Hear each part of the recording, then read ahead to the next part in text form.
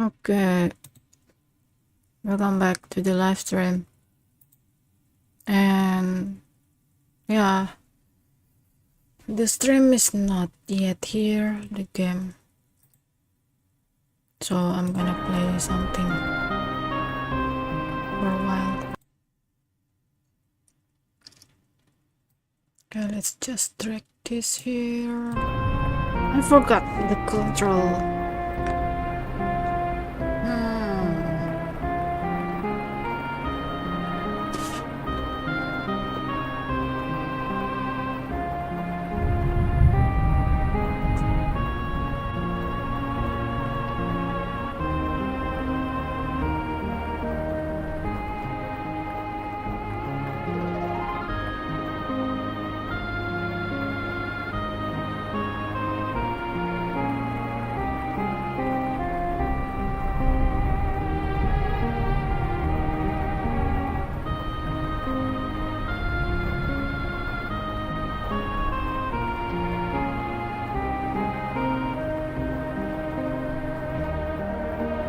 Okay, I totally forgot what about this game.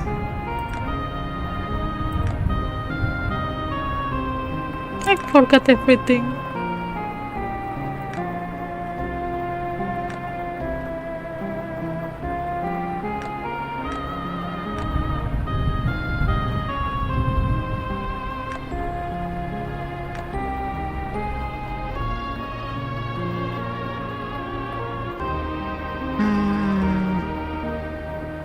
Where do we go to fish?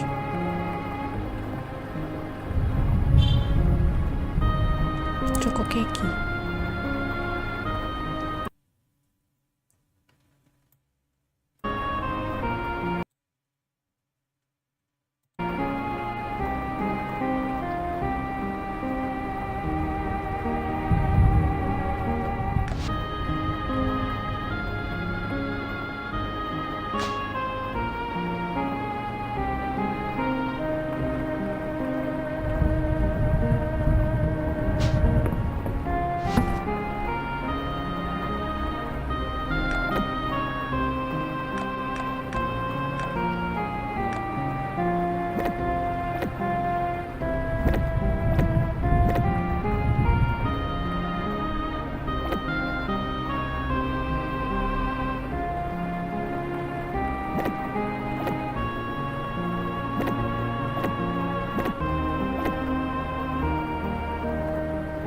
Why I have so many milk? I forgot. Why?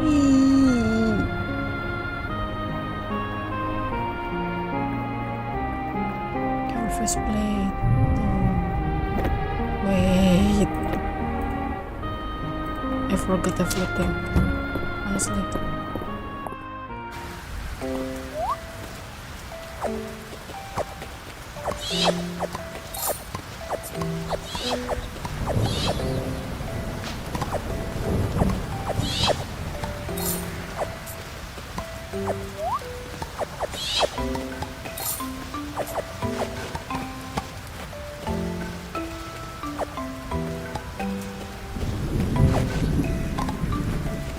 Wait again. Potato. 4 days. And what about the calendar? I bet it's 2/28, right?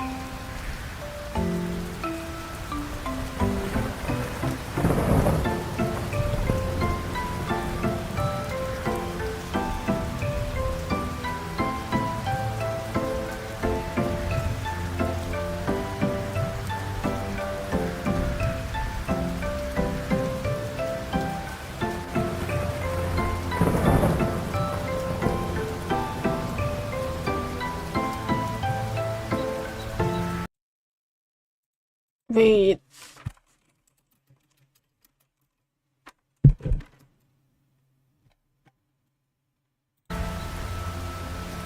What about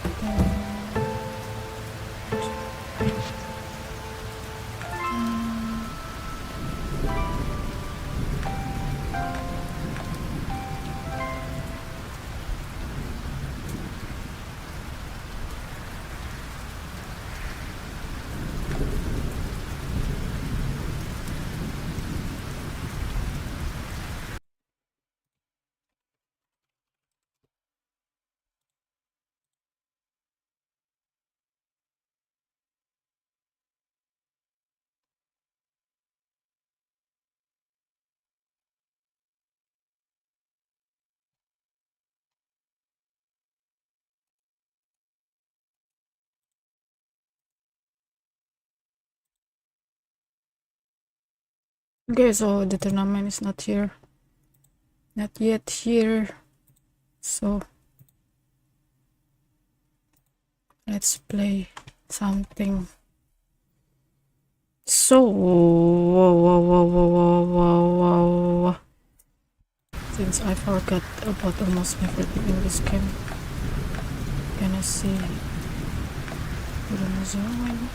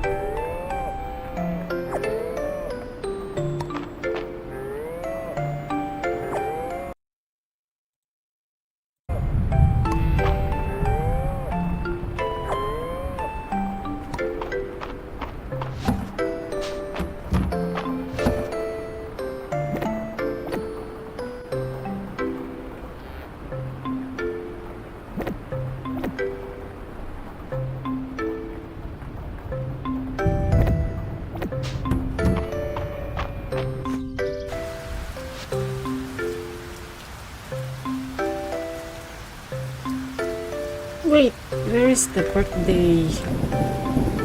Please forget or share. Oh, that's lovely.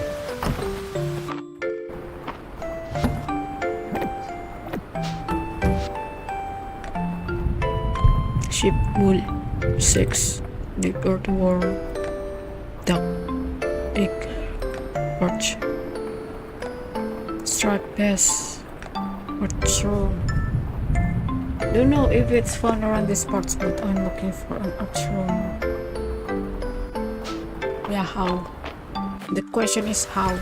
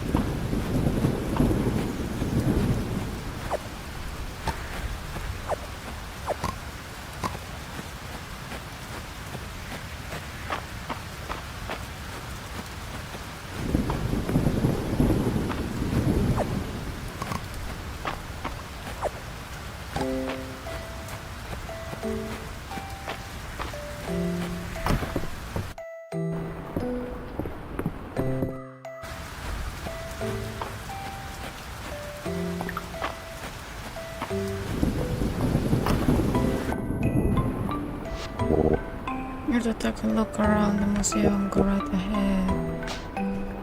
Wait, I need to check.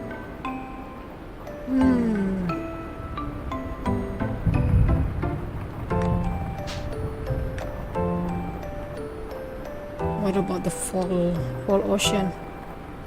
ocean fish. Okay, full ocean fish.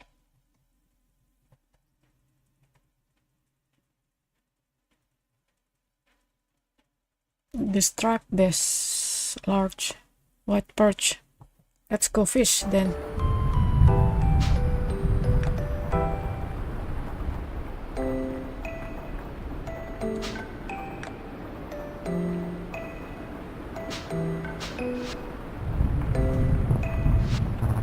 Not a big fan of the rain, hard to be a traveling merchant in this weather.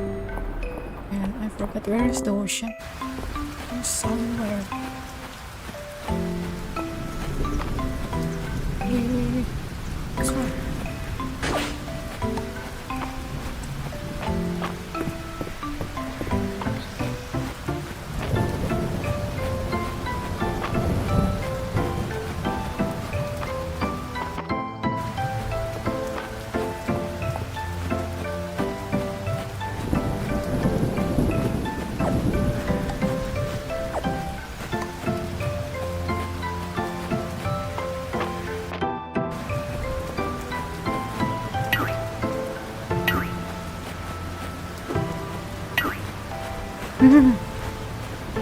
It's south.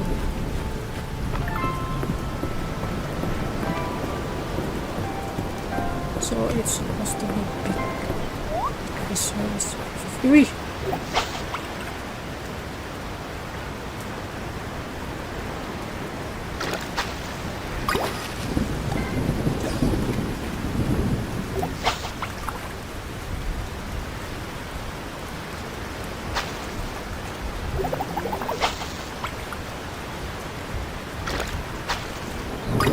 It's another shark. Is the tournament already in? Where is the tournament? Oh, here it is.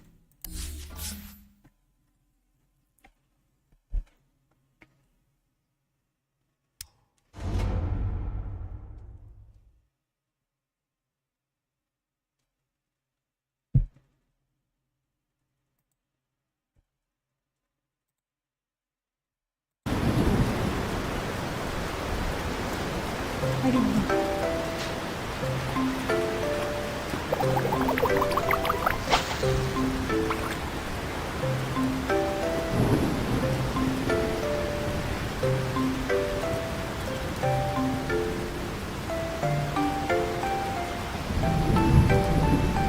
Ah, I forgot. It's not like what the fish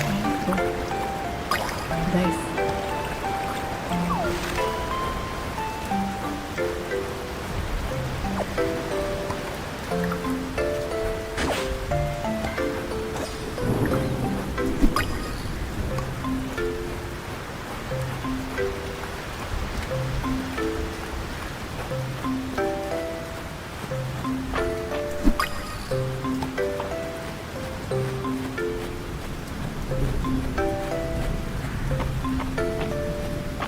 I guess I'm gonna restart this game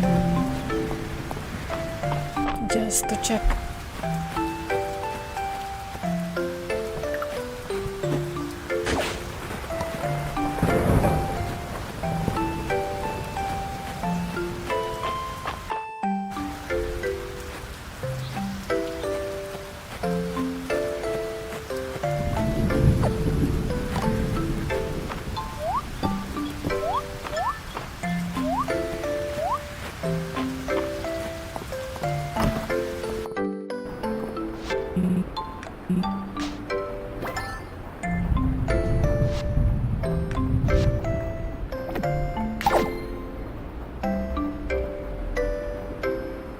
Okay, so I already did.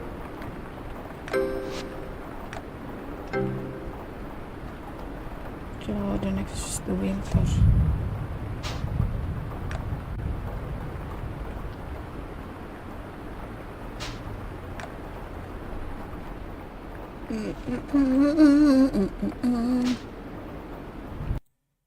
There's the tournament not here.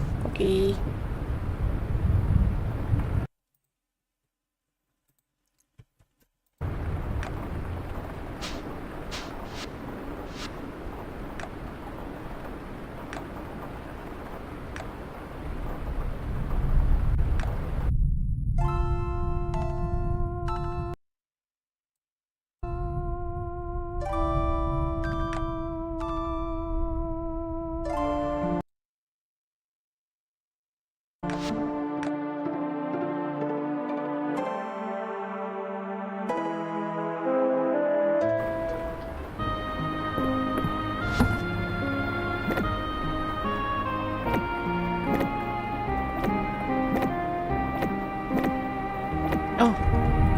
already here.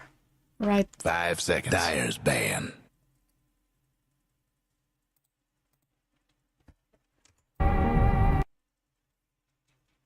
Okay, 10 so seconds to go.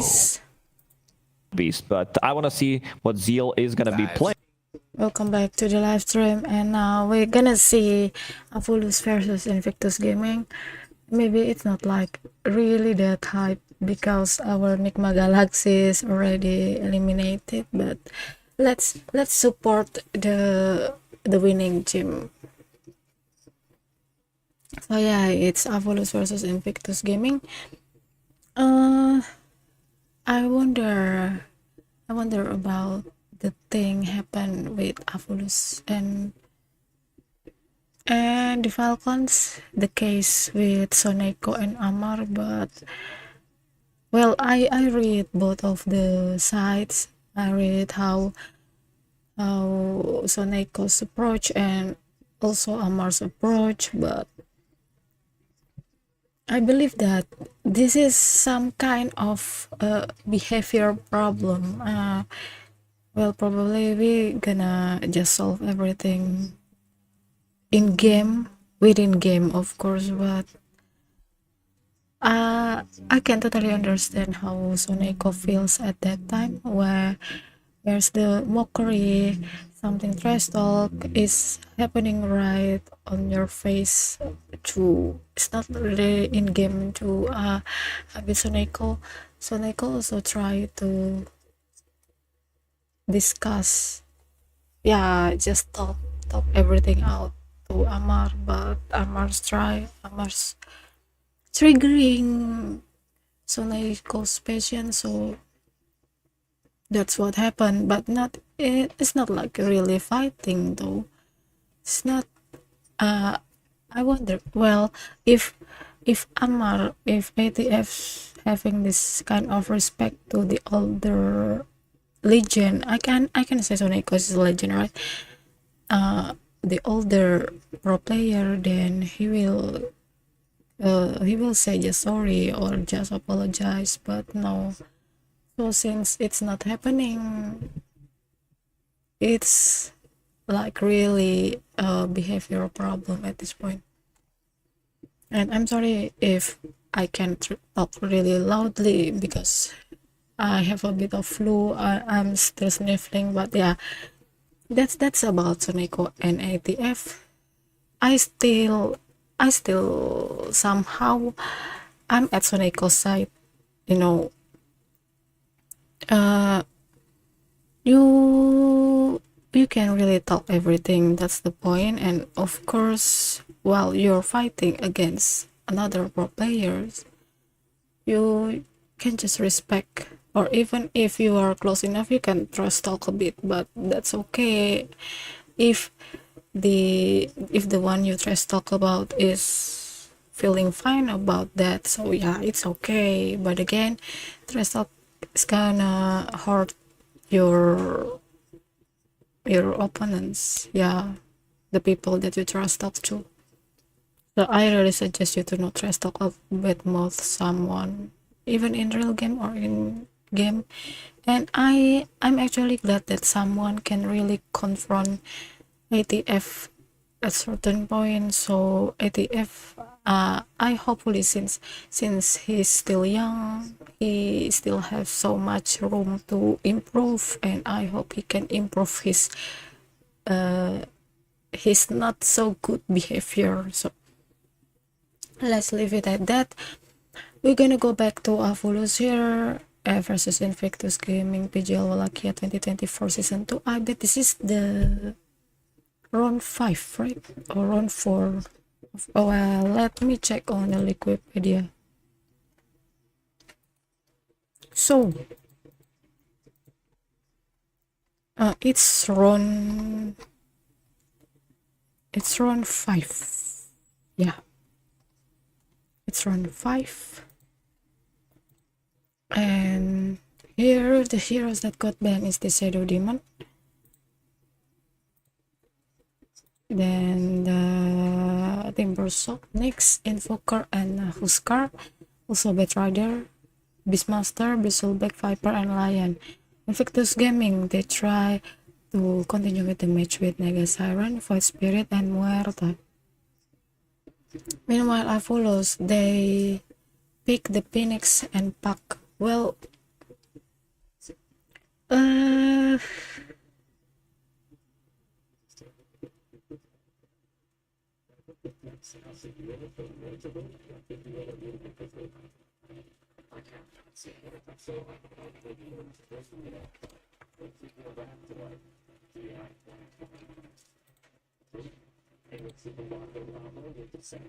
other than that, I haven't seen much. I'm sure you can play it, but it's very difficult. The cast range on this hero as a position 4 doesn't feel that great to be effective. But if it's going to be played as core, I think you need to have some kind of a setup for the hero, something from the offlane. I'm a big fan of Mars when paired up with Muerta, just so that you can keep them in place. You need that like one big team fight so that Muerta can actually deal damage. But I'm also seeing some damage on the ground, something that Muerta doesn't like to play into. Damage that you can deal when she's using her ulti. So there's the Underlord, there's Phoenix, there's Puck. Quite a lot of counters to Muerta. That's why I'm saying it needs to be a flex, because it's not a good core Muerta game, and it's only going to get worse. Because like you're going to pop your ultimate, you're dying to Sunray, you're dying to Puck spells, you're dying to Firestorm, you're dying to Kisses now on top of it. Like there's zero protection from your ultimate, so you have to not only farm to like a BKB, you only have the duration of your BKB to be immune, otherwise you're just gonna die. There's so much team fight coming out from AVULUS. Do we feel like IG has enough to deal with that, or is the Naga let's disengage song enough? I mean, it's always an option. The heroes right now on AVULUS don't really like buying BKB, so the song will be quite useful. I do think the Muerta is going actually position 4 now that we have Shadow Fiend out here. Curious to see what they put with that. But I think just if you are looking at these drafts as a whole, you know, AVULUS's draft is just visually pleasing. It seems like it has everything going for it. You got your initiation, you got your aura buyer, you got your team fight, overwhelming team fight, and with IG Flank, you're like, what the hell is going on here? Like this Naga Muerta support duo with Void Spirit Shadow Fiend doesn't seem very synergy wise. I don't know if they can fix their draft with the last pick. They don't even have the last pick, so they will still see the matchup and then decide what they want to go with the carry. I'm still down with Mars. I would say Centaur just because of the combo with Muerta. It's not that effective against Coil. It's not that effective against Underlord with the Pit of Malice, but you will need to choose. Because your hero pool from the offlane right now, what's good in this game is pretty limited. Mars is going to be banned. So I'm just looking at, you know, some Centaur, which is... I think you have one choice, some Hail Mary Enigma, and just play team fight. Forgot about Enigma. Yeah, I think that's the one that we mentioned at start that could also work. Ban Gyro, pick Enigma, and that's your saving grace here. But you can't really play too much on the black hole. Like nobody's going to be close together at all. And there's... decent interrupts. You're just gonna have to find the right sleep to catch the right heroes. That's true. So people can storm up rivers and things. I'm for it. Yes. Speaking of iconic clashes, let's see here. Anything else other than that? I feel like just is not gonna win the game. Like Mars, cool. It's all right, but it's not good enough. I also don't think that's good enough, but at least it does give him straight away. It does give him some stun and some ability here. He's going to get counterpicked as well from the carry position. Yeah, it's the Alchemist that was the final ban against AVULUS, so they need something for Smiling Knight to close out their draft. Are they pretty much free to go for anything they want? I'm down for Luna. I think Luna works really well here. Still in, yeah. She is still in, and again, carry to carry matchup, Muerta against Luna. Luna is going to stand her ground. Does he play Morphling? Sorry, yeah.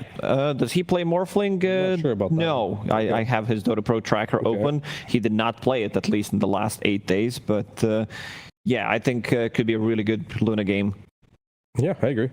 There's a lot of carries here that look pretty good. I mean, Sand King Muerta, it seems like Muerta's maybe 3rd or 4th on the list. Probably the 4th. Maybe 5th, actually. Behind, like, the Hoodwink, Snapfire, Dark Willow, like, lane securing. So I'm not sure if the Muerta is going to be strong enough to give Sand King a good lane. But you are laning against a Phoenix. They're going to go for an old but gold here in the Ursa. This is definitely pretty good versus the Sand King. You just get on top of them and just output that damage there. But Ursa does have one issue with just getting harassed down. Okay, so here they are. Soneko with Phoenix, Tom Stormer, Pax, CB, Underlord, Eki, Snapfire, Smiling Knight, Ursa, and Invictus Gaming. They have only Naga Siren, and then Emo, Fight Spirit, Boboka, Muerta, Fly, Shadowfiend, and Zeal, Sand King. Well, I love both draft, but I bet since I don't know who is the support on Invictus Gaming. Let me check support or of Invictus Gaming. So it's Boboka and Xnova. Boboka and Xnova. Wait a second. So Zeal is the offlaner, so we're gonna have Zeal, Sand King offlaner with support Void Spirit. No, it's this the support Muerta. So I bet they're gonna have early the calling then, since Boboka is the support, Muerta is the support, and Emo maybe is the, I don't know. There is not enough information on the Wikipedia, so Emo is the solo middle or carry.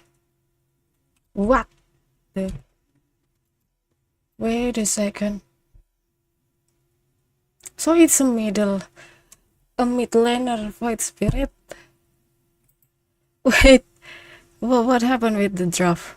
Okay, it's interesting. Let's keep on watching. Behold!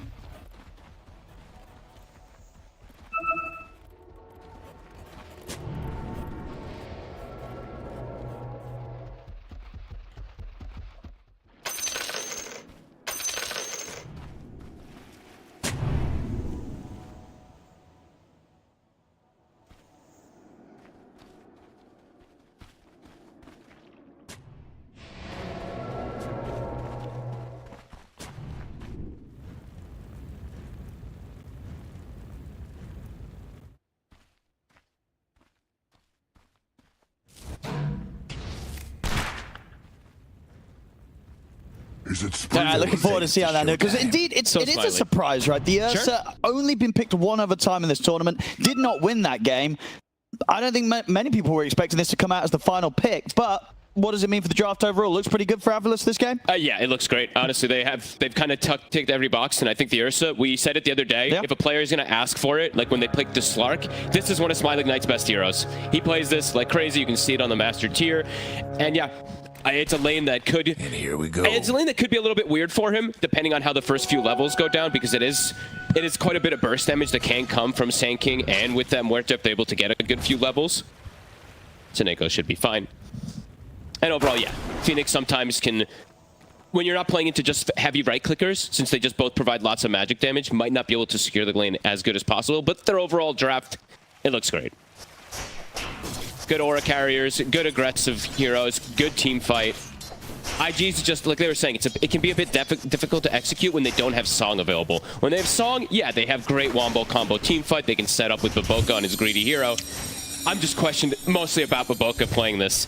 Okay. I know that they wanted to have a silence and some extra disable or something for Puck, but is this really the answer? Well, what's wrong about the sort of support Muerta? What's sort of the struggles? You're so slow. You're like a 290 movement hero. It feels like you're crawling all the time. Your spells are very difficult to land. You have to line up the calling kind of perfectly, and I've seen so many players mess it up top. Oh, only just gonna get into the trees in time there, Fly. Yeah, it's a super greedy hero. I don't know what is he just going to build for himself, right? It's Boboka. Is he going to go 8-toes Gleipnir? I mean, we haven't seen that many Gleipnirs lately at all, but we'll have to see what build it's going to be from him. A lot of pressure top. Scatterblast again from Eki. Hitting onto Fly. How they did on regen between the two of them. Ollie's got a couple of tangos. Fly still got a couple. So they got regen. to slowly heal up, but the pressure already been put on by AVULUS. A lot of burst in this lane. Honestly, Snap just still looks kind of busted to me. Every game that I see when you're playing versus a lot of these like fragile safe laners, it's very difficult to protect yourself. It just constantly gets these blasts off. They have so much magic damage up here, so Fly definitely constantly under threat. Oh, mid lane, look at this. Stormer getting very low there against Emo's Void Spirit. Got to keep an eye on this this Void Spirit from Emo. Last time we saw it, it looked pretty good. You know, Emo was popping off on this hero. I feel like he has to pop off though. This is definitely one of those games that feels like he does. Stormer.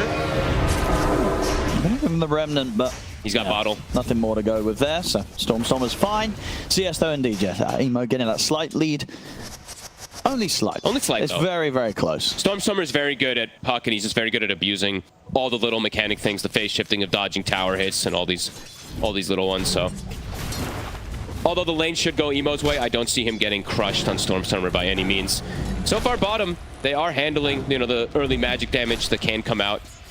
Yeah, Smiling Knight's just getting free farming so on the Ursa on those first few waves. That proves to be quite problematic for the Sand King. He's got Boots Orb of Venom already. Now they can definitely look to run him down. So Zeal definitely has to be very careful of his positioning. Even Baboka does. How can they sort of fix the lane position? I mean, it's Baboka. I guess one of the downsides, as well as this hero being slow, you can't really go behind the tower, drag waves or anything. You're too vulnerable. You have to play the lane, right? You have to play the lane. Like the only heroes really that can pull lane is melee force. Pulling without that is just non-existent. Is again top Fly getting some pressure, attempted reel in, but can't actually get any harassment. And yeah, I can see also, like, there's definitely a couple of reasons you can tell why Baboka actually is TPing out. Besides just the silence, you know, the gunslinger versus the Phoenix Egg and all that, but I just don't really see it. It really looks so greedy from Baboka. But that is him, so. Top lane is having the most difficulty so far, though. Fly. It just feels like he's constantly at threat of dying if he steps up even out of his tower range. If they get a good position for like a cookie, Scatterblast just does so much. But they'll set up for a couple of raises, but not enough. I mean, yeah, how is it that so this top lane, it's just because this specific duo of AVULUS is that strong? Because I feel like, you know, we always talk about how strong Nagasarn is as a support and in the lane. This safe lane duo, as you say, it's struggling.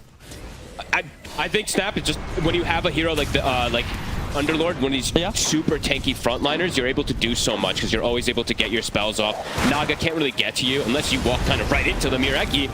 He may have just given them a kill. I think he has. Yeah, a little bit out of position there. Sets up for an easy one for Fly and Ollie to take. Overall for the Snap, if he just plays behind the body, he's always going to be able to just freely kind of cast, and Jibe should be pretty okay to sustain himself. Now they're starting to get some levels, so the raise damage is starting to add up. A little bit of a slip up there from Eki, giving IG a well-needed boost in this lane. You always got to be careful of the reel in. They could definitely go for it again here before this actually snaps already here. Never mind. Raindrops now acquired for Fly also, so he'll be able to sustain a little bit of the harass, but my goodness, they need regen. Tango's coming out on both of their couriers. But lane position, not so great for the SF, and they have no way to pull the lane back either. It's a double range creep pushing Jibe in.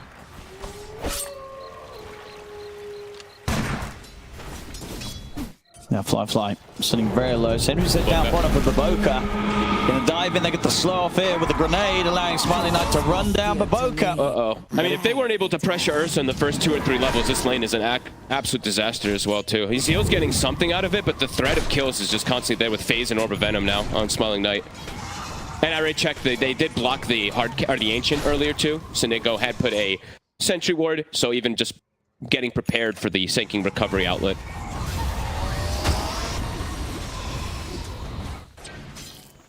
Level 6 is hit on Stormer. Emo has now hit 6 also. And they've got the numbers here, IG, bringing both supports over towards the 6-minute power ring. I think Zeal might actually be coming too. He wants to. Might not want to play bottom lane. Snake's sort of blocking him off from getting there easily. The Remnant and the silence onto Stormer. Baboka. I mean, he's dead. Cookie in. Oh, no. I mean, it definitely does feel already. We're kind of seeing that Baboka's struggling to be able to offer much in this early game as the Muerta. The silence just feels... I remember for some time it felt like kind of like really strong. I don't know why lately it just has felt really weak whenever I've seen it on a support. like 1.5 seconds. I mean, the puck just literally jumped into it. And with that invasive move, yeah, Seneko very on top of things today. Sentry wore down a block hard camp, so they're doing very well in all 3 lanes, and they're preventing some of these stacks. So for IG, it's going to be eyes on Emo. That's kind of the biggest thing for me. How much he can get done with rotations, if he can catch the puck, and if he can start to fix a little bit of these lanes. Oh, Smiling Knight's actually doing... He's going to try his luck. Nah, he's deciding against it. Hits the scan. Was only going to go if there was no one there. Clever little move. That's a close start overall. It's the biggest difference being that between the 2 carries, Smiling Knight having a much easier time than Fly. It's a good read. Try for the setup, they turn, they get a cookie in onto the 2 of them. Get the pit down as well. Ollie will be finished off, and Jibe running down Fly. Well, Jibe, he's actually going to die for that. Emo comes in with a rotation. You can sort of see a bit of hesitation there from Jibe. He was kind of running down Fly. He realized, he was like, I'm not going to be able to finish this kill. Stormstormer wasn't healthy enough to TP. I was checking him immediately, so. Good little play. Nice little Naga pull. They end up getting a core kill for a support. Puck out. Yeah, they'll take those trades. And Emo looks like he's going to bottle up Fly. They're going to refill that bottle too so that he can keep that pressure going too. So nice. Yeah, Ollie nicely done. Also able to get the, I think he just brought the mask out for Fly. Yeah, so it's, yeah, I mean, it's this top lane now, the early sort of difficulties is kind of gone. It's gone. Right? This SF, sure. He's set now, he's able to farm. They're going to have to bring in more than just the 2 of them, you say. It's going to be down to Stormstormer where he wants to make the moves, because at the moment, just with Eki and Jibe, they're not getting kills. Yeah, the rotations. They're vulnerable themselves. Yeah, Emo and Ollie trying to push forward. See the root catch on to Ollie. He will be left behind. So this time, IG pushing a bit too hard to try and get some action. Be careful. Okay. PP was cancelled, so doesn't actually have to worry. And they must be able to set up. A cookie's coming up in 2 seconds. He can throw it on the creep, and he will. Dive forward. Fly has the Requiem. Will manage to push them back, and that should give him the space. Ooh. It's close. It's a very nice shot there. Attempt, at least. All right, not too shabby. I mean, at least IG's able to get something out of it. But yeah, every time that they get a little bit of something, I'm just watching the Ursa get quite a bit more. And Ursa, this hero has struggled. And we didn't really see it much at TI, if ever, really, because its lane can sometimes just not get off to a good start at all. This is just an incredible start. This Ursa's massive. Yeah, the battle Fury time is going to be very strong this game. And for me, the issue is still going to be, yes, they have Void Spirit to catch the puck, but some of these games, it has not been enough. See how the catch ends up going. Try to pressure bottom tower here. They've got Fiend's Gate available if they want to set up for a fight. They're starting to sandwich around mid. Eki not quite 6. Baboka, they'll dive in for him. Oh, Cookie's not going to connect. Baboka's actually able to get in the trees, but the Dream Core comes down, catches the 2 of them, kills off Baboka. And Seneko will try and dive away. The Astral Steps are there from Emo to find a kill. In return, they will bring over pretty much the whole squad there through the Fiend's Gate. Oh, nice try, Zeal. At least trying to slow him down, prevent him from getting back up there. They'll hold on to their tower, though, but it requires so many rotations. 4 heroes now on the side of IG. Yeah, quite a lot of early moves here from both of the teams. Fly's got the Mask of Madness at the least, though. I mean, he should catch up, at least until the Battle Fury's there for Smiling Knight. You know, pre-Battle Fury on Ursa, this SF now should probably catch up in farm, but once that Battle Fury timing's done on Smiling Knight, unless they put some really heavy attention and trying to take away his area of the map, this Ursa's going to farm pretty darn fast. Yeah, and he can probably get involved even with Battle Fury a little earlier than the SF because there's so much magic damage. Stormstormer jumps and takes. Always cheeky. I think he got it almost all of them. I mean, they might lose some heroes in return. Zeki. So if he can get down from this, he's able to jump down with a cookie. Oops. And missed the scatter blast. But he's still, he survives a long time, finally goes down. So Nico's got egg. And at the same time, Smiling Knight did manage to run down Ollie. The Dream Core down for Stormstormer. They got enough damage to burst Remo, not quite. Astral Steps there. He'll jump out. Careful. Sir, so what happened? How did he get the kill? He killed Ollie. I guess he just found Ollie alone. That's pretty big. This Battle Fury just getting it accelerated even more. Zeal is getting a decent amount, even though they've been contesting a lot of his Ancients and blocking and all that. So it's actually much better than I expected him to after the first few waves of the Ursa getting free farm. Level 8 on him. Emo. So you have the burst. They're actually turning on him, maybe? No. And yeah, Boboka is queuing up the Atos. I mean, there's not really any other build you can do on them where it's kind of figured it had to be this. So building for himself, see if it does end up paying off. And see if the silences actually end up tripping up some of these heroes. Because if he does catch the puck in the silence, even the Ursa and the Phoenix, there is some merit to it. It's just... I'm looking at this, Smiling Knights just stepping into their triangle, taking creeps. You know, that's how strong he feels. Even as an Ursa pre-Battle Fury, he knows that, you know, there's not really a huge amount that IG can do to take him out unless they bring, like, at least 3 heroes. And sweet. The fact that they always have like Fiends Gate ready too, right? It's yeah, they can you back always them up. have these like +1s. It makes it scary for you to contest and protect your triangle a little bit. Tower ain't a pretty sight right now. Smoke coming out. Kisses are finally online. It took a little bit of time for Eki, but Now the team fight it's crazy. could be It's crazy. yeah, pretty tough for IG to match right now. And they don't have Song yet. If they have Song, they can kind of counter-initiate and maybe go for the road. Woke up. Yep, they'll settle for him first. Few spells off the mark. Doesn't matter. They'll use the Dream Coil to secure it. And just playing in this area. They know that they want to farm. They want to farm triangle with the Sand King in particular, but just constantly playing around this to shut down. Something about that bottom tower. And look at the double Obs Gorge too. This is really clever. So just looking to play super aggressive and prevent that farm. I like it. It's all summer. Radiant Setting up onto Zeal, doesn't have the Dream Coil, of course, and the rest of the team can't quite get to it. The TPs are coming in. So Look at the IG... support sitting on the side on AVULUS. They're ready here. Ollie will find the ward. And with the rotations, looks like they will push AVULUS away. But there's that Battle Fury. Yeah, 13 minutes. Oh, Snako actually stepped back in. Oh, that's a freebie there for Emo. Tower could use a little We'll take that. That's pretty big, to be honest. That's the second component of his Aghanims. And it's very important to have the Sags versus the Ursa and that puck. Radiant's top. So maybe, if they, I mean, with the silences layering them, it could be pretty good versus both of those heroes in particular. Stormstormer so far, he's 4-0. They've got the cookie, they've got Dream Coil in a couple of seconds. Ollie, He's gonna die. He's just gonna indeed die to the kiss. The coil comes a little bit too slow though. Emo already out with the Astral Step. Fly Turned up. As you be. And he's got the opening routes here with the pit. But any further way to continue chasing this, Snako wants to, dives forward. I'm shocked that Fly has turned up to this fight. I mean, they're chasing him down.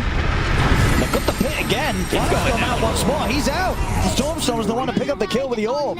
I did not expect. I guess they really wanted to defend this mid tower, but I thought it would be Zeal who would rotate over instead of Fly. Yeah, that's rough. That shuts down all the recovery that he's made in that early game. It just means in comparison, Smiling Light on his carry on the Ursa, he's just going to get further and further ahead. Already, well, with 13 minutes, 30 seconds Battle Fury this game, these items are going to come flying out for the Ursa. I mean, maybe because Ali died, it messed things up because they wanted to do some song fight. Stormstormer managed to get the jump in. They find Zeal relatively low. Zeal's able to turn with the Burrow Strike. I look for the Remnant. They dump the epicenter, but Stormstormer's able to jump away in time. The Supernova's out. I mean, can they kill the Supernova? They're trying to. They'll get it. But they've already lost both Emo and Ollie. They're going to lose Baboka as well. And Fly, the portal to cut him off. They're trying to indeed make sure the Fly cannot escape. The Scanner Blast slow connects. They'll catch him in the pit. Smiling Knight steps up. Oh, this is going rougher and rougher. But IG... The egg actually baited him. I was like, oh, they can't kill the egg, but Fly TP's in to kill it, and it actually puts him in position to just die immediately right after he respawns. So, okay, you killed the 5 position, but not worth it. You lost so much in return. And the fact that, you know, Smiling Light's able to just casually walk up, get involved. That's the Blink Dagger done on top of the Battle Fury. It's tremendous. It's going to be so difficult for Fly to catch up and farm to what this Ursa has right now. And Stormstormer just dances on him, right? He evades the majority of that damage. The one who's taking the brunt of the damage, it's Shibei. The egg comes out. I think they can't hit it because of how many units there were for a second. Then Fly focus fires, but everybody's dead already. So, disaster comes. I got the fight recap there. Don't worry, Observer. It was a 1,700 gold and a 2,000 experience advantage there for AVULUS after the fight. I'm back in action. With the kisses coming out, that's Emo dead once more. They're crushing this game. Top tower. to be anticipated a bit with the way that the draft was and with the way that these lanes have played out. It's even kind of feels even worse than I expected it to be. Stormstormer is absolutely crushing this. He does get netted, so they do stop his DP. Pretty sight right now. Dire's mid tower. This puck is just out of control, and this is the puck versus the Void Spirit matchup that has been what people have. I mean, people are just trying to solve puck. Towers seen better days. Wally, lucky with the jukes there. Nice juke. They managed to escape it. Nearly was at a risk of dying for stopping the TP, and there's Roshan. They got it right. It's gone. Smiling Knight and Jibe are going to make quick work of it. Zeal has pipe, so at the least they have some damage negation, but I still feel like they're very fragile in this draft. Even with this, because there's so much hybrid damage, and there's just actually so much overwhelming magic damage. But we'll see how the next few fights go. If IG can somehow try to set up, get the Ags for Emo, set up with the Song Requiem play, but it's looking harder and harder as the game accelerates. It really is. I mean, and I'll hazard a guess as well that Smiling Knight on his Ursa, with the amount of games that he's played, when he has this good of a start, I'm going to guess he doesn't normally lose these sort of games. I don't think many Ursas do lose these type of games. When you're 70 minutes in, Blink, Battle Fury, Aegis as well. These Ursa players don't lose these sort of games. No, and also like this is a game where he doesn't need to be like, oh, I can skip the BKB and go for some Basher or something. No, this is such a good BKB game. He can just go for it versus the SK versus the entire lineup, pretty much. So once he has that, they don't even have the opportunities perhaps to get the song combos. So far, 18 minutes. Not seeing too many good options here for the side of IG, at least in this early game. But Boca is 0-6 as well. Had our concerns for the man on the Muerta.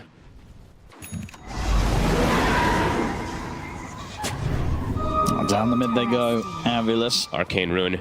Ready to get aggressive around Smiling Knight's Aegis. Zeal. Just outside the range of that. I like it. Zeal did find Vampire Fangs, so quite a bit tankier. Fly. He needs help, and he needs it now. Is there any way to get him out of this? Look at the fear on the Stormstormer. Fly tries for the ult, but the Supernova's upon him. Fly's gone, but Boca tries for the TP out, but Jibe's got him caught in the pit. Emo almost dies to Ancient in the meanwhile, too. Careful, Emo. They're playing super aggressive, and they're utilizing this Fiend's Gate pretty much off cooldown. It's like anytime they see a target, they're going to go and bring the numbers, since it's just constantly catching IG off guard. And oh, Smiling Knight comes in and takes the Ancients that Emo got low. Well, that's pretty much the BKB done. Radiant's top tower's in bad shape. I mean, yeah, you just see that. They're very similar last hits, but the GPM, I guess just with how sort of the objectives have been going AVULUS' way, and you know, the fact that Smiling Knight's 4-0-3, yep, whilst Fly 1-3 and 2, Tower got blown to bits. has really just given him that sort of nearly 50% advantage really in terms of that early. And overall, like they've been playing. Oh, cookie.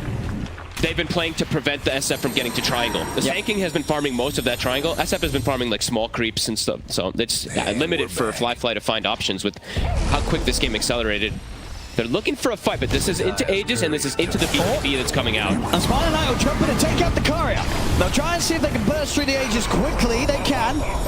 His BKB is on the courier above him. Do they kill the courier? So you call with a fear. May be able to get the ult off. That's the BKB out safely delivered to him. But the song. Do they know he has this BKB? I mean, they're clicking on him now. He should be able to press it. BKB, they'll get it off easily. And now they're going to get re-gone on perhaps Ollie. Stormstormer. Oh, he did get caught by the root. Okay. They found the puck. Can they get anything more? They need to push on here. IG Seal Judge wanting to get a power strike. They're going to be able to find two more as they take down both Seneko and Smiling Knight. Eki and Jibe trying to TP out, but the shot there from Boca puts a stop to Jibe's escape. IG, they're able to strike back. They make it work. I mean, around that point, I mean, they were setting up the BKBs off. You kind of see AVULUS. They could have probably just decided to run around the BKB of Smiling Knight, but they decided they wanted to try and take the fight. IG said, you're more than welcome. What ended up clipping it, Stormstormer? Was it just the Aether Remnant? I think he did get caught by that. Either that or the Atos from Boca. I didn't see, but either way, I mean, that's the biggest one. They're able to grab that puck in the front line. Yeah. Keep him controlled. Remnant into the fear from Boca into the Atos from Boca. So they needed that. They caught him. They needed that, and they needed that bad, but it's exactly when they when they did need it, because it's around the Tormentor, it's around the Wisdom Rune too. Check it Let's out. see it again, because at this point, AVULUS could have got out of there. Yeah. They did not have to fight this. Understandably, with the lead that they had, they felt that they could, but indeed, Stormstormer completely controlled. Jibbe Fiends gates in, but it's a beautiful jump for Azure. Gets it at the side, catches Smiling Knight and Snake off on the retreat, and at this point, the fight's over. AVULUS had nothing actually up at that point, right? The Kisses were still down, Egg was still down, so they've really pushed into that fight without having much except for the puck spells. They get punished for it. And that was their choice, like you said, you know, picking that fight. Yeah, they could have run. Huge swing.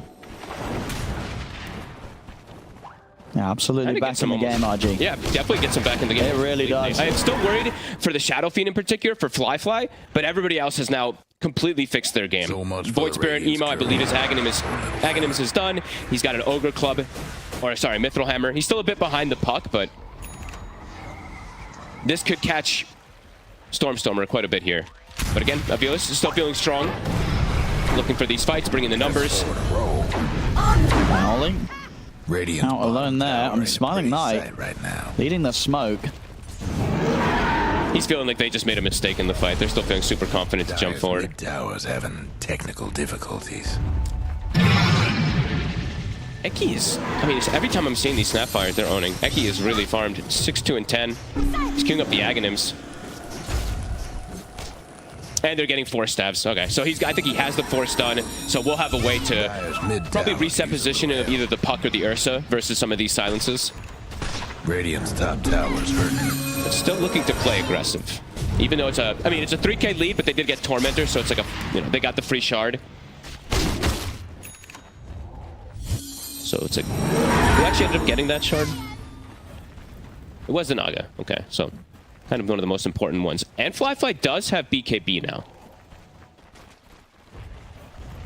Smoke on smoke. He's going to make the jump first. They're going to get the 3-man silence. Smiling Knight puts the BKB and follows up. Looks towards Fly, but Stormstormer, no BKB is able to step away. Stormstormer gets caught once again. He gets nothing off. Let's see if they can find anything more here, IG. They're definitely going to want to try and push on here with a number of advantage. 5 versus 4. They're looking to set him on Jibbe. Burrow strike to follow up. They'll have the damage to bring down the Underlord as well. And now with the song, Ollie is looking for further setup. Would have liked to get another core, but they'll settle for the Snapfire. But the root's there. No cookie will save Eki. The whole lead, it's been completely taken away from AVULUS as IG. Mid-tower's in trouble. He comes in so close. Stormstormer blinks in to a Burrow Strike. I think they got double Burrow Striked as they went in, and then they got the silence cover up. They chained the silence perfectly onto Stormstormer. Impressive stuff from IG. I mean, we've seen them kind of falter a lot in some of their games overall with some of their team fight, but this game, they're starting to make up for it after having that disadvantage. It's looking really good. Being able to fight from behind and just turning that sort of early game. Izio is honestly doing such a good job this game. He has yet to die on the Sanking somehow. Yeah, against a lane that could have gone pretty rough for him. Yep. But just not able to find opportunities to kill him. Stormstormer needs some help, or he needs a AVULUS. I don't think they could get in range of the 4-staff that time to protect him, but he needs some type of protection versus these double silences, yeah. And the root that comes out from Baboka. And with those fights, to be honest, Baboka, even though he's 1 and 7, is starting to get some okay farm too. Atos and Drums finished up, 1,300 gold. I'm making sure he's got Gunslinger on, he does. What's going to go next? Is this the point where you're like, well, I've done my supporting duties and I do have an Atos, so it would be a shame not to buy a Maelstrom and get a Gleipnir, and then, oh, well, I've got a Maelstrom and a Gleipnir, I might as well buy some right-click items. It's What's Baboka. the plan? He has an Iron Talon also, so it's definitely a possibility, but looks like he is going to go more down the support route. Okay, get that Yules up. Very good versus the Ursa. Yep. Cool with that. Okay, this game got a lot more exciting. Oh, it really did. It really did. It looked to be a game that AVULUS could have just rode out that lead, but that bad fight down bottom into the rough one in mid. Yeah, IG with the outplay. And Fly now, he is hitting hard. Does have to be cautious of getting got on top of when the Ursa has the basher. Yeah. But right now, a good surge of momentum for them. Yeah, I mean, we saw last fight, right? If he's able to BKB and keep his distance, there's nothing to control him. But Fly. Got back up behind him. He'll have to BKB. Can he live though? Oh, he was! He's dead in the Coil fountain. snap? Was it a coil snap to fountain? It must have been. And then that was indeed what did it when he was out. Take out damage, but Stormstormer got the last hit, and now they lose another one. And oh, and look what just came up. It's a rush that just spawned. Yeah, the coil magic. All right, this game's getting spicy. It's a back and forth Gotta on be this careful. one. And now Zeal will catch Stormstormer. Do they have enough to Pavis? Not quite. He's going to be able to live with the phase shift. I mean, Emo's going for the BKB TP out. Makes it away. Stormstormer is continuing with the chase down the mid lane. Zeal watching from the side. We'll see if Zeal feels there's anything he can do to help out. They have the song. I mean, yeah, they'll get out there. Zeal was a little tempted. He's like, maybe I could go for some epicenter play. I was really hoping that they wouldn't do that because the pipe was online from Underlord. Oh, Zeal! Smiley Knight doesn't have the dust and bag. He actually backpacked it. Okay. I mean, Zeal's got backup coming over, but doesn't want to stick around and mess around with Smiley Knight anymore. So Smiley Knight will be able to secure the Rosh once again. Back to business. Basher is online, almost level 20.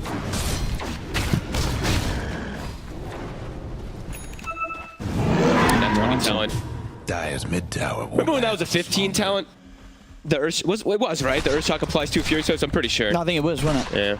Bottom SF. Yeah, we saw. He nearly gets out. They just threw everything onto him. It is a bit too much damage. It's so close. And snap. He had 5 HP. Probably would have ticked to some of the damage maybe at the end there, but does end up dying to the snap of the coil.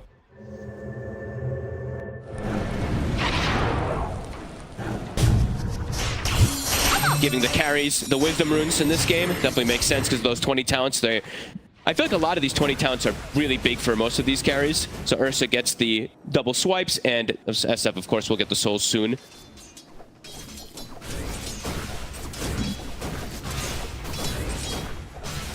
Marvelous. Coming in with the smoke. IG, they have everything apart from the song available.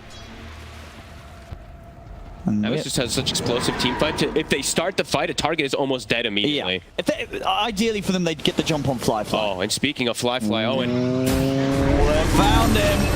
They put the BKB, but Smiling Knight's in with the bashes. Fly will still manage to retreat. Gets away from both the Supernova and the Kisses. Bit of an over-aggressive egg there.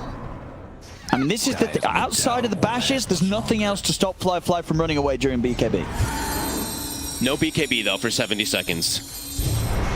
Do they want to look to contest this tier 2?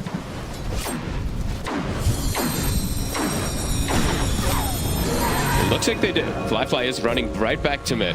Definitely a risk when you don't have BKB right now. Puck coil is available. They did use kisses and the egg, though. They're going to get the jump. So they can get through this Aegis. Got the damage coming in from Fly. They can do it very quickly. The Aegis gone. Baboka getting low. Dream Coil comes in. Only a coil on Baboka, though. Zeal hot the side of the fight. Kind of an awkward spot for AVULUS to try and get in onto, as they won't dive any further. They've used quite a bit of their ults. That's coil, that's egg, that's kisses. Do they want to persist? And IG, they still have, pretty much everything. How until Song is back up in second, so IG pretty much having everything ready for the next fight. AVULUS will probably split up. I think so. Just back up, get that next round of items done. This is not the time to look for a fight against IG. Yeah, using all these ults. Don't want to force another bad scenario because they have done, 2 times now where they some bad fights. Stormstormer, Jules is finished. He's actually on his way to the Octarine now too, so maybe feeling a bit more comfortable around these fights. And they're throwing these buffs on him, so they do have these silences. They do have these a couple of silences to cover him, but now with the pipe, Solar Crest, Yules, in most situations, he is looking to survive. How's Zeal's items looking? It's still pretty good. No Bloodstone route for him, though. Smiling Knight.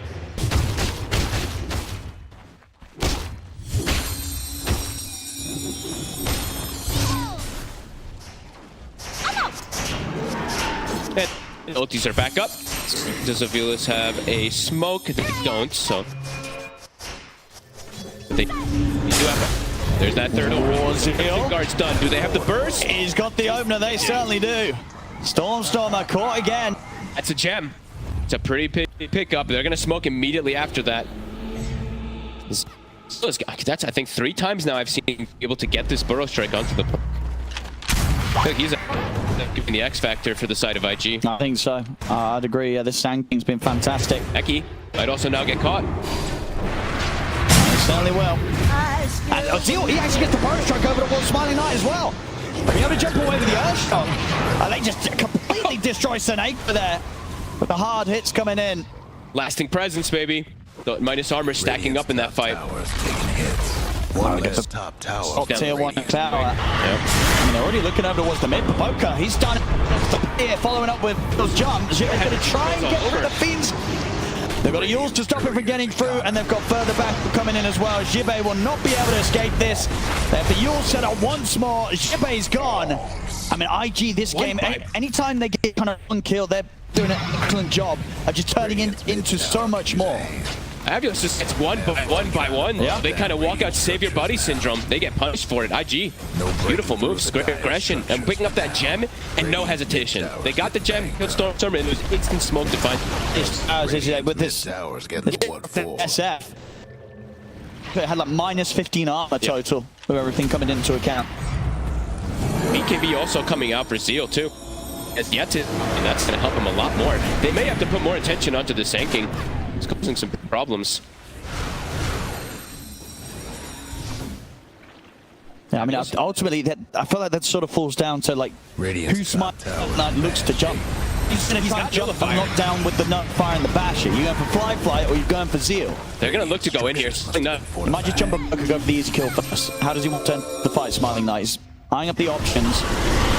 Go for Bavoka. He's able to get the ult off. There's a burn turn at the fear, controlling Smiling Knight. He'll put the ult, but he's already been burnt to less than half HP. He has the BKB. Well, they want to go again now, ID. As soon as that sort of kicked off, they're going to see if they can surprise AVULUS with the jump. AVULUS, they're playing very careful now, though. They know that you've been looking for these sort of aggressive moves. Bavoka was the pure Seville. That was absolutely instant that he was able to get it off. They catch him out. The Supernova is there. Smiling Knight. BKB turns towards Emo. IG, they'll kite out the Supernova. They'll back out for now. Dive forward from some. Never get back. And that's the Yules set up. To follow up. Any sort of save or help for Stormstormer. Smiling Knight's going to jump in with the bashes. The Yules is off. Stormstormer having to fight for some safety. The Requiem comes out. Puts Smiling Knight back. Firefly turns towards him. They'll hold the back. The two of them with the Dream Coil. Getting dragged back out of the base. Smiling jumps back in onto Emo. The badge is there. The Astral says back up. Emo's able to retreat. IG, they keep everybody alive. Forward for Smiling Knight. We'll get Bavoka. Can you find a boat? She can't. Fly. Able to TP away. He'll get himself away. They're looking to chase from our Stormstormer. He's still got a dust and a blink. He should be fine. Good hard for Stormstormer to keep chasing this one. So IG just losing Bavoka. Did I see that right too? Did someone drop a banner during this fight? What the heck was that? I think Saneko dropped a banner at the fight. I don't know. Maybe he misclicked something, but that was kind of funny to see. Either way, a good chase forward, a good reset there. I think it's very lucky a little bit for Fly that he gets out because the Ursa bashed Bavoka, so it's actually cooldown because he got 2 or 3 hits. This game is exciting. This game is crazy. I mean, this jump as well. It was a good solid effort to try and take Smiling Knight out of the fight straight away, but they couldn't quite do it. I mean, when did he drop the banner? Actually, I'm like waiting to see. I don't know. It's so irrelevant and dumb, but I've never seen it used like this. The fact that Storm is here as well. Yeah. So big plays with the supports just burying him, and yeah, look at the banner. Wait, it clears the trees out though, right? When you put a banner down. I mean, sure, yeah. That's probably what it was, right? I guess so, Owen. It does kill trees in the area. I'm not crazy, right? I'm pretty sure it does, yeah. It used to. I don't know if they changed that. Okay. Yeah, I think that otherwise you hide it too easily. So I think he was just doing it to clear the area, clear the trees. I guess you're right, actually. Some space for... Is that worth it? I mean, hey, who knows? I've never seen it used like that. Smoke. IG. All prepared for the fight. Fly has Butterfly coming out. That's pretty massive. The MKB queued up on the Ursa, but there's no True Strike. Put the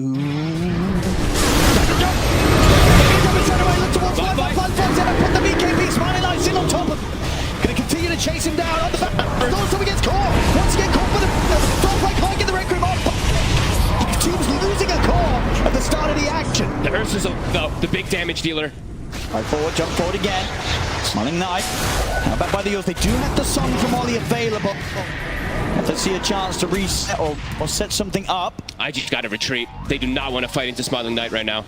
That was Butterfly just picked up on the SF, and he still just gets brought down. A good distraction, I guess, from Stormstorm.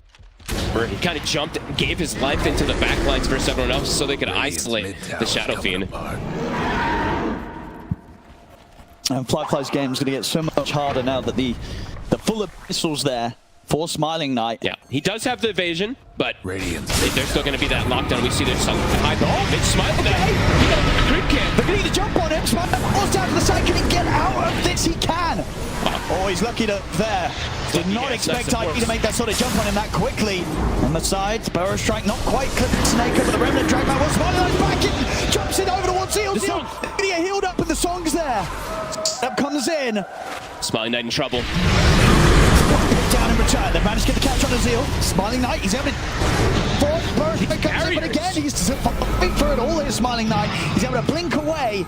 Emo? So Nako also actually able to walk away from this. It's Emo dead. He dies to an auto attack of the Snapfire. IG. They've got to get out. Zeal. Oh, he knows he's in there. Can he get out of this? He get me TP. Only thing we'll do is a bash. And I can't get in range, so Zeal gets out. Actually, Roshan back up against this. It's going to be the third Brooks that's Smiling that's going to be able to claim. That's an Aghanims one too. That's a pretty massive one. And these fights is he Owen. I can't believe how long the Knight's able to live without being in a race just because of all these barriers. Like they Glimmer, Solar, Light, Crimson, everything on top of him, and he lives with like 20% HP, but then he has a 1,000+ barrier. Because that didn't seem like a bad shout at all from IG to try and catch him, by the way. He did not expect IG to jump in there. He got so close to getting him. This supporting cast is playing so well on the side of AVULUS. Just 4 staffs, reposition out of the silences, get the barriers going. Bottom. Oh, they wanted to see if they could find Zeal. Radiant's bottom tower ain't a pretty sight right now. Well, Zeal very close to being able to go for the Shiva's Guard next. A lot of money on Eki as well on the side of AVULUS. Eki got a huge boost because he got solo XP. Also for killing Emo. Emo is running away with like literally 1 auto attack of HP, and he got the auto attack on him. So it's nearly level 20. And see on the Sam King, on the Snapfire. Pretty big.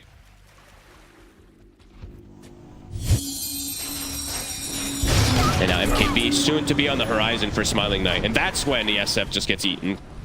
Even more so. Dire's mid tower could use a little help. See how much they want to push with this Aegis. Guess what's happening to Dire's If the creeps pushed in towards the tier 2 bottom, they'll swing over to mid. The Dire best do something about that bottom tower. IG, what's the plan now? Do you try and get out and fight into this Aegis? Or do you have to calm it down a little bit now, if you're IG? Calm it down a bit, but still, you don't want them to just control the whole map and let this Ursa get so much more Ursa now. Another critical mass point. 25 has been hit. They're going to smoke off of that. Anyone who gets caught in the double feed, any double overpower is just dead. Yeah, IG's got to be ready to save Fly with the sort of same level of buffs that we're seeing, you know, the Smiling Knight getting bailed out by his teammates in the team fights. They have to make sure Fly gets out. So they do have like better positioning for the Naga Siren to bail him out. He's not level 18 yet for the faster song frequency, but Boca even buys like a 4 staff. So they're looking for more of these answers to try to kite out the Ursa. Ooh, okay. I saw you had the Execute. I like this better. Just go for the Hex. Okay. Playing versus this. Honestly, this Sand King has been super annoying. Yeah. He has BKB, but if they get 2 Hexes, that's probably going to just be the answer to lock down these last few heroes even more so. MKB done. Yeah, he is going to eat up this Shadow Fiend if he gets the jump on Fly. Smiling Knight, very, very scary right now. It's very difficult for them to support cast him because, yeah, they have some of these 4 staffs and all that, but the Nullifier will prevent pretty much all of these defensive capabilities onto Fly. That's kind of the sad thing of playing like the range carry, right? Like you can't actually, no one can go for this Dispel versus the Ursa, so he's just constantly barriered up. You can't go for these Nullifiers on SF. So no Dispel to get rid of any of this. That's been pretty... I guess they have the Yules if he doesn't have BKB active, but... Timeless Relic. Seneko also queuing up a Hex. That's pretty aggressive. He's pretty alone. They're gonna jump. As the age is gone, backup is coming in for AVULUS. Fly trying to time the Requiem. Won't be able to stop Smiling Knight from getting the BKB on turns. Gets the Abyssal Blade down on the Fly has to put the BKB back off. The kisses come in, but Boca Coil on caught by the coil as well. Boca's incredibly low. Can he survive this? He can't. Boca's got the soft comes out, but the jump on the Fly, it's there. And Fly's gone. No buyback available for him. He's short 1,800 gold. As AVULUS, they're ready to dive on for more. Forcing IG back towards the base, back towards the fountain. Stormstorm get tripped over there to break him out of the combo with the cookie. And AVULUS just beating them back to the fountain. What a play from the two supports again from AVULUS. They jump in onto Fly and Egg and then Cookie on top of him with their Blink Daggers. That was literally them finishing him off. That was very cool play. And yeah, 60 seconds. A lot of damage is going to get done here. No Shadow Fiend. Zeo might just have to throw an Epi and just try. The Dire's bottom ranks is done for. We'll see. They're definitely going to lose one set of racks. They may just lose two. They're not going to stop here. Another. They're going to have triple Hex on the side of AVULUS. I think all three are actually coming to be delivered soon. They're in. Jump in. Emo. He's got the coil into the Hex. Couple more hits. We'll do it. Oh, he's going to get the Yules off. He's up in the air. Can he jump out of this? He slides out to the side with the Fall Staff. He's going to live. Emo gets out of there. Zeal. First strike over towards Eki. He's able to force out. He's got the epicenter as well, pumping. BKB has to back away from Smiling Knight. Not quite be able to get the claws onto Emo's the Sand back. King. Careful, Emo. No BKB. Can't jump in. And Emo surviving there. Just watch Emo though. You have to be. He has to be super careful how he uses his BKB. These double hexes are online. Seneko switched. He's going refresher. He's going for the bigger items since they have the two hexes on the other heroes. And there's the jump. They've got that Hex opening. The kiss is coming in, but the follow-up's not quite there in time. Emo's able to slide back to safety. Another turn. They'll jump back in over towards Smiling Knight. So they've got the damage here. If the ult comes to an end, a Hex thrown down onto Fly. Up onto the base though. Do they want to dive in? AVULUS. They're going to hold back. Stormstorm are teasing around, but we'll be able to jump outside of the base. Has to use the Dream Core to hold back. Emo jumping for Smiling Knight. Put the BKB 70% for Emo. He's forced back to safety once more. Jumps back in for the Astral Step. The ult's back up for Smiling Knight. The Supernova's there. They get the pit onto the three of them. Emo caught by another Hex. He's getting burst low. Can he jump in time? He can. The Dissimulate's up. Emo survives. They're surviving there. It's Seneko. They have a second round of Egg. He's got the refresher at the ready. They did use quite a bit of ultis on the side of AVULUS. Yeah, they might just back off and wait for the cooldowns to come back up naturally. Yep. They know that they're building that lead, keeping IG forced into the base. They've been stuck in the base, what feels like for 4 minutes almost. Can't get outside. Regeneration. Zeo has yet to die too, still on the sinking. He's playing it really nicely, but it's overall, the game state is feeling very difficult for Fly to actually do damage. I'm seeing him attacking heroes, in particular the Ursa, and he's just tickling him. Even though he has all these items, it just doesn't feel like he's actually doing damage. Pretty crazy. IG, I wouldn't be surprised if we see them come out of the base with a smoke play. You know, they've got their ults, 10 seconds is still the epicenter. Do they really want to sit back and keep doing this in their base, or do they want to try and catch AVULUS by surprise out in the map? At least probably smoke and get a ward down somehow, so you can get some like high ground advantage positioning, so maybe you can go for that type of play, but it feels difficult for them to fight outside the base right now. They don't have this type of... I mean, they have the Blink Burrow, but that's about it. They don't have a Hex. They don't have these instant... as many disables or anything in comparison to AVULUS. So it does feel difficult.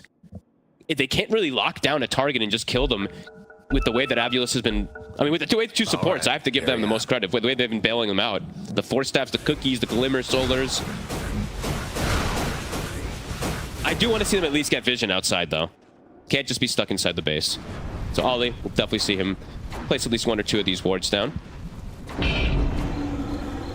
do you like this from Fly opting to try and get the disperser here? I don't know what he builds, to be honest with you. I've been trying to think about it. It feels like it could be some type of rapier game.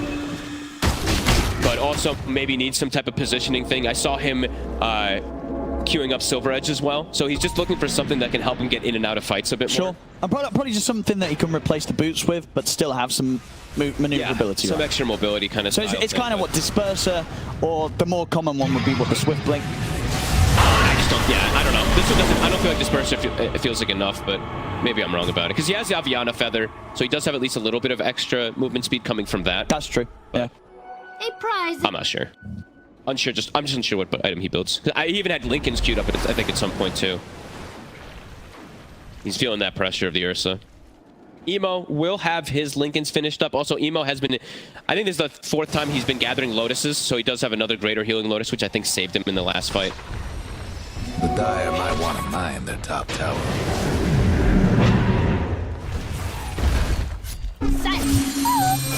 Fabulous. Smoking up.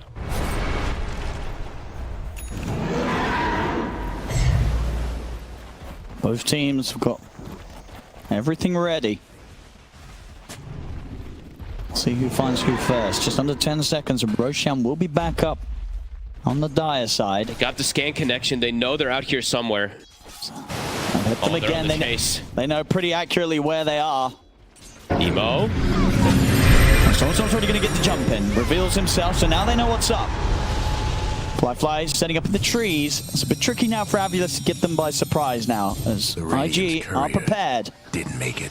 Indeed, have this lane ward down. They'll be able to get the D ward. They're going to start it. I mean, I like this. Why not?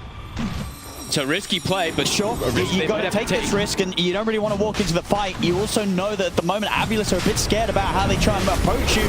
The Render Storm is going to get Stormstormer. The user Smiling Knight jumps in as well on the bow strike there from Seal onto the two of them. The space continues though for Fly to desperately try and finish a Roshan. Smiling Knight stepped up with the BKB, gets his hands up a moment, but the Roshan's fallen ages into the hands of Firefly. They've got the song. Ollie immediately putting it to actually cancelling the song in turn. Once the fights continue to happen, the Supernova's out. The Dream Clones caught the two of them. Smiling Knight jumps in, looks to try and take down Firefly. The Watts, he'll get him. As the Aegis gone, turns over to Watts, he'll finish up to Sanking. They'll set up for round 2 on Firefly. Firefly pulls the BKB. Smiling Knight's in on top of him. Firefly will get the Requiem off.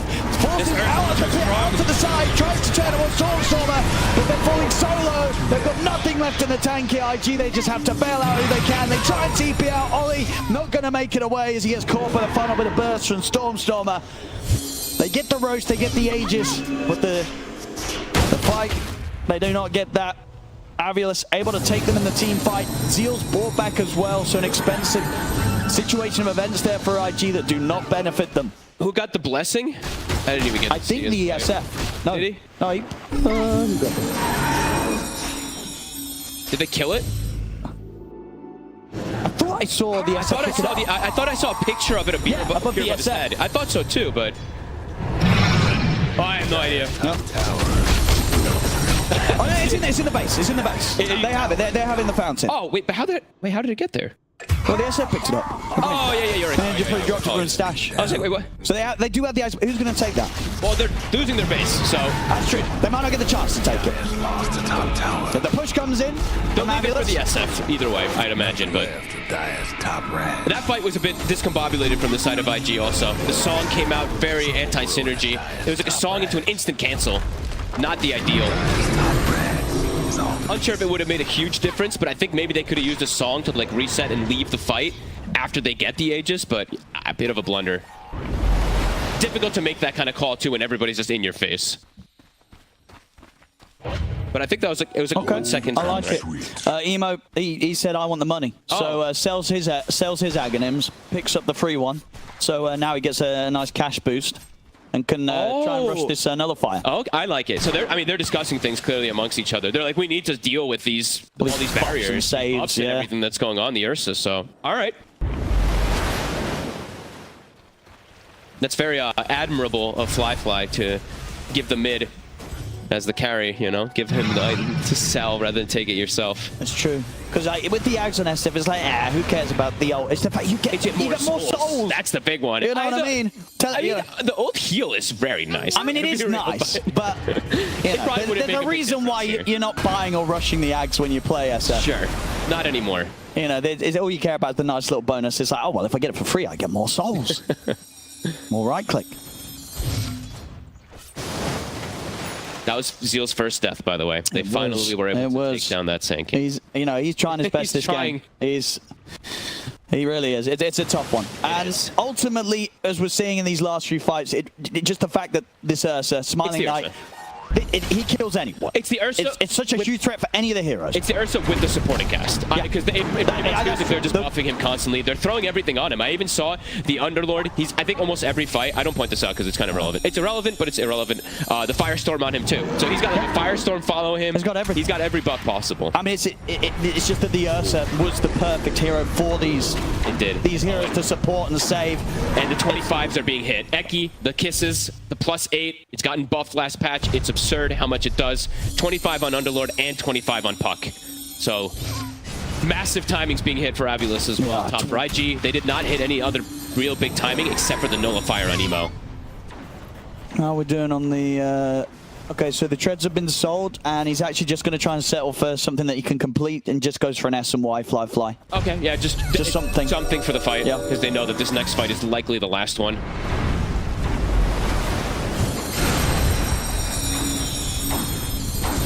They've made them work for this game, though. 51 minutes.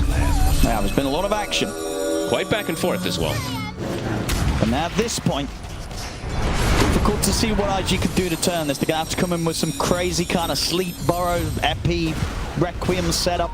And how do you protect your cores versus the Dream Coil that pierces immunity? That's going to just allow the Ursa to kill anyone in the kisses. That's a coil. It's down on a Baboka, and he's going to survive. That was the Lotus, I think. Greater Healing Lotus. This end up saving him. That's a couple of ults down the drain. Zeal trying his luck there, seeing if he get the catch on Stormstormer.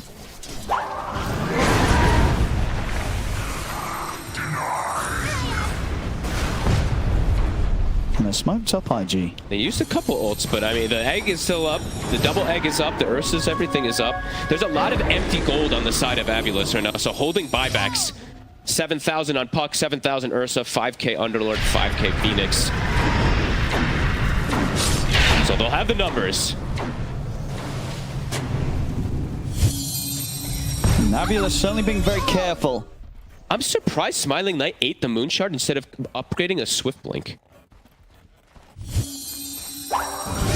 Well, he's pretty much got the money to do both. Now he does, but I mean, he did that earlier. And he hasn't picked up a tier 4. I guess he feels the evasion is just that useful on the Elven Tunic. And he doesn't have boots. But that's why I thought he was going to buy the Swift Blink even more so, but whatever. True. Small thing to point out, but maybe he's owning anyway. You know, it's that plus 200 night vision. Maybe that's what he wanted. True.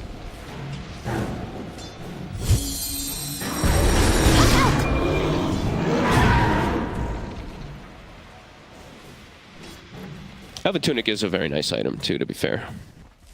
Sometimes you don't get the Mindbreaker or the Ancient Guardian, and you're like, all right, well, I'm keeping that tier 3. Jump.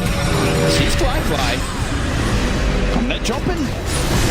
The spell's upon him. A Smiling Knight nearly kills him off. They're over the top of the Satanic. The song comes out with the BKB's already there from Smiling Knight. Won't quite be able to finish off Fly. See if they can set up aggressively with the song. Zeal trying to get him with the angle from the side. Gets on the burst track over towards Seneko. They're trying to burst through the Phoenix. They do it. They take Seneko down. Now the turn over towards Jibe. Buyback comes in straight away from Seneko. See if he can get back over to the fight to help out Jibe. Jibe will be fine. The Fury swipes are still on Fly. He cannot walk into this fight. 750 bonus damage. Be careful. Wait till those do reset, and then maybe you can look for the fight. Buyback though, Seneko. He's ready to close it out. So they want to jump in again, AVULUS. Got a Dream Coil back in 15 seconds for Stormstormer. BKB CD still for the SF. No song. 50 seconds. Stormstormer, he gets the first strike. They want to force him out to the side again. They'll save him. The Supernova comes out. He should be able to hold him the same action. Fly trying to step forward. Gets caught in the Dream Coil. The Supernova's still connecting on the SF. That's a full up from the eggs. The second egg is coming in. Fly trying to get back to the safety of the tier 4. He'll escape this. Calls on Emo, breaks him away from being caught by the Supernova Stun. The second one in the fight. IG, they'll be able to survive. Everybody gets back safety. That's every ultimate pretty much used there from AVULUS, and IG was able to withstand it. Zeal with that was the fastest stun I've ever seen onto that Puck. It didn't end up killing them, but did cause panic a little bit there from AVULUS. They'll back up, reset, spend some of that gold. They had 10,000 on the Puck. Now this high ground push not proving to be as easy as AVULUS may have expected with the lead that they have. IG holding on. He did have some mobility issues on the Ursa. A couple of those fights, he was moving like 340 movement speed. So SF, Aviana Feather kicked in. He was able to walk away. Oh, look at this as well. Let's try to strike. This is the sort of stuff you got to see when you're down 25k. You got to get out with these smokes, see what you can find, see if you can set up some vision, get some sort of surprise catch. It's pretty much you hope that they're split off, and you can catch them when they are split for a second there.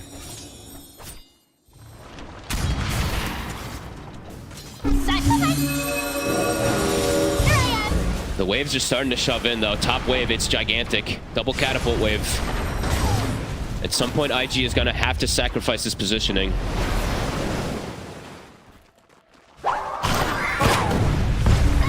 Dire's mid tower's having technical difficulties. Now they're heading back now.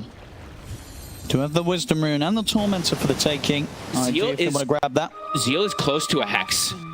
He's a little bit... It's a little awkward for him to build it because of the slots, but this could also be one of those big pickups to trip up the puck in some scenarios.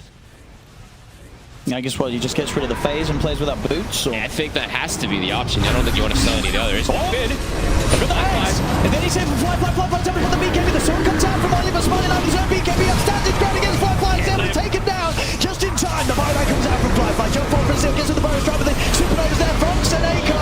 Only having to back away from the extra scatter block. Catches him, but he bounces away the Ogre Seal Totem. Fly beating into the Jibe, but he's so tanky on the Underlord. The Jibe can walk this up, turn around, gets them around to the Firestorm and the pit down onto the three of them. Fly pops the Requiem, but they're already out of range. AVULUS, they're back off. They're happy with forcing out the buyback from Fly and not losing anything themselves. Great reset. It was, I think, a 3-man Epi Burrow, and it did absolutely nothing versus the Auras and the Sunray just healing everybody up. Look at the damage done on this. Oh, you don't get the fight recap. Haha. 20,000 damage done by AVULUS in that fight. Only 5k by IG. Yeah, they know that Roshan's coming up soon.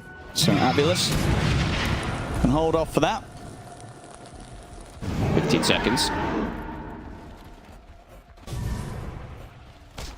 House Seals, he doesn't have it just yet. Ah, there you go. You got the fight recap. They cheated, you hear that? We lost the sound. That means they used the other one to get the fight recap. Hey, don't call that production like that. Got him. They just turned down the volume so we could focus and marvel in the insane amount of damage that was being shown there. Very true. Aghanims built up on Jibe now also. I mean, you don't want to build this item until way later now, so we just want all these auras, but more layers for the fights. Seneko now has the Aghanims. I've seen people kill their teammates with this sometimes, but I'm sure Seneko won't do that.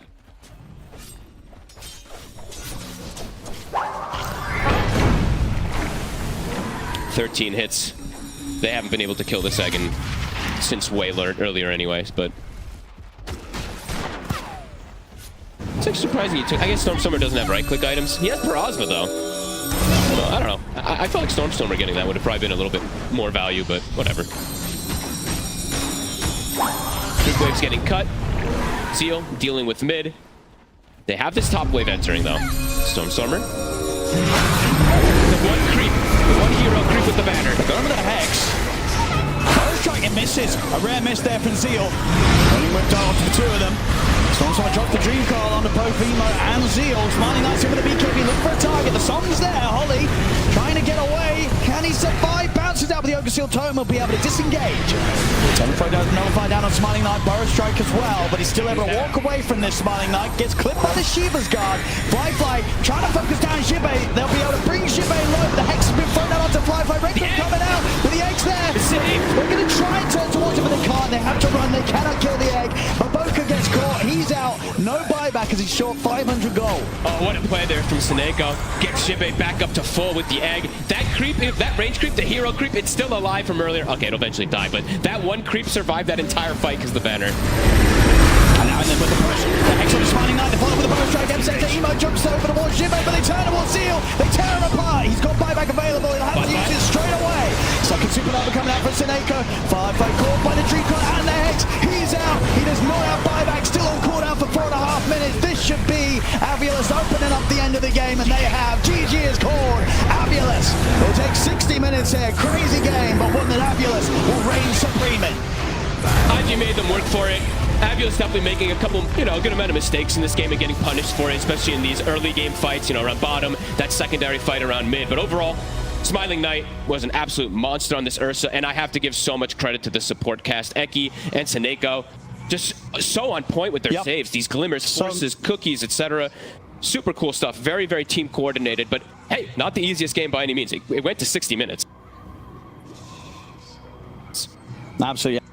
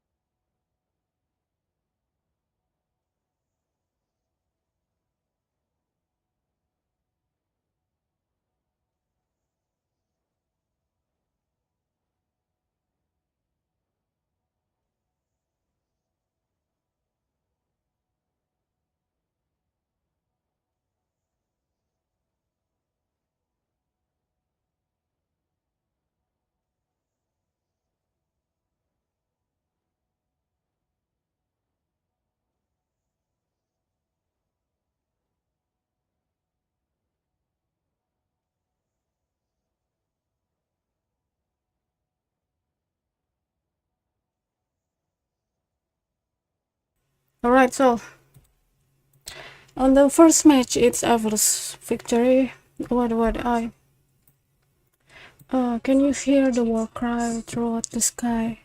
I can.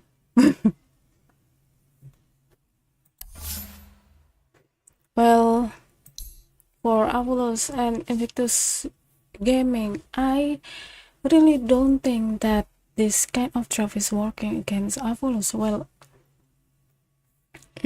as the support, the Muerta, maybe Nagasaran is pretty effective rather than having a support Muerta, because Nagasaran can disable, it can push to make some space for the carry, and Of course, at the early two with the Ensnare and Real In is super useful for combo, but at the same time on the lane, this Shadowfin and Nagasaran, they meet the Underlord and Snapfire, two different tank hero, not really tanky though, but still with the STR there, it's pretty easy to stay on the lane. Plus it's against the Nagasaran and Shadowfin, which are pretty squishy, so we saw that Shadowfin, he died so many times on the early, along with the support, which is Nagasaran.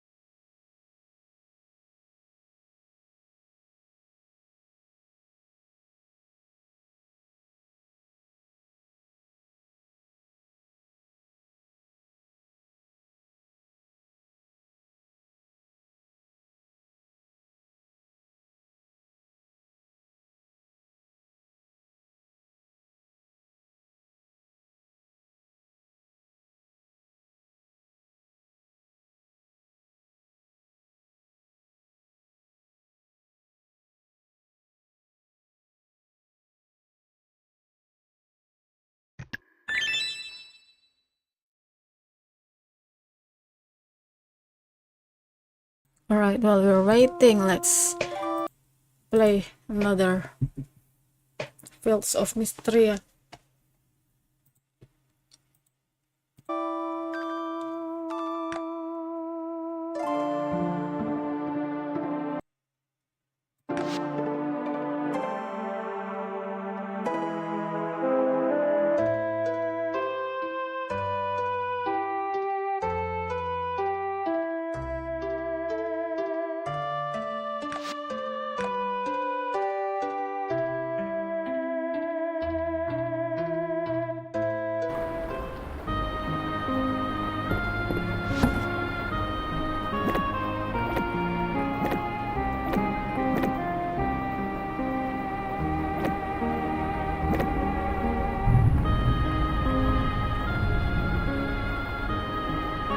It's a freaking stone. Oh, this is...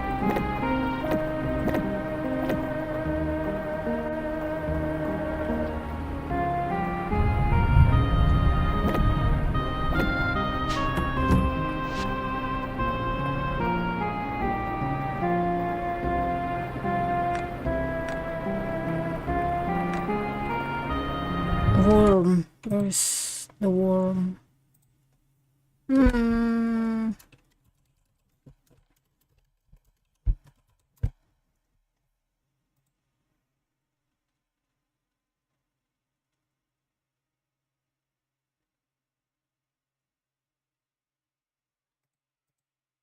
Okay, so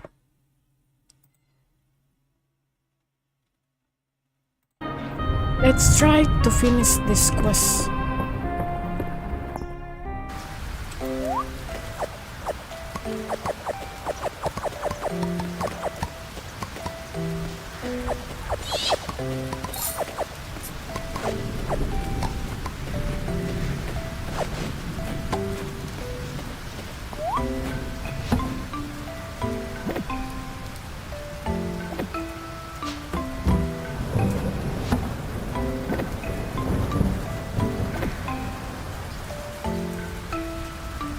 Here's the apple.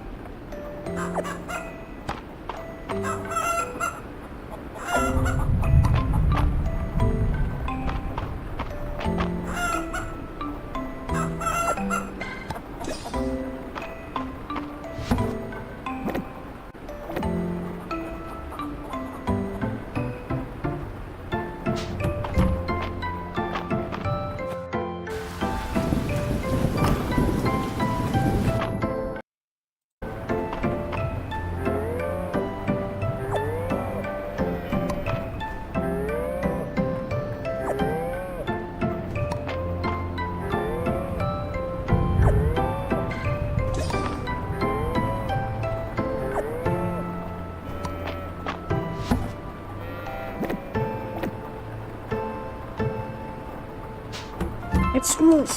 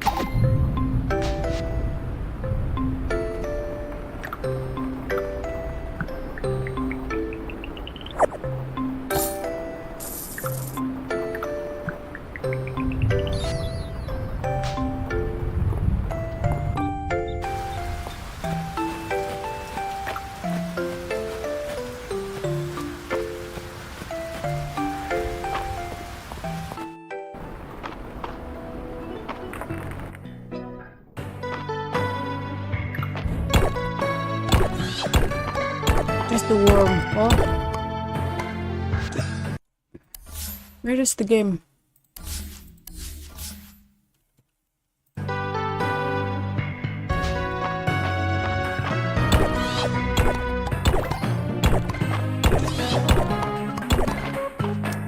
Radiant team ban. But in terms of AVULUS, they don't plan like, okay, we're gonna win this game in 60 minutes. No, it did not go the way they wanted to on hindsight. How would they be able to fight back those team fights when IG was ready to team fight around that 20-minute mark? How would they prepare themselves better for that? I think they needed another item. I think they needed the spell ability on Puck. Playing into 2 silences was very difficult. You get catched by one of the spells, you're gonna die from 100 to 0 because they have no saves whatsoever. Maybe you have like a cookie. They had a 4-staff, but in that fight that I've shown, Sanking also did initiate, which kind of looked weird at the start, but I watched that replay multiple times. So he initiates onto Eki, who has a 4-staff at the time. So that means that he can't use the cookie when they go on Puck. He can't use the 4-staff, forcing him to use that item on himself, pushes him away from the fight, and he's not in range. So that had nothing to do with the draft. You feel like they just made a little bit of no. I think this also could have been like 35-minute game from AVULUS. Fair enough. Let's see what's going to happen. We got ourselves IG on the Radiant side this time around, AVULUS on the Dire side, and it was first pick for AVULUS. They went for that Phoenix. It got followed up by the Invoker that was first phase banned in the previous game. So they get their hands on that they're probably pretty happy with. But I would also imagine, Fear, that this is something that AVULUS was kind of ready for. Should have been, yeah. I mean, it was definitely banned last game, so it was on the radar of both teams. And it was indeed AVULUS who banned it themselves in the last game, so they're definitely aware that it went through. Another hero that it did go through as well is the Bristleback. Oh, yeah. This hero was very popular, and in the right game, it can look unkillable. Invoker, it can help a little bit with that. It has a mana burn pretty decent, but I don't think it would dissuade you as much because I feel like most of these Invokers aren't really going the Vessel route anyway nowadays to really deal with it. So we'll see if they do go that route. I think Invoker has been exploited by Broodmother specifically in the mid lane. Yes. But I do not see that happening because is Stormstormer going to play a Broodmother mid? Doesn't seem like it's in his wheelhouse. But he could play some Viper or something like that. He did play it 2 times. Not sure about this matchup. I don't remember last time seeing the matchup, but this is something up his alley that he could potentially bring it out. We've seen Void Spirit as a response to Puck. I think Void Spirit also works well if he wants to play it against Invoker. Yeah, good evening. Are you streaming the anti-Nigma match? A thing or two as usual. Nigma never failed to disappoint us. Yeah, I'm streaming the Heartbroken Nigma fans stream here, and I literally have no clue about the players here. Maybe I can say a thing or two if it's like Sea Hero from Southeast Asia, but it's from China, and AVULUS, I think it's Europe, right? So I'm gonna follow up with only the heroes here. How about you, Daniel? Is your heart okay? Value, so it's a hard choice, and this is something that I wanted to see in game number 1. Snapfire was available. They went for Muerta this time around. Just pick it straight away. It's a super good counter. Yep, this is exactly the adjustment we wanted to see. So definitely very happy with this one. I think the Tinker ban is just a respect ban, but Boca has played it this tournament, so just targeting him out, not super popular. And this is one of the heroes we talked about last match potentially coming out, the Pgl. Got a lot of good buffs in the patch. A lot of the other mids were nerfed, so it's rocking a pretty good win rate at this tournament as well. Was it like 60, 70%, something like that? Yeah, very high. Oh, there it is. But yeah, this hero is doing... Well, that win rate maybe not that high. Yeah, I guess maybe it went down a little bit, but either way, from the mid lane specifically, I think this hero is doing better. I think the win rate may be infected by people playing the offlane Pango. Yeah. Where I think the mid lane Pango is back. Offlane Pango was pretty good because you would have the shield crash talent, so you could just shield crash on 2 heroes, right? Get a huge barrier and just build these tanky items. But nowadays, the way this Pango is being played, it's back to the Fusel Blade. You're playing around the Swashbuckle, you're playing around the Rolling Thunder, not so much the Shield Crash. So we talked about Sniper. earlier today, because this was part of AVULUS' downfall on 2 days ago. 10 seconds to because go. they first phased Sniper twice in a row. This is not first phase. 5 Surely they've seconds. thought about this well. Yeah, I this time around, I don't think it's going to be position 4, but they played it 2 games against Falcons as a position 4. I don't think this hero is strong to be played as a position 4 anymore. Considering Well, that the where scatter- else would you play? Would you play it mid against the Invoker? Because why else did you pick Pango? I thought Pango was going up against Invoker. They played Pango from the offlane as well on Jibe. Okay. So Yeah, this team true. has some interesting ideas when it comes down to where heroes should be played. Yeah. Luna coming out for IG. We know that is a strong, well-rounded carry. One of the most picked heroes. Give me Mars or something. this Just event. give me that big team fight that Snapfire is going to be playing 10 with to seconds to go. overwhelm them. Because right now I see Pango, I see Phoenix, Sniper. These heroes are relatively 5 squishy. seconds. They will need something bigger, like also carry to carry matchup. I think it needs to be something super strong. Because this type of a lineup from IG, you have Invoker with Luna, so Alacrity Luna. If you secure the lane for Luna, you could easily take over the game with this type of a draft 25-30 minutes into the game. I'm okay with that. I'm used to it. The problem with Nigma is they are too confident with the draft they have and never banned the opponent team's signature hero, so they lost at the end of series. Yeah, I see your point and I'm so agree with that. Well, yeah, they're still playing pretty good. But again, after all, we need to know the signature heroes. It's not like being good alone gonna bring you to victory, right? They really need to know about the page 2, of course, like learning from the previous mistake, the gameplay too. I don't think that there is a harmony between the 4 Nigma members and the offlane. Also, banning the signature hero is 1.2, so I really think but they're preparing for Dream League, Daniel. I really want them to play and win, of course, but I don't think that I can live stream Dream League because they don't like if some certain streamer stream the game, so yeah, we couldn't do this kind of hype on Dream League. I guess they could play carry. Because then, well, in my head I have Bristle as the offlane. And they need a theoretically- hero for Smiling Knight, so 10 then the seconds Enigma to ban go. for me in my head doesn't add up. I mean, you can play Bristle as a carry. seconds. It's not like an unplayable matchup, so they were just that afraid of the Enigma. But I think it's pretty low chance. Like most of these carry players, like Smiling Knight, who have been around for some time, they don't typically like to dabble in like the strange carries. He likes to play, you know, the Ursa, the Slarks, like these type of traditional carries. Oh yeah, he did play Slack. What hero would you like to see him play in this one? Because it's going to be a carry that's going to be matched up against, well, the Luna in terms of the carry matchup, but he won't know his offlaner before he picks his hero. It's always a little bit tough, and that's when you typically go for like these Shadow Fiend type of heroes, right? Because like no matter what, you're going to have a decent laning stage, and you're not going to get super counterpicked. I mean, I still like the idea of potentially going Morph whenever you see Luna, 10 seconds but to you go. are going into a situation where you're a blind matchup. But I think with a Brood and 5 Enigma out of seconds. the pool, you might be pretty confident with that. If they ban something like Timbersaw, I could see them pick up a Dragon Knight. Because you have Bristleback. Right now, they don't have many heroes that are good against Timber. If he runs in, like you have Sunray, you can easily dodge that. Pango, if it's going to be a mid Pango, most likely it is going to be a mid Pango. He builds into Diffusal nowadays, something that Timber doesn't like to play into. You're not burning as much mana as you did before, since you had like 4 Swashbuckle slashes. Now you have only 3, so you burn 120 instead of 160. I mean, I like the Timbersaw DK ban, or just banning maybe an Underlord into Morphling. Something like that could be really good. They have options. That's what's good. Yeah. It's not like we're really in a pickle if we can't find a hero.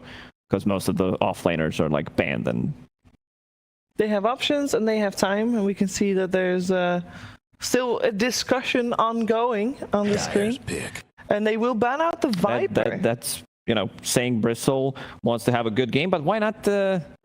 If you're doubling down with the Dragon Knight, I think that's fine. But then again, Timber is going to be the problem for me because they don't have the last pick. Yep. Radiant's pick. Or you just go for Earth Spirit. They're just gonna have a carry Bristle. It looks like. It looks like it. But then Pango offlane, Earth Spirit mid. Yep. Yeah. Unless they're doing something strange like Earth Spirit support and Sniper Core, but I haven't seen Earth Spirit support. It's true. They actually definitely have that option. They definitely have options here, and if there was someone to like pull out these strange heroes, or not even strange, Earth Spirit 4 isn't strange, but it feels strange to say because we haven't seen it in a long time.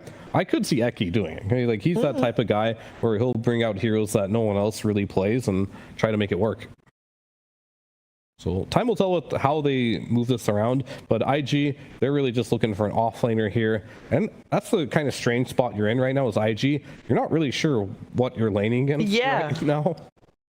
You gotta assume the Bristle, or otherwise the Sniper. You have to make a choice. I think the Timber still doesn't look terrible though. No, there's also a Visage option. We did say Primal Beast. I think they have a couple of good options on this pick. We'll go with the Primal. So okay.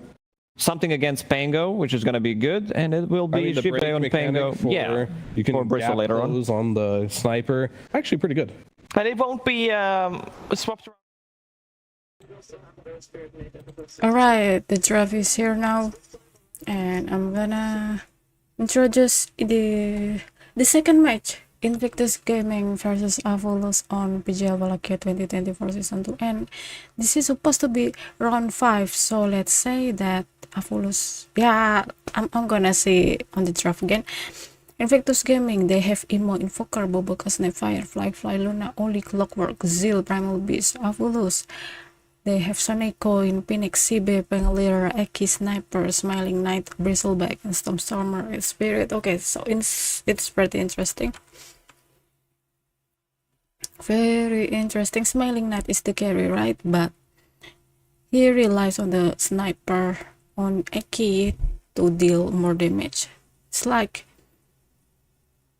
I really don't believe a half-baked carry like Bristleback when it comes to against the Luna. Luna is pretty much really a hard carry though. Well, again, AVULUS, they have a really aggressive draft here.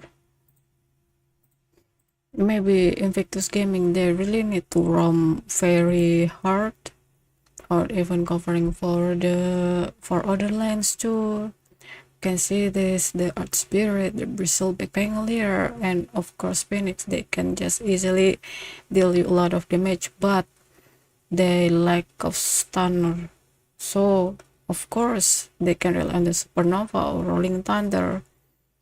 And of course, all of the skill coming from the Earth Spirit can really stun them. But again, it's not really appropriate stun that can really match on the ground. Meanwhile, in Invictus Gaming, they have plenty much stunner with the Cold Snap the Invoker has, and of course Luna with Lucent Beam.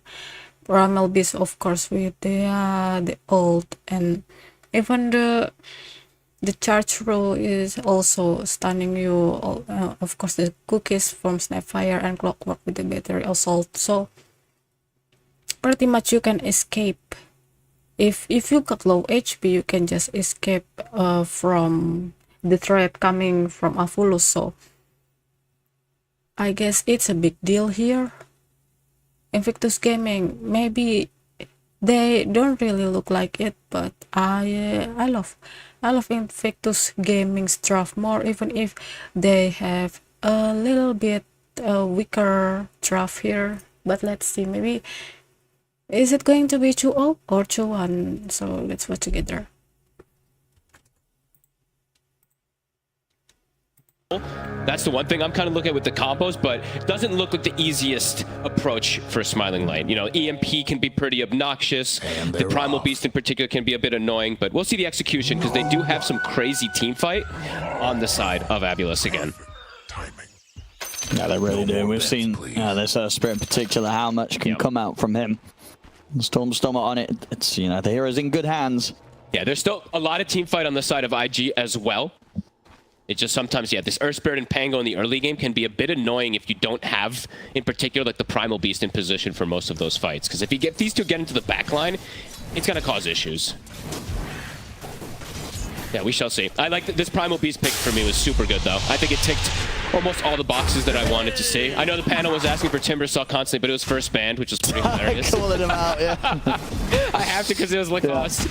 But yeah, no, it ticks all the boxes. It can build the Aghanims later on for that break for the Bristle, and it's going to build. It can pierce to backlines to get Sniper. It can stop Rolling Thunder in place if he gets the opportunity to get a pulverize. It has a lot of merit. So we'll see how Zeal can do. Because Zeal also, you know, Zeal and Emo for me in that last game, they were carrying the game as hard as they possibly could. They couldn't do it by themselves, of course. They did need a little bit more of that supporting cast, but they played very well. They're my players to watch. And let's see how this lane goes. I feel like we've seen this matchup a lot, right? Invoker and Earth Spirit.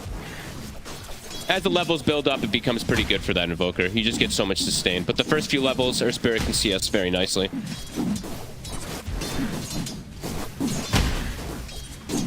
Invoker is very low. Stormer. He's got a Ferret Fire if he needs it. He's playing it cool.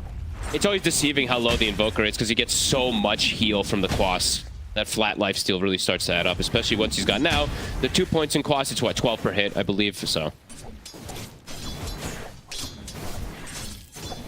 Very good stuff from Emo. And we've seen him have very good games so far. I think this has been his best hero for me in the tournament. He just keeps hitting Stormer. Stormer. Aggro. He's got the bottle on the way, but yeah, he's going to have to be careful, Stormer. And when in this matchup, too, as the levels do build up, for the Invoker, you get so many more denies, which makes you get more levels because you have the Mastermind innate.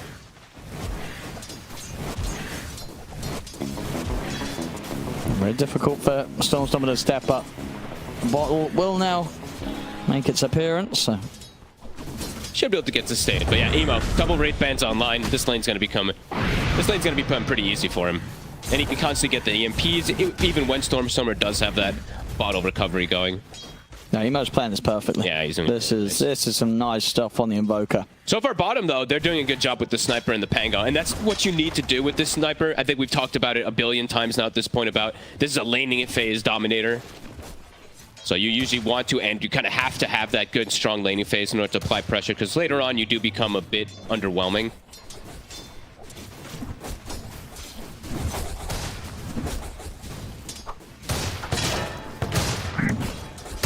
So if they're able to find the chance to set up onto Eki.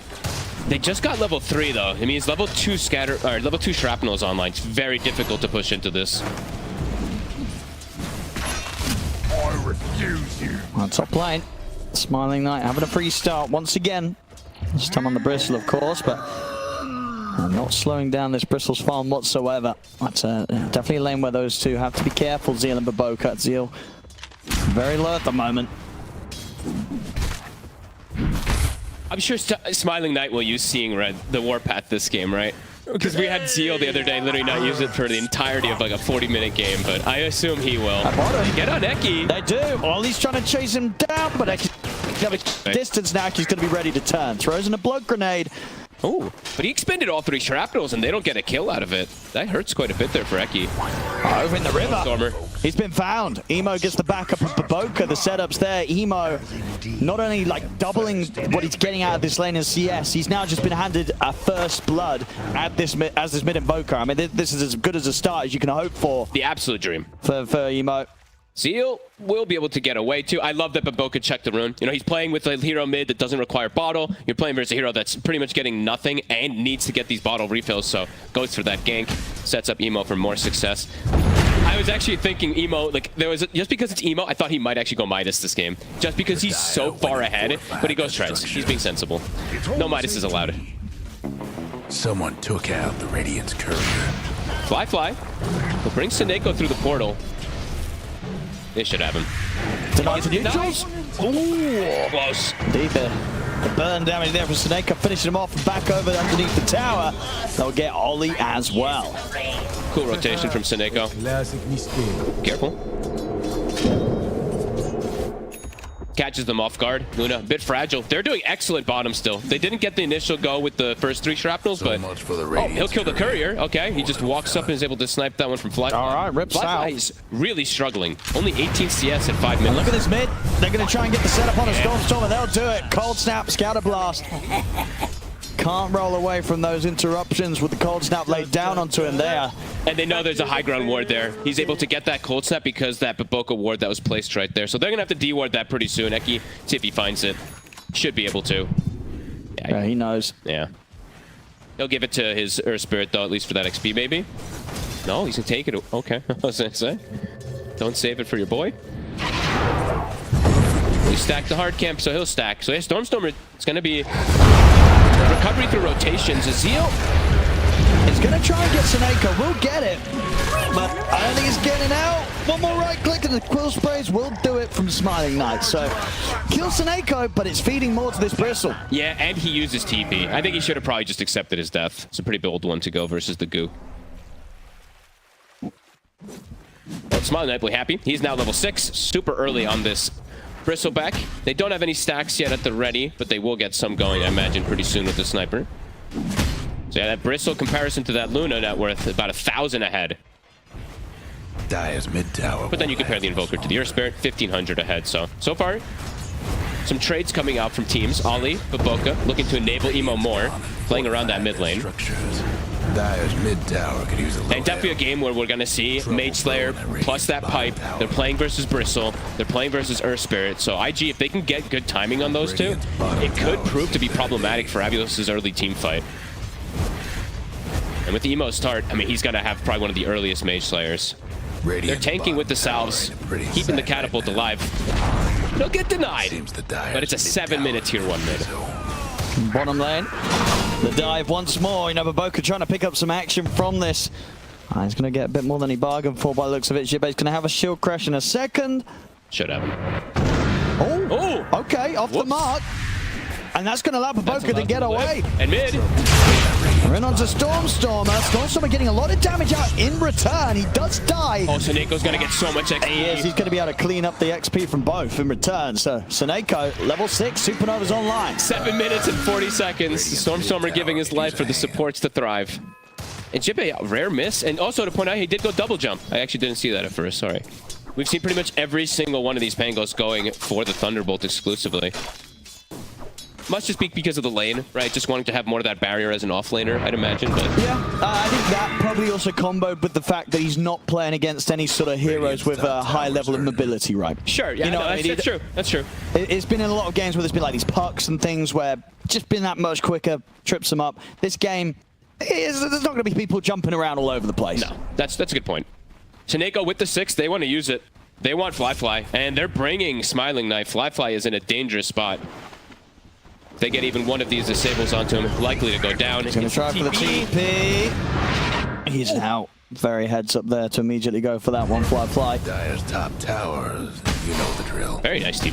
Against bottom tower, seen better days. Bottom tower, though, will go down. The Dire Smiling Knight will go back toward top, though. Doesn't want Zeal to just get free pressure onto this tower. You know but yeah, you're seeing the items queued. So queued up already. Zeal pipe. The offlaner's just queuing up the pipe and that Mage Slayer for the Invoker. Nearly done. Radiant's bottom tower ain't a pretty sight right now. And Stormstormer doing something that this is actually a cool adaptation a bit versus Invoker, is he went Arcane Boots. You don't see this too often on Earth Spirit mid. Just wanting to have that extra mana versus EMP. You can clearly see why he wants to do it. And then he's going to go the normal route, that Blade Mill. We saw a Vessel build the other day. It actually didn't really look the best. I kind of just like this Blade Mill. Right In pretty much every situation. I'll be able to clear, or at least bring down low their stacks here. He'll stick around, I'd imagine, to finish this off. So they can aggro play. Stormstormer's caught again. And he can't get out. They're putting a lot of attention onto this Earth Spirit, though. I mean, he is dying, don't get me wrong, but Bristol's free farming, and so is the Pango. And it's setting up Emo to get a lot. Like, this Invoker is going to be super strong. He has popped off on it, as we said a couple times before, too. I think I would like to see him maybe try to bully the bottom heroes out, but maybe just difficult is the problem. He's probably just scared a bit to go down bottom because there's all this vision, he assumes. And maybe just shutting down the Air Spirit is enough. I mean, we'll have to see. I feel like Smiling Knight's getting a bit too much. He's got Ogre Club and Point Booster finished up. No pressure on this Bristle whatsoever yet. It's just such a disparity between him and the Luna is my real big concern. It's 2,000 net worth advantage. Now Stormstormer, once again. They're really bullying him. 5 deaths now for Stormstormer. But his net worth is still better than Fly. I mean, yeah, that's the thing. All this attention put onto him. So, like, AVULUS for now, they basically don't have a mid hero. And even with that in mind, Fly, the pressure that's been put onto him without sort of a mid laner on the enemy team running at him has still caused problems. Like, he's struggling. And I have concerns for Luna a little bit in this game with the way that they can gap close onto her when she's at this deficit. If she's not playing from ahead, Earth Spirit rolling in, Pgl rolling in, a Bristle running at you, it's definitely problematic. So yeah, I mean, just keep making moves though, right? On the side of IG, just look to open up the map a little bit there for the Luna, but they're just not pressuring the Bristle. So I guess the concept is you're playing your own game rather than looking to shut down the opposings. I'm going to try and get Stormstormer involved in some good action here with the smoke. Try and find him a chance to get the jump. Zeal. Playing pretty far forward. Stun up the mark. He's going to try for the TP out. Assassinate hit. Does it come in time? It does. So Zeal. He'll slowly but surely get taken out by the 4 of them. That's Kill going to Smiling Knight as well. It's finished. Pre-12 minutes. Arcane Boot plus Aghanims. That's crazy. It's pretty insane how much more. I mean, there's a Luna that has like a Mask of Madness, and the other carry has an Aghanims. Yeah, that is pretty terrifying. I mean, what is going on? How come Fly hasn't been able to catch up in farm? Mid lane. I'll get Eki. He's not able to farm normal creep waves, is what I've been seeing. He's literally just exclusively farming neutral camps. I see Zeal is drawing. I mean, Zeal's drawing at him. Zeal's like, go push the lane. I mean, he is. He's like, bro, hit the lane creeps. Yeah, I mean, he's probably telling him 4 heroes showed me. Sure. I guess it was said in a nice manner. Calm down. The lines were kind of drawn. They're the kind of lines that get drawn in It was 2 lines. It you know what I mean? It's like, bro, hit the lane. But it does matter when you're you're an under-leveled, under-farmed Luna and you're only farming neutral camps and not farming really too many of these strict actual lane creeps. And he's actually spotted by a ward here, so they might actually look to make a move on to him soon. But they're probably looking at his farm and being like, is that really all he has? But Stormstormer again. This is a lot of deaths. A lot. Now he's behind the Luna, so now the damage is being done from these constant rotations. Ollie has the hook shot at the ready too. They have the Mage Slayer. I mean, can they kill Smiling Knight? Top. They can reduce his damage massively. Yeah. The Dire might want to mine their top tower. Dire's got one last top tower. I get the tier 1 here. IG. Stormstormer has to just find himself better position to farm too. I know they're going for him every time, but I think like twice we've seen him in the river get caught.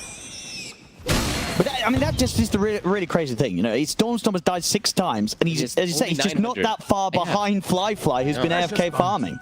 That's pretty wild. They're gonna smoke. They're still feeling strong. He doesn't have Blade Mail just yet. No. Nice ward deny. But Zeal, I believe the pipe is done, so they're feeling very strong into the heavy magic damage of IG. And Fish are on cooldown. Evo trying to jump. They get him with the stun, magnetized down on the 3 of them, dive forward as well. It's a lot of damage. Assassinate's going to be flying in. Jibei with the Rolling Thunder, ready to chase down Assassinate into the Rolling Thunder, roll forward for Stormstorm, and they'll find Emo. See if they can turn for Ollie as well. Swashbuckle in from Jibei. Ollie, has he got any retreat from this? He does not. Jibei cleans up the 2 kills. Nice hook shot to attempt to delay that Rolling Thunder from coming in, but this is the one thing about Earth Spirit too, when you're behind, you can still make these type of plays. You jump, and he did use the Seeing Red. There we go. Warpath was used already. Good on you, Smiling Knight. Radiant's mid tower's coming apart. Tower Glyph Pets popped immediately, so they'll be able to hang on to that one there. But Stormstormer gets back into it there, and that's almost the Blade Mail finished for him. Luna getting some space. Able to move over to the left side.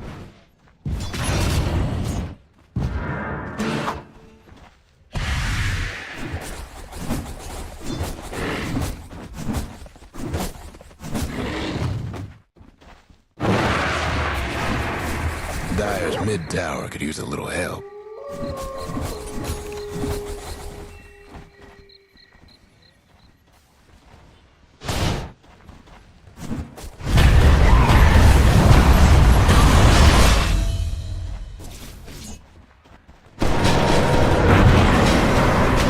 That's 4 in a row.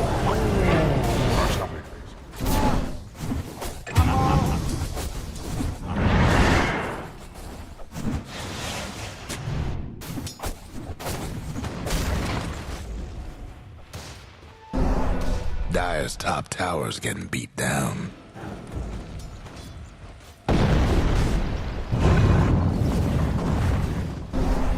Dire's top tower, you know the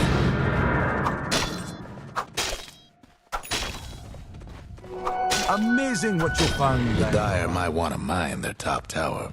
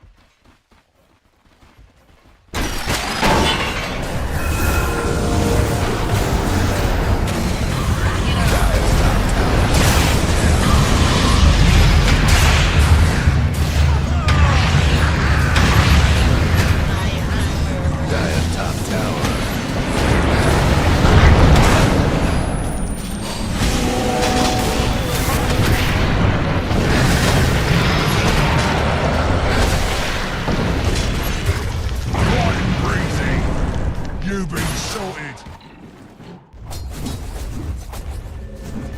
The Dire might want to mine their top tower. Radiant's bottom tower ain't a pretty sight right now.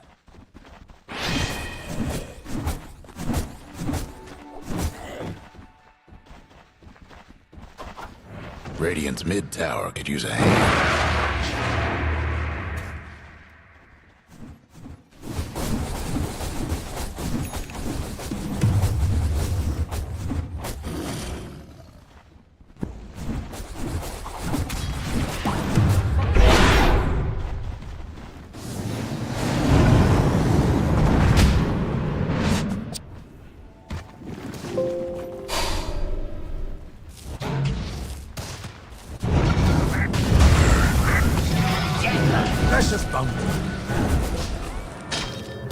Alright, so I don't know what's wrong with Dota TV, but there's no shortcaster on board, so alright, so 18 minutes mark.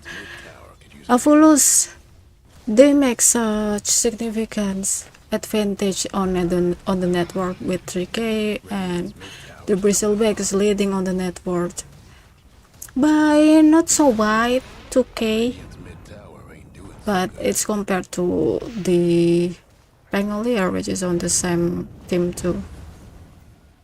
So again, as I mentioned, that AVULUS, they really have such an aggressive draft, which is so advantageous on early and mid game. So they really don't want to have the Luna farm, or even all of the members from Invictus Gaming.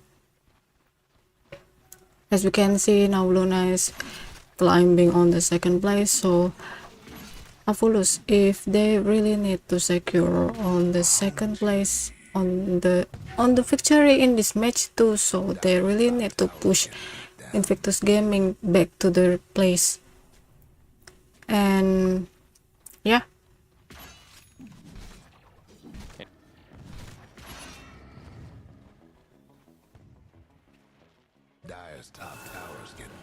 right, let me check another shortcaster, so I'm not really comfortable talking. Ah, the Russian is here. How about the Chinese? Okay, so it's only the English.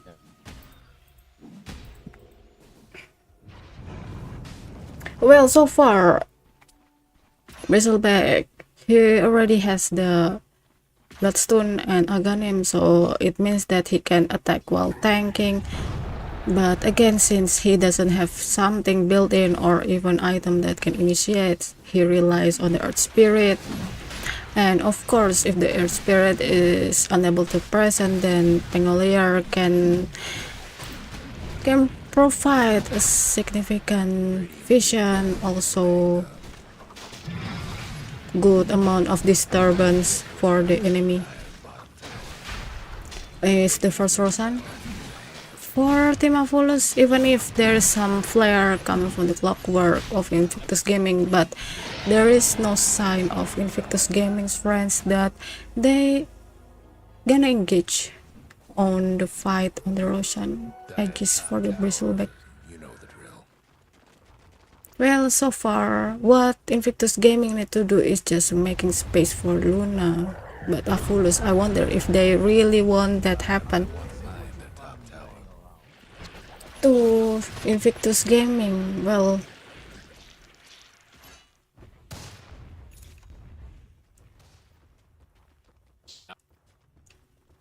the Primal is gonna build the BKB. Of course, since AVULUS, they already have so much magical damage. And even the Primal Beasts don't really bother by the physical damage coming from the sniper.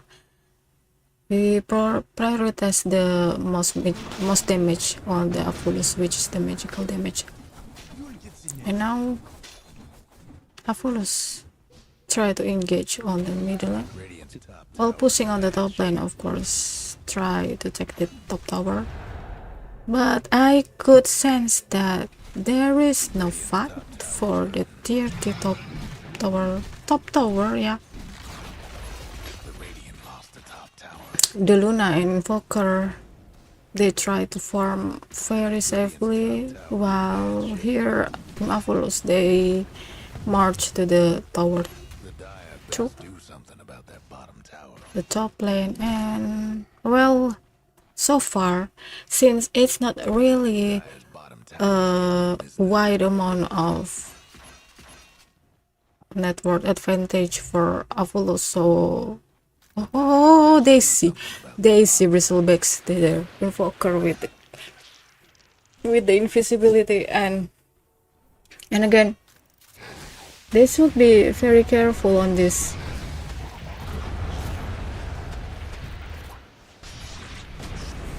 And you can see 1-on-1 Emo versus Stormer.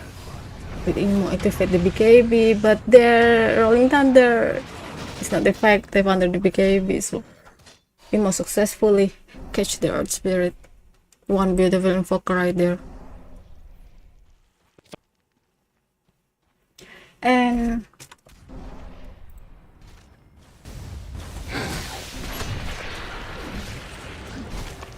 even if the Earth Spirit is absent, but still they really need to cover Invictus Gaming with the help from the Invoker, and there is still Martimer's Kiss from the Snapfire, so should be any time zone. And Luna, she already get the Silver Edge that she's waiting for, which means that the Bristleback is only a Bristleback, a crunchy one Bristleback with the break possibility on the Silver Edge. So well, what about that? They don't really want to engage on the fight coming from the AVULUS. They know that there will be 5-man team on AVULUS, so if they're not really ready, well, Tornado is connected to the Bristleback, but that's all. After all, since the network advantage is not really wide, so it's easily coming to a defeat or the victory if they don't proceed this carefully and slowly. Okay, but they really need to save the tower, right? But I bet it's not really matter now. Tormentor for Invictus Gaming and Case, Mortimer Case, only just to show AVULUS AVULUS teams away, and that's all. Where they're just aggressively protecting, safely protecting also for the tower, but the tower is already gone. So Guess what's happening to Dire's bottom tower?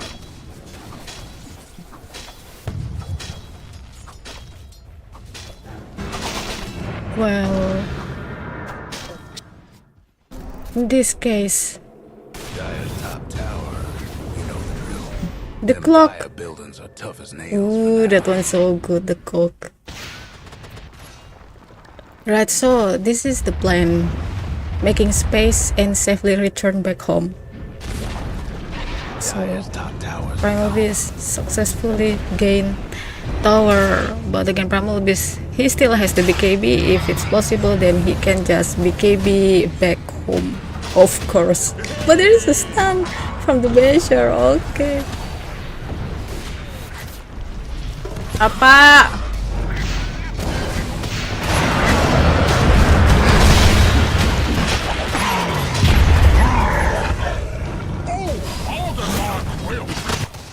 The Dire might want to mine their top tower.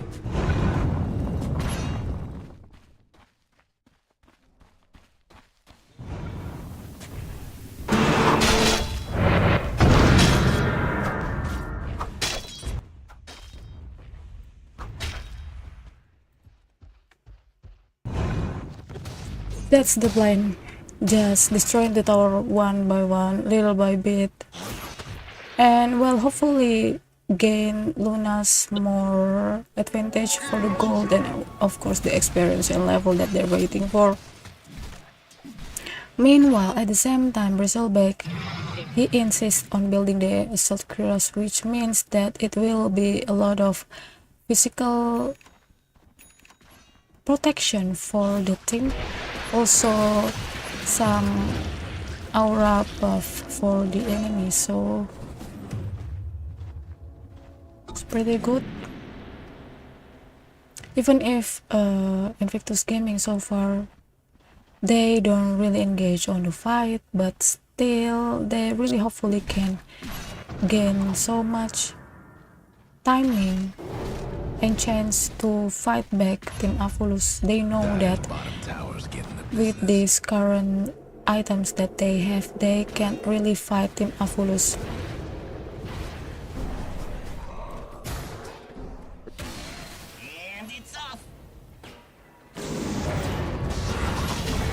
Okay, there is the bash again for the Clockwork. No.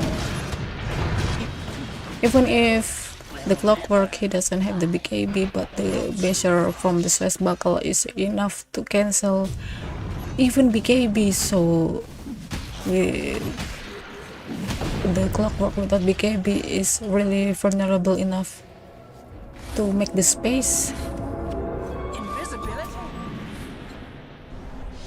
10 seconds for Clockwork's cooldown, so there will be no Clockwork in this match for 6 seconds. Okay, Eclipse is on and snipe. Why? No, that's not really good. But again, the sniper's dead, so it's pretty good at the same time. Even if the Eclipse on and then some Stormers farming on Invictus Gaming's jungle, Luna is proceeding very carefully. Where is the Earth Spirit coming? And there is the BKB, the kiss too. The kiss is way too early. That's one wasted Mortimer's kiss. There's some Stormer. He also turning on the BKB way too early, I think. It's like he doesn't have BKB, but luckily Invictus Gaming, they decide to not chase for AVULUS team.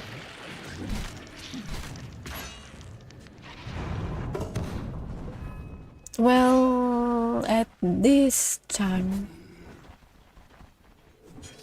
again, since that's the only thing they can do, just kill one by one and back. While Team AVULUS, they have so much damage, but if they are on team, they don't really able to kill one hero and one hero. They just need to stay as 5 team, which means that if they are together as 5-man team, then Invictus Gaming, they can really easily split push on the 3 lanes.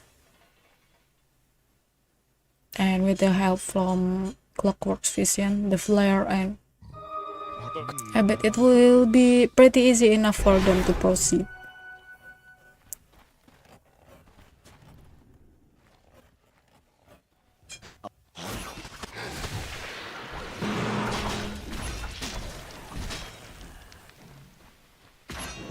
The Dire might want to mine their top tower.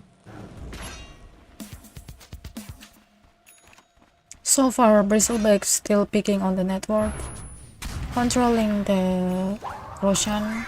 Meanwhile, if it's gaming, they rely on the Sunstrike and the Flare. So Invoker and Clockwork will become the eyes for Invictus Gaming here. Maybe they decide to fight for the Roshan. Of course, it's the second Roshan here. That's one beautiful Sunstrike for the Phoenix. I think Soneko didn't notice that he got Sunstrike, but again, they began on fighting the Roshan here. They really didn't know that there is Sunstrike on the Phoenix. Kiss. And the Sunstrike again. Pulverize while the ball running. Falling Thunder, and there is the Sunray.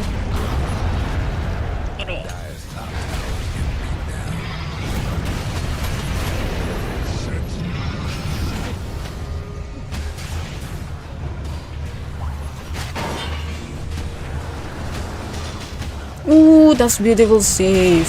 But the Earth Spirit is on front. But dead, Boboka is also dead, and buyback from Boboka. Wonder if he can fight something here with the Scatter Blast. Can really easily catch the Phoenix. Is the Phoenix gonna die? Look at that stone from the Primal Beast. Yeah, it's worthwhile.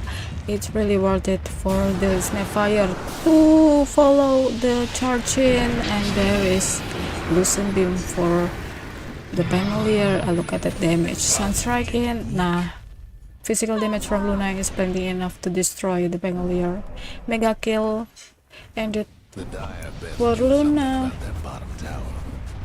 Well, again, it's 3-1, which not really the one, because there's a buyback from the Snapfire and the edges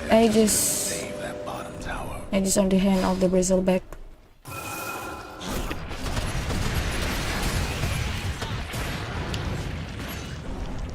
We really don't see anything about the fear coming from Invictus Gaming when they want to proceed on the high ground. But again, if they really need to calculate about the cooldown, the death cooldown on AVULUS teams, then it will be so hard to proceed to the high ground. So they decide to come back and farm again.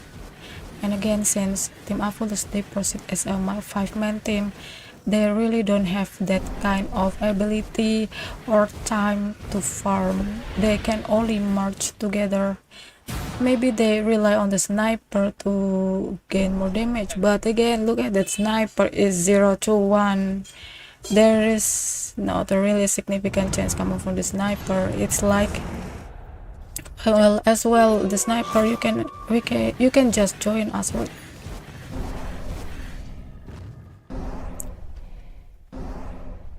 It's way too low for the sniper, and I wonder if this Phoenix and sniper are the support, right? But again, since the sniper here is the support, so there is no much damage coming from sniper, and not really effective too, I guess.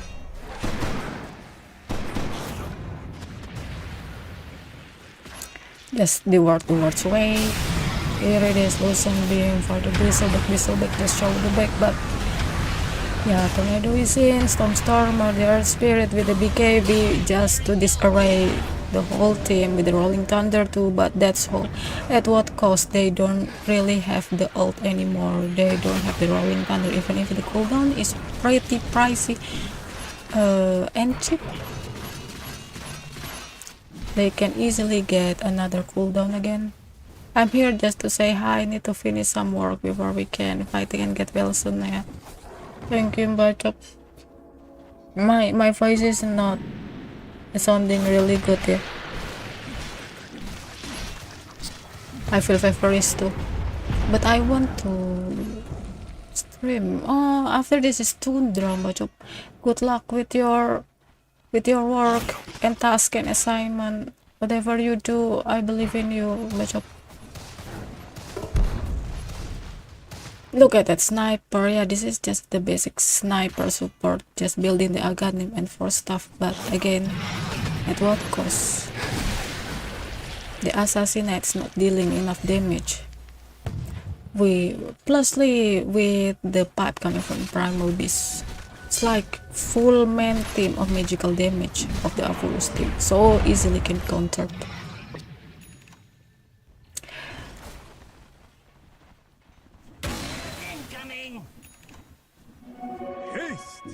Meanwhile, I love this Luna in terms of she's building the item very precisely and adjustable with the current situation. It's like there is a lot of players that just rely on the current patch for the item, and then they don't bother to build the Silver Edge even if the enemies has the Bristleback or even some STR heroes with very annoying passive skills. But then Emo, maybe, yeah, it's 100% noticeable that Bristleback is here. Hook shot to the fly. That's one failed hook shot. Try to group up again. I wonder what's happened with the shotcaster. Other English shotcaster, so I just... Radiant's Alright, so since there is one failed roam, gang from Invictus Gaming, they try to proceed with a 5-man with the Snapfire staying on the base. So it's not really 5-man, it's 4-man. The Snapfire with the abilities easily defend the creep from the base from the upcoming creeps. So here we see that Invictus Gaming, they try to gain the momentum to be on the high ground, of course. Smiling Knights there, tanking and attacking. There is a SNY there. And so there's Solar Flare again, BKB TP. That's one really devastating move, of course. So we know that there will be less time for the BKB every time it's used. So on the next fight, probably Earth Spirit's not really aggressive enough to march on the front line just because the BKB is not available here. Smiling Knight with the amplify damage, but the Hex for the Phoenix Lotus here and there, but easily countered by the Supernova. Primal Beast up front with the Thumbnail and easily just hit Earth Spirit and Bristleback trying to destroy the Primal Beast. BKB is still on, but not anymore. Goodbye Primal Beast. Meanwhile, Luna can escape with the Manta and Silver Edge.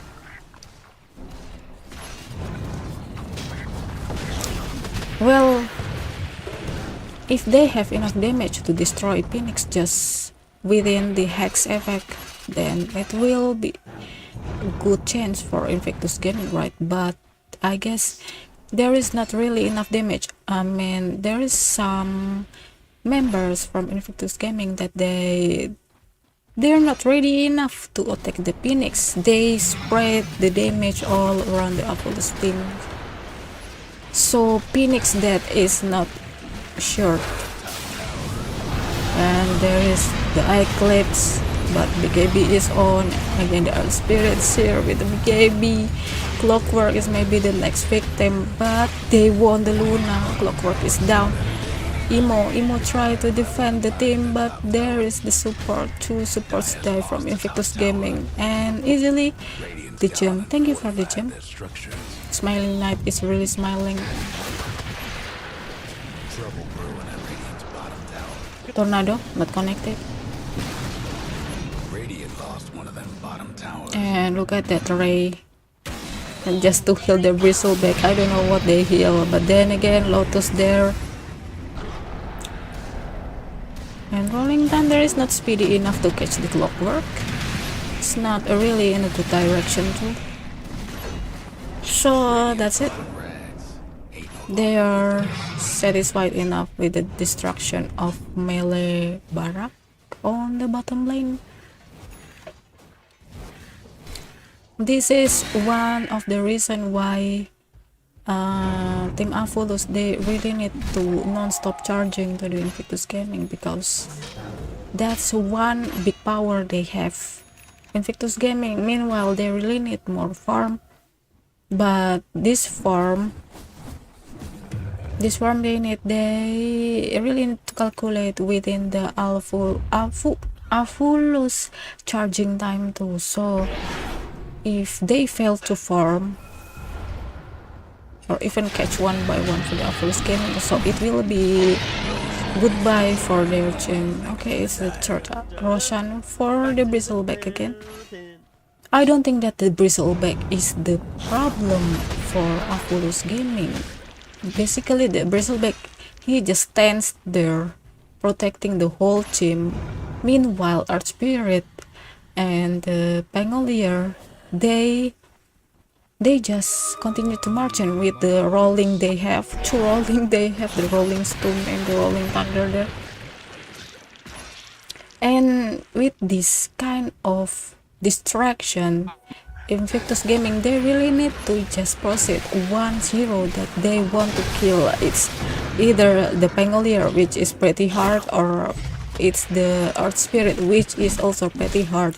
If you are charging close enough with the Archspirit, of course it's gonna cast the Magnetize. And the Archspirit, he also has the BKB, so of course there is no way to easily kill the freaking Archspirit. Meanwhile, since the bristleback's not really on the upfront, but it deals a lot of damage from this Quill Spray. So, and there it is, Daedalus. So it's physical. The Quill Spray is physical. So let's try this one. You want to kill, let's say, the Pangolier or the Archspirit while they disarraying your formation, your team, but at the same time they deal also a lot of damage coming from the bristleback, leaving the Phoenix and the Sniper on the back line. But again, the Phoenix, he can't really fly through and add Supernova for the damage. So there will be a lot of heroes to focus on. Just leave the bristleback aside. It's either the Supernova or the Rolling Thunder or okay, there it is again, Lotus. Snapfire playing too far away, Pulverize for their spirit, and here it is, the moment that I already mentioned. Look at that Eclipse, and Pangolier is gone. Smiling Knight is all alone. Only the Sniper is there, but Sniper is only a Sniper. He fly is trying to destroy the bristleback. Still has the silver edge, I bet. Yeah, it's a killing spree for fly. Sniper try to TP out, but it's not happening. This is what I mentioned. Just ignore the bristleback. The Pangolier or even the Archspirit, just focus on these 2. The Supernova gonna add soon after these 2 heroes are charging in, and once you have enough damage to just destroy the Archspirit or Pangolier, you can just move to either hero, right? And the Supernova is the next. which means 3 heroes already dead, and of course the bristleback is pretty easy enough because it's not really tanky. It's like Dire's top rags. once you have the silver edge, it's like the pepperish bristleback, and especially if you still have whole team for damage to the bristleback, so it's really a good call. And let's just not mention the sniper, okay?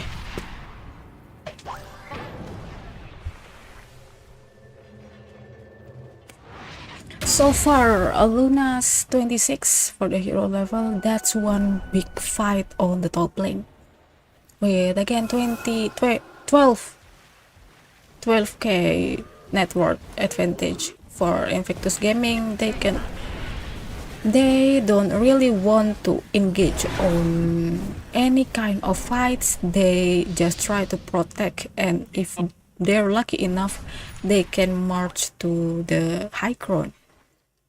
And of course, if they're lucky enough to, it will be a team wipe for Invictus Gaming. So that's the only moment that they can go up ground.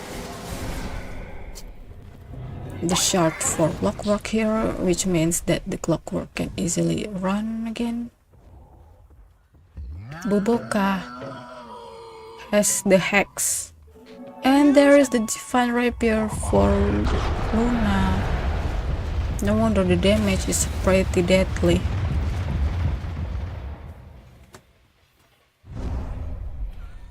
Clockwork is a bit different. Aim for building the Aghanim here.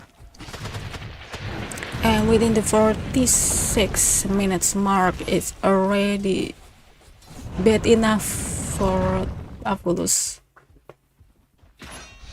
I mean, in the term of item building, of course. What happened? Oh, it's just the Shiva. They got baited by the illusion.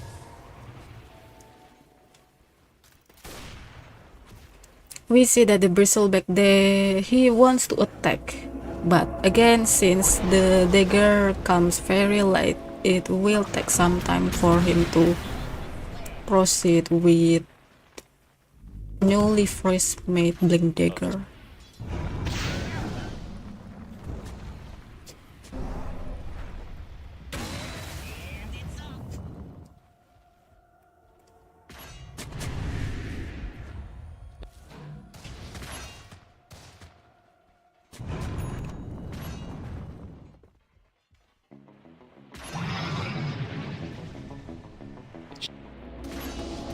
Ooh, it's gonna be a fight. Hex there for the Earth Spirit, and then the pulverize again for the Earth Spirit. Case coming just to disarray the whole AVULUS team. Supernova is not really destroyed, but again there is a buyback coming from the Earth Spirit. Here again, Primal Beast is left alone, trying to escape. There is no BKB, there is no anything to save him. And Earth Spirit, he really wants to have his buyback worthwhile, but it's only the Primal Beast and the Clockwork that dead. The main problem is the Luna, and the Luna is still safe, destroying the top lane, so it's pretty much a good thing for Invictus Gaming. They can still really fight, and there is the buyback for Primal Beast and Clockwork, which means the dust BKB on just to escape. One good call for Imo. There is no Pgl to swashbuckle with the Basher, so Luna, she needs to be very careful with the Divine Rapier on possession. I feel a bit dizzy.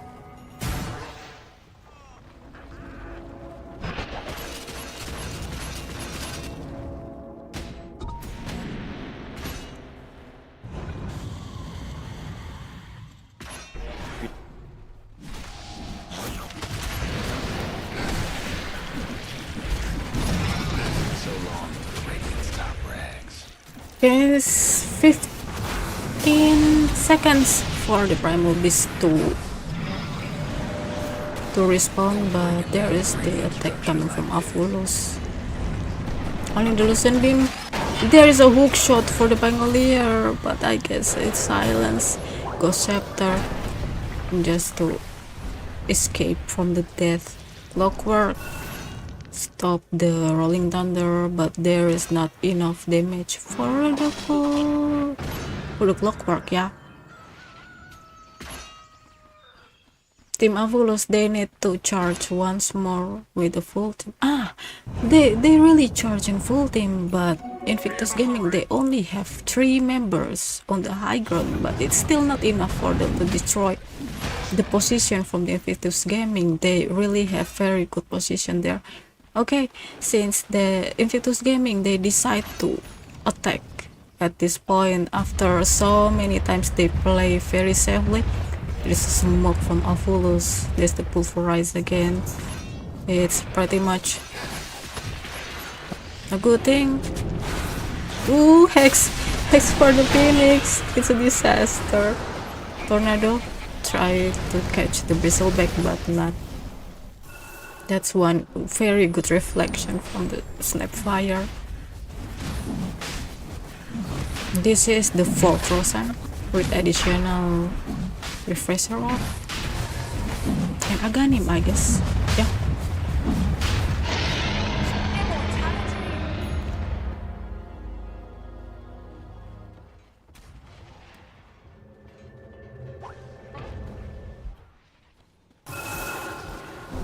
Imo protecting the middle tower since 1920.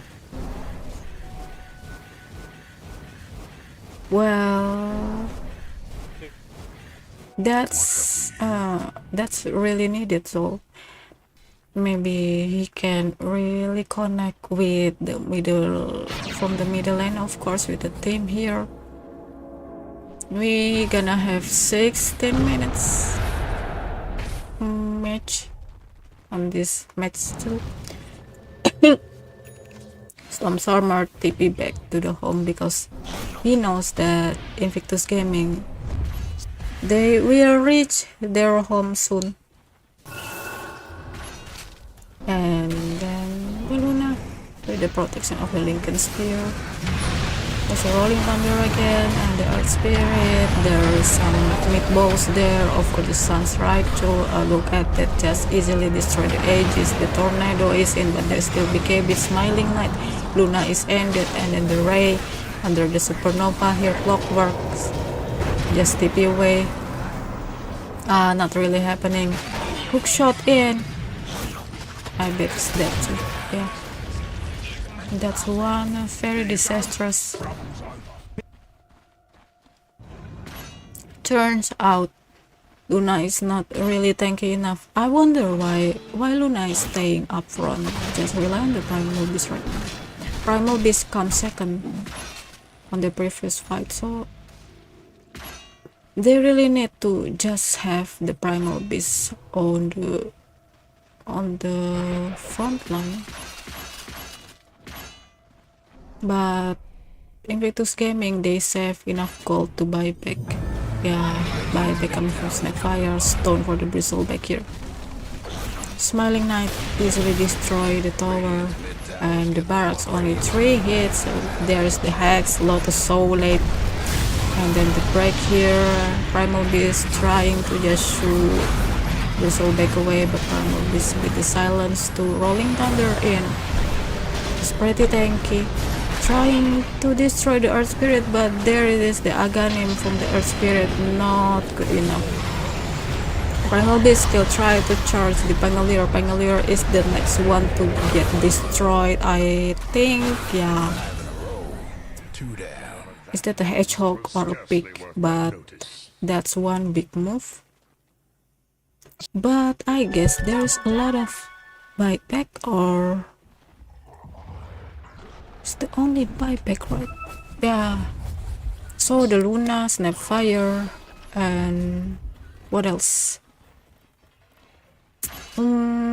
Yeah, they buy back.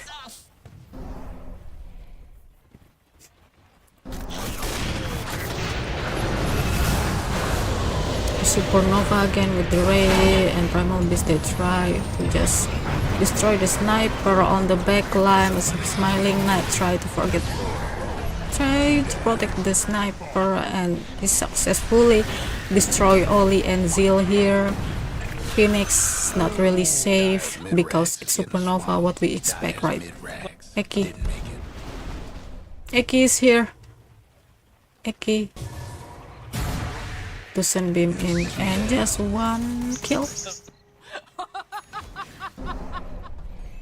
There is a buyback for Soneko and Eki, so if Invictus Gaming they force the buyback for the AVULUS, it will be very approachable. Divine Rapier again for Luna is coming in. Ain't looking good for the Dire's mid-ranks. Can't do nothing. The 45 just to delay some seconds, but it's the Moonglaive, right? The damage is very destructive. And there is a Rolling Thunder again. This Tornado to destroy the Bristleback. On the back there is Boboka versus the Sniper. Just TP in. Oh, it's fast buckle with the Basher. Boboka. No buyback. No respawn until 100 and so seconds. It will be a long match.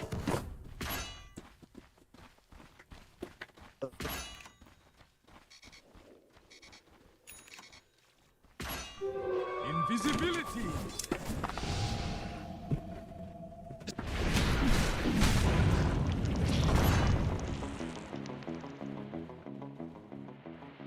What? Who got the rapier when Luna's dead? So there will be 2 rapiers, right? Wait a second.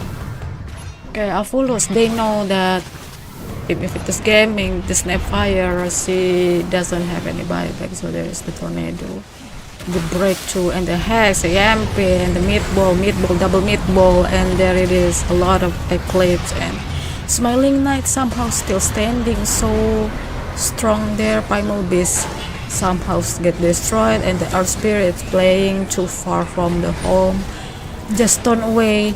And this Invoker too. Invoker can buy back again. Rolling Thunder again. Just for the Primal Beast. That's one really effective Rolling Thunder. Tornado. It's not fast enough to catch the Bristleback again. It is the Hex. There is the Lotus here, and then the MP. Our Spirit. Try to catch the Primal Beast. The Rays following in, but the Primal Beast is silenced. Not really silencing enough. We can still fight there. Lucent Beam. Only Lucent Beam. There is no other choice than just safely fighting on the far away Primal Beast was gonna assassinate. Good enough to destroy, but again the Earth Spirit's not so lucky. Primal Beast easily destroyed the Earth Spirit. This is one good primal and Pangolier here. The Sunbeams of Sunstrikes following, but not really necessary here. Yo. Okay. So far, yeah, I bet there will be tier 6 neutral item. It's way too far. Primal Beast. And try to make some space, try to destroy the creeps. Of course, it's almost mega. I think it's already mega. Let's see. Yeah, it's already mega.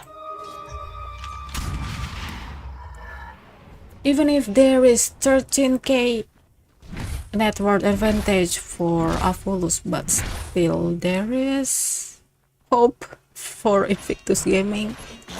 They're really good at counter attacking the damage coming from the AVULUS, so I bet it's pretty handy enough to have someone prioritize on this match. Look at that Luna, I bet it's dead. That's no way. Look at the Divine Rapier. Yeah, the Sniper is MVP on that Luna's dead. Ooh, what was that called? The bomb thing. Concussive grenade. Concussive bomb.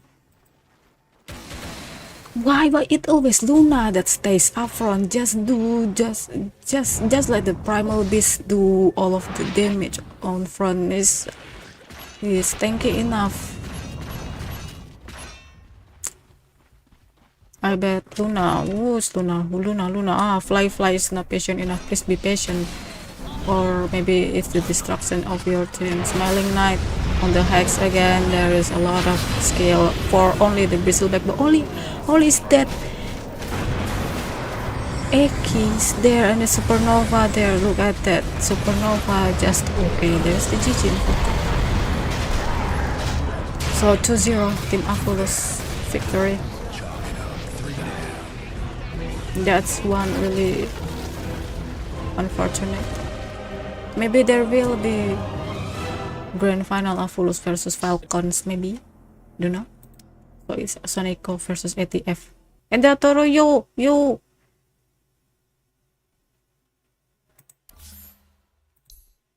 Alright, so what should I say here? Invictus Gaming, I really respect how they proceed with this match. They fixed the mistake on the previous draft, and of course I love how Snapfire and Invoker, they build the Hex here just to shut the bristleback away. And even if it's pretty disturbing enough to have like three, it's the Phoenix, Earth Spirit, and the Pangolier from AVULUS. They are the initiator of this match. But I really have to mention that Invictus Gaming, finally they realize which one to prioritize, which result they gain. So countable winning fights. So that's why it's pretty good. But somehow there is one mistake here. The Luna is way too impatient on the high ground. Just try to just let the primal beast do up front. But again, maybe there is one reason there with the primal beast. Maybe the primal beast is gonna be the core strength of the team. Just follow up all of the damage coming from the Luna, or let's say that Luna's dealing a lot of damage while the primal beast coming next, just to disarray all of the AVULUS team. But little did they know that Phoenix, Pangolier, even the Sniper and Air Spirit, they can really easily run from the disarray coming from the primal beast. The only one that really cannot run is the bristleback. But bristleback, they really he really doesn't think of anything, right? It's just there, stands and tank and deals damage. And look at this. This is the Divine Rapier coming from the Luna. So 2 Divine Rapiers from Luna. And I don't know whether Luna's having another Divine Rapier, but look at this. 2 slots. There is really squishy Luna. And one big mistake again is because Fly, he doesn't activate the BKB on the last war. So he is unable to escape the death. So that's why this is a congratulations for AVULUS team, a big 2-0. And I'm gonna see on the next match what will be on the next match. Is it I bet it's Tundra, right? I don't know, it's Tundra or Tundra. It's Tundra against, well, where I'm gonna, before I end, and I'm gonna move to another link. It's Tundra versus Azure. Okay, let's move. Or I don't really need to move, right? I'm gonna just change the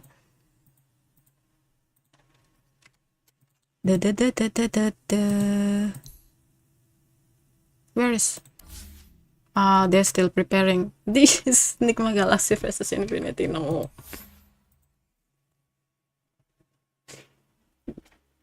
Alright, so the next one is Tundra versus Azure. There's Azure.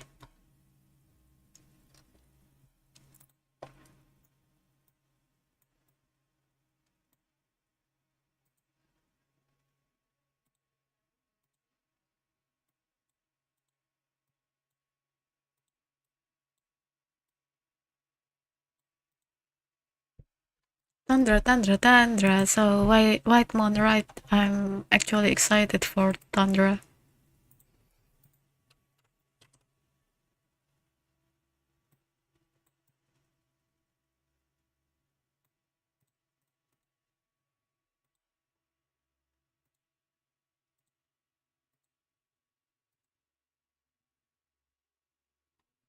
There is. Can I really make some kind of timestamp here?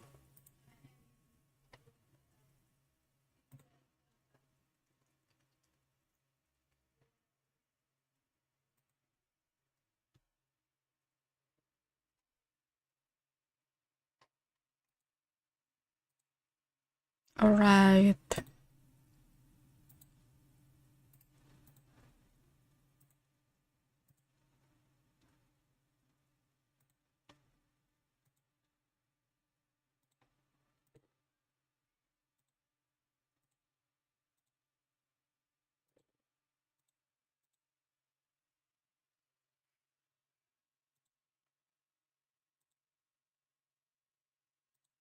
I hopefully hope that they fix the English shortcaster, so I don't really need to talk because I'm not feeling good, right? But let's see, maybe they fix. I don't know why there is no shortcaster at some point.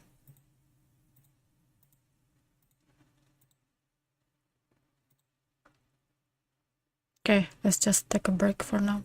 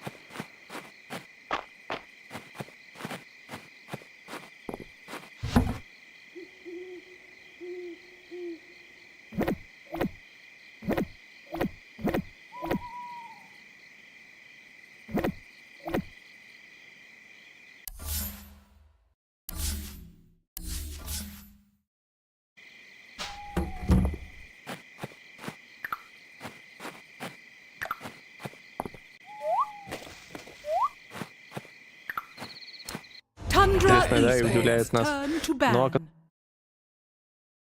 Radiant's ban. 常用英雄都是1号位英雄比较多啊。Radiant's ban.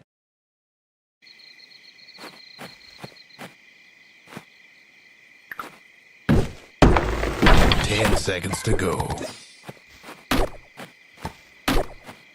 5 seconds.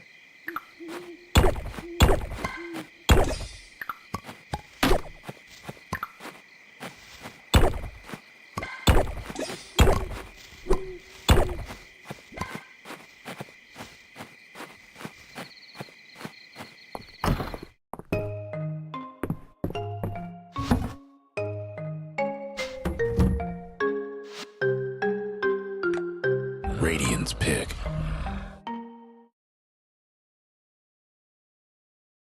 Dyer's pick. Clockwork!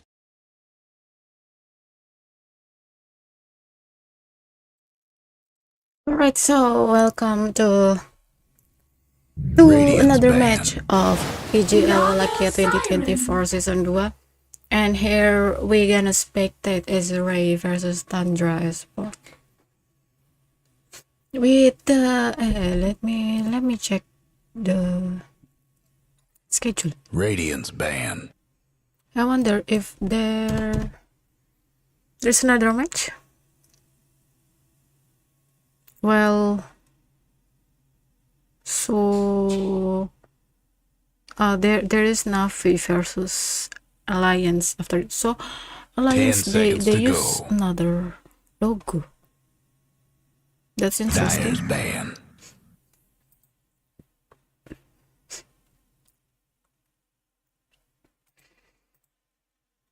So Azure is pretty powerful, and of course we know Tundra is sport with the third place on the TI, so they are pretty powerful too. So I wonder, but so far in Wallachia, the score for Azure is 2-1 and Tundra is also 2-1. So let's say that they fail on this match. There will be 2-2, right? And 2-2, I guess, is a bit safe. And they're gonna proceed on round 5, of course. Is it an elimination or not? So it's going to be a very tight competition here for Tundra Esport and Azure. Radiant's pick. Well, Luna. Interesting. So Azure, they decide to ban Bounty Hunter, Bristleback, Beastmaster, Shadowfin, and Doom. Tundra Esport on the other side. 10 seconds to They go. ban the Shadow Demon, Timbersaw, Tusk, 5 Primal seconds. Beast, and Razor. And since Tundra Esport, they pick the second, so Naga Siren and Luna is already picked. And Clockwork is the hero for Azure. Well, I heard the news about Tundra Esport, like, so there's only Whitemon on the team. So on, wait a second.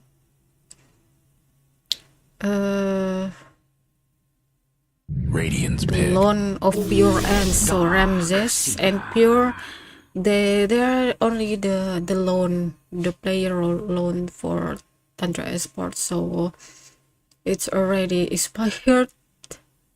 They won't play on Tundra anymore, and plus Topson 10 seconds to retires. go.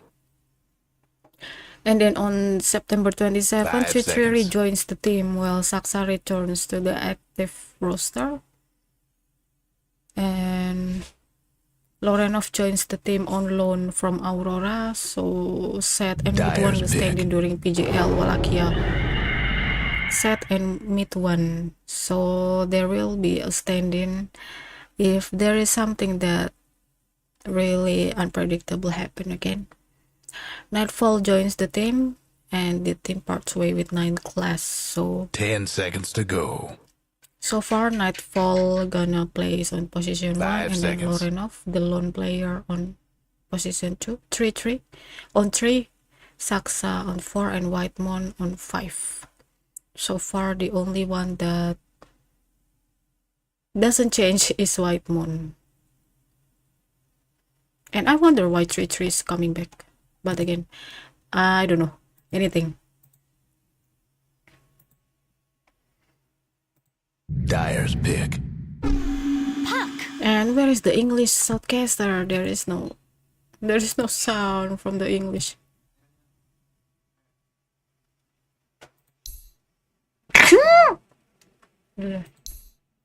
Radiant's pick. I'm sorry. Okay. Azure, they pick Darkseer and Phoenix next. Meanwhile, Tundra Esport, they pick Puck and Dead Prophet.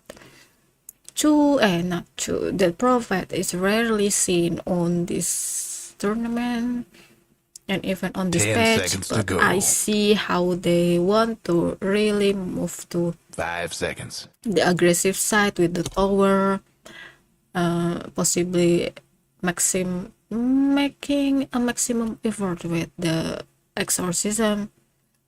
Of course, Luna with the moonglaive, but Luna, we know that Luna's going to farm a lot. Radiance ban.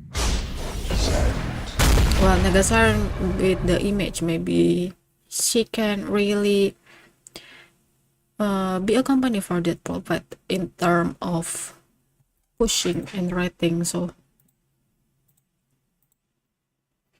10 seconds to go. Azure again pick the Sand King. 5 seconds. Is it going to be a mid lane set Sand King? Okay, so since I already introduced Tundra Esport, I previously already mentioned about Azure on the, I don't know, Azure versus Nima Galaxy, I think. Oh, who's burning trash on this hour? So low. Wait, I'm gonna wear my mask first. Dire's ban. Dire's ban.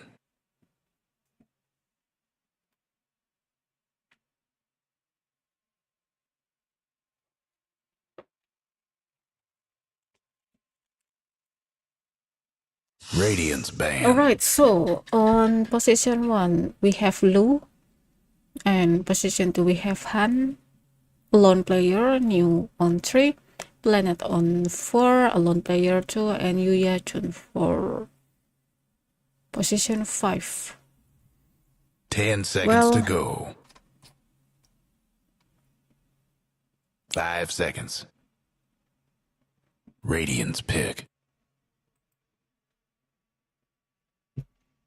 I always intrigued of seeing how Chinese player draft the team. We know that there is a significant pattern for Chinese team to draft the team. It's like we already predicted what will they pick.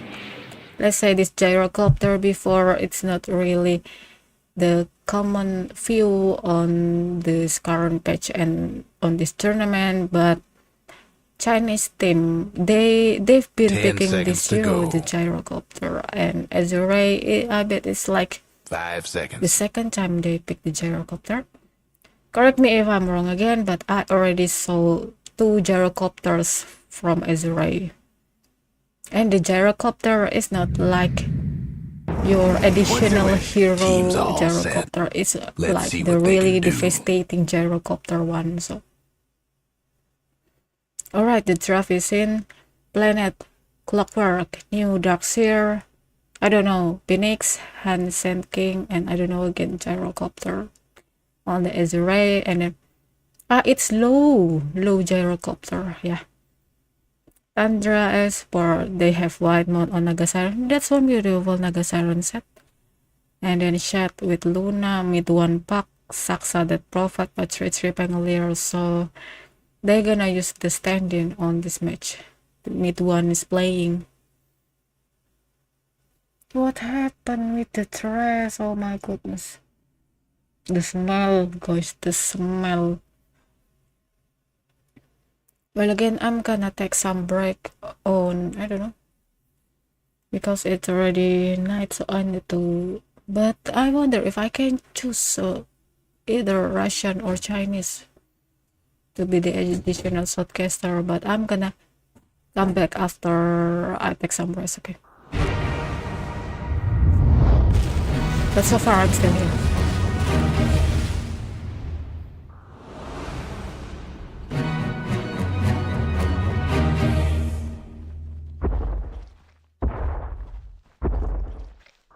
Luna! Alright, so this is like a unique Places, draft. everyone. I don't think it's not a draft, it's the item build on this page. They will proceed with a lot of iron branches. Look at that. Because they really need. Oh, good luck! Look at that competitive. It's like a very healthy competitive, yeah, whatever. I don't think that they're gonna meet each other. Maybe it's on the lane, on the river, or on the bounty fight. I don't think so. Maybe, oh, maybe they can still try. 3-3 trying to find ward, but there's no ward on the mid lane so far. 30 seconds to go.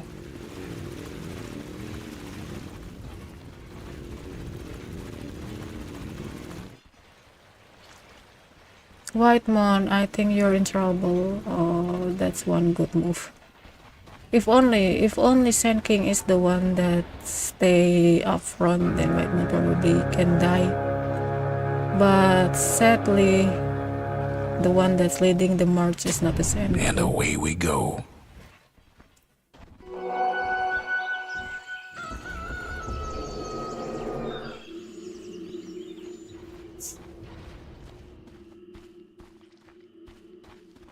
All right.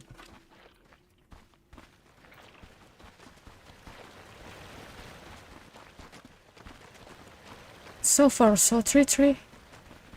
3-3 gonna help with the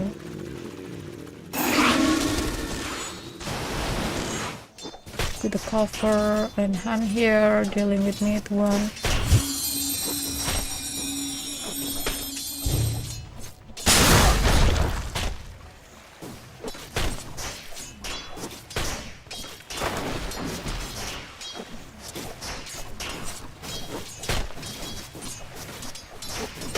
Okay, let me move the sound to another broadcaster first. Which one do you want? The Russian one? Потому что существует тур, существуют там способности, которые разрывают дистанции, что подкоп у Кинга, что хукшот у Клака, что и Карус Дайв. Вот насколько это страшно.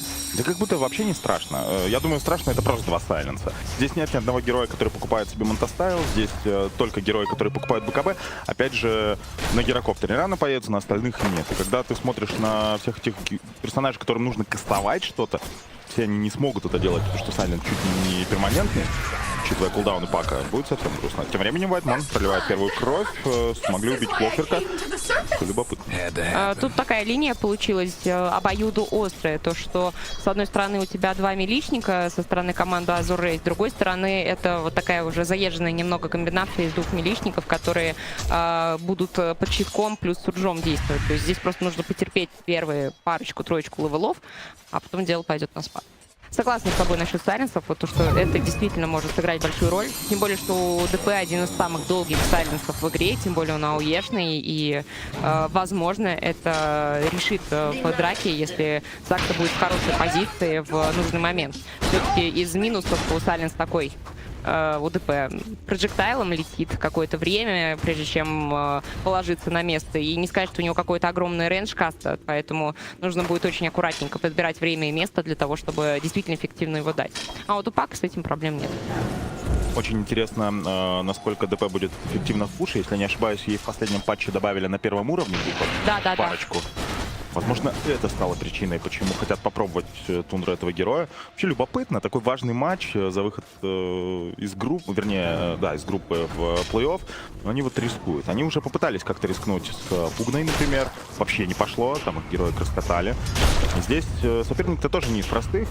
Да, это китайская команда не самая сильная, но тоже ведь 2-1. И я думаю, что Azure должны в плей-офф попадать, если, конечно, Тайджи не встретятся в следующем раунде. Опять же, если вылетят сейчас на этот счет. Временем Пак забирает руну. Да, ситуация у нас тут довольно непростая складывается для двух команд. Но вот я думаю, что обе команды еще вырастут по ходу сезона. Просто нужно время сыграться, нужно время обкатать какие-то стратегии. И такого рода турниры, как Валахия сейчас, где множество тир-1 команд еще в отпуске, и ты можешь покатать на не каком-то оверклассинге, проигрывая, а против более-менее равных соперников. Ну, это хорошее начало сезона, очень хорошее. И, как мы видим, у нас тут прям такая очень-очень яркая дота категории Б местами получается. То, что очень захватывающие игры, очень много вроде с какой-то странной, может быть, ошибок каких-то, где-то невнимательности, еще каких-то моментов, но также до последнего просто каждая команда борется в каждой карте. В этом плане те же Infinity, да, например, да, вот они там по 50 минут играют с удовольствием, 90-минутные карты были. Так, а прошлая серия тоже. Серия, 2 по часу, можно сказать. бесконечный какой-то экшен, все хотят играть до конца. Все прекрасно понимают, что состав участников позволяет добираться до высоких мест, там, условно, в топ-4, в топ-5. Такие команды, как Infinity, вероятно, в такой ситуации вообще никогда больше не окажутся в этом сезоне. Потому что не пройдут квалы, например, или попадут все-таки на турнир, но там будут все топы и не получится занять место выше последнего. Ты уже вчера, по-моему, как раз это отмечал, то, что проблема Южной Америки в том, что инвайтов нет, и поэтому один слот квалификации на весь регион — это все, чем может довольствоваться данная часть мира, по сути. Ну да, надо пользоваться моментом, пока 4 команды. Правда, не все остались, но тем не менее. С Лаской мы уже попрощались. Ну что ж, давайте посмотрим, что у нас складывается по нетверсам. Уже дело близится к 5-й минуте, 3 фрага сделаны, начало весьма активное. И, в принципе, у нас на всех позициях все плюс-минус ровненько. Пока что никто как-то далеко пока не ушел, разве что Снукинг немного подвыпал, но ему стало трудновато стоять против Пака, и он теперь начал фармить леса параллельной линии для того, чтобы вернуться обратно в игру. Что-то похоже, как раз Малрин показывал, где он уступал на линии, он много крипов там лишних терял и, соответственно, просто смещался в лес, и затем хорошо двигался. Пара буквально отличных гангов, и Снукинг возвращается всегда. Плюс на дистанцию он гораздо лучше Пака фармит, а в гангах ни разу не проседает. Так, Сакса за курьерами бегает. Видимо, у него был план выйти в спину под шестую, но его спалил этот курьер, и он его забрал. Поэтому немножечко не получилось фактором неожиданности, потому что Снукинг-то как раз довольно серьезно боится сайленса на таких таймингах. И, в принципе, у нас, я думаю, такая довольно сухая игра будет, потому что довольно жадные драфты, что с той, что с другой стороны. И довольно много в мидгейме времени будет посвящено именно контролю кемпов, и драки будут, скорее всего, именно за это. И все-таки Сакса выходит в спину, Эпицентр пытается распрессовать Снукинг, у него это получилось, но он это сделал для того, чтобы просто отзонить соперника, чтобы постараться выжить. И у него это с какой-то долей вероятности получается. Действительно, выходит из драки, Планет даже еще немножечко ворвался вперед, чтобы отзонить противника. Убить их шансов уже не представляется, хотя решил до конца играть здесь Феникс, потратил все свои скиллы, чтобы прожечь Мидвана. Мидван увернулся от фаерспиритов последних, и теперь его жизни нет угрозы. Планет мог бы как-то, возможно, удачно кок толкнуть, но там, скорее всего, не хватило бы тоже урона. Так что Феникс погибает, но Снукинг остался жив, хоть и выселяет его тоже на базу, регенится. И вот сейчас он вернется. Эпицентра нет, но с другой стороны можно и подкопом довольствоваться. Хватит ли урона? Нет. Так, просто ману потратил, спонтанно прилетел. Ну, молодец, кстати, Мидван, знаешь, как старые добрые кнопки жмет. Вообще не ошибся, честно. Паки ни разу спрятался от всего, чего нужно. Кто-то его уже карьеру вообще похоронил. Считали многие, что никогда он не вернется. Но вот, пожалуйста. Вот с 2020 года примерно непростая такая судьба сложилась у Мидвана. То, что был у него вот этот золотой период в секретах. Из секретов он ушел в инактив по причине семейных проблем. Там у него очень много больших трудностей было. И было банально не додот. Какой-то получился вакуум. Жаль только, что окружили его со всех сторон, поэтому эта стенка тут так сильно не сыграет. Но выглядело хайпово. Вакуум хорошо, но Вайтмонда тоже здорово затянул. Поэтому могу сказать так, то что вот Миркл у нас был в инактиве и вернулся обратно. Если честно, местами заметно то, что он подрастерял свою форму, то, что где-то он теряется в каких-то моментах, в которых раньше никогда не терялся. Где-то он героя плохо чувствует, потому что явно не наигрывал на нем много. А вот Мидван, я вот боюсь даже что-то про него говорить, не дай бог, кто сам будет. Не, я могу сказать страшные вещи. Мидван круче Миракла на этом турнире раз в 6. Я вот пока боюсь. Я бы в 2020-м за такие слова, наверное, был наказан, да. Здесь кто вообще поспорит? Мне кажется, что Мидван просто хороший турнир проводит. Я думаю, что сейчас он, своеобразная реклама Мидвана. Потому что это ведь только замена, это только один турнир. Может быть, кому-то потребуется игрок. Я уверен, сейчас, знаешь, вот такие замены, что как будто, может, ты в команде останешься. Все-таки период такой ростерный еще не закончился, еще некоторые составы подбираются, и даже на замене надо показывать весь свой класс для того, чтобы либо прорекламировать себя для каких-то других ростеров, либо остаться в той команде, которая тебя взяла на замену. Поэтому да, это еще не те моменты, которые можно утверждать, что кто-то там у нас на замене, а кто-то нет. Ну что ж, Мидван на хосте побежал наверх. Наверху у нас 4 героя. Вернулся из таверны Снукинг, но он с мида не хочет никуда уходить. И телепорта у него, скорее всего, нет, потому что он только прилетал на мид. На когах своих Планет пытался зацепить Мидвана, но из этого ничего не получилось. Тянул сюда также 4 игрока команды Сил Света. И без боя здесь такими темпами разойдутся, потому что просто Мидван затопил движуху. Да, там 9 человек оказалось в верхней части карты. В итоге экшена никакого не будет. А там, вот, видишь, вроде как без палева подходил, но вард такой очень подлый, подсвечивался из перемещения, поэтому сразу же ротация была от Тундры назад. Так-то очень хочет подраться, но у него еще нет шестого, он пока мало урона нанесет в драке. Билд, билд 3-1-1, все-таки Сайленс, конечно, берется. Главная способность здесь попытка забрать Феникса. Феникса забирают очень легко. В ответ погибает Нага. Ну и Катька 33-й. Мы от Луны. Дальше может хватить, правда, шанс в стене стоит. Ему самому нужно выйти каким-то образом. Он дерется до конца. Погибает и гирокоптер, и сам шат. И минус 4 в исполнении Тундры. Вот так делается. Шикарная драка получилась, хотя не все начиналось по плану. Казалось бы, то, что в стенке Луны не проживет столько, но там она и стики прожала, и, по-моему, еще Лотус какой-то залетел. В общем, было много регена. И поэтому Эклипс практически полностью свою отработал. Ульта появилась в процессе драки у ДП, но маны не хватило из минусов. Зато пришел 303 и очень много урона нанес. И тем самым решил исход драки. И то, что гирокоптер пришел сюда и умер, это для него большая потеря в темпе.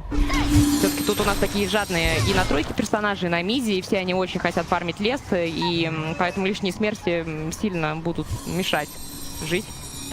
Я согласен, да. Нет смысла бегать постоянно. У вас персонажи не добрались до 6-х левелов. У вас слабая драка без суперновы, у вас очень слабый инициатор Сэнкинг без блинка. А Клока мы не можем пока рассматривать в качестве инициатора, пока он 6-й не получил. Ну, еще и обрати внимание, то, что Клок у нас играет через аспект на хукшот, а не через аспект на коде.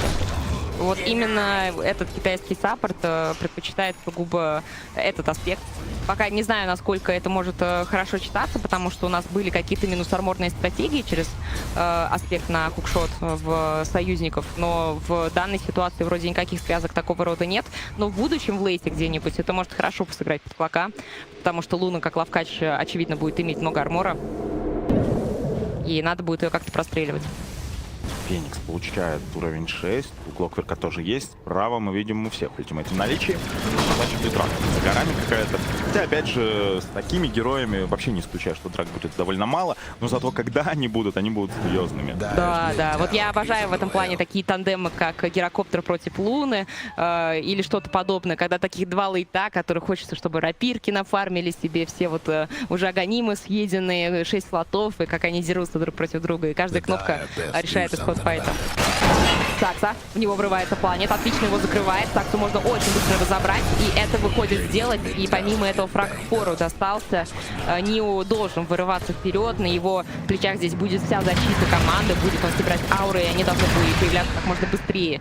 И на Гирыча здесь тоже нападение, он довольно много живет времени, но 33-й пока у нас толком рассказ еще не выдал, только ультой контролил, и все равно урона не хватило. Очень амбициозная атака была, но как-то не хватило помощи.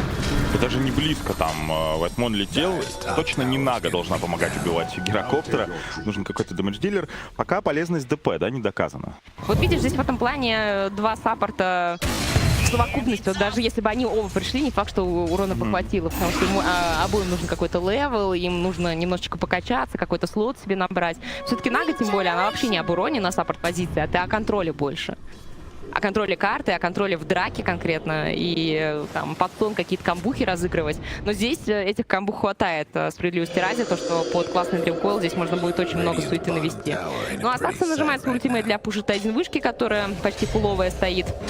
Оно и понятно. Вот там редактор, кстати, уточнил, что баф заключается и в двух духах на первом уровне, и в одном дополнительном духе на втором уровне ультимейта. То есть такой баф early game получается. Early game и, возможно, как раз позиции саппорта, но, опять же, это нужно тестировать, и одной карты будет недостаточно, чтобы понять. Да, вышку Сакса снес, молодец. Вопросов никаких. Тут, скорее, даже, знаешь, не столько в тестах вопрос, сколько в грамотном айтем-билде, который надо продумать. И я думаю, что саппорт ДП 100% будет нуждаться в Юле, потому что надо просто как-то жить с этим усиленным ультимейтом. Юл штука довольно дорогая и мало дает за свои деньги на саппорте. ДП фармит еще очень плохо на саппорт-позиции, потому что за недостаток левела ты много маны тратишь, а крипов за это забираешь мало. То есть, скорее всего, на ней нужно активно драться. И скилл-билд тоже в этом плане некоторые, может быть, коррективы будет допускать. В общем, есть что еще наиграть на ней, посмотреть, оценить. А тут пока у нас Сален забирает Феникса легчайше. Довольно он полезен, когда на нем висит Сайленс в этом плане.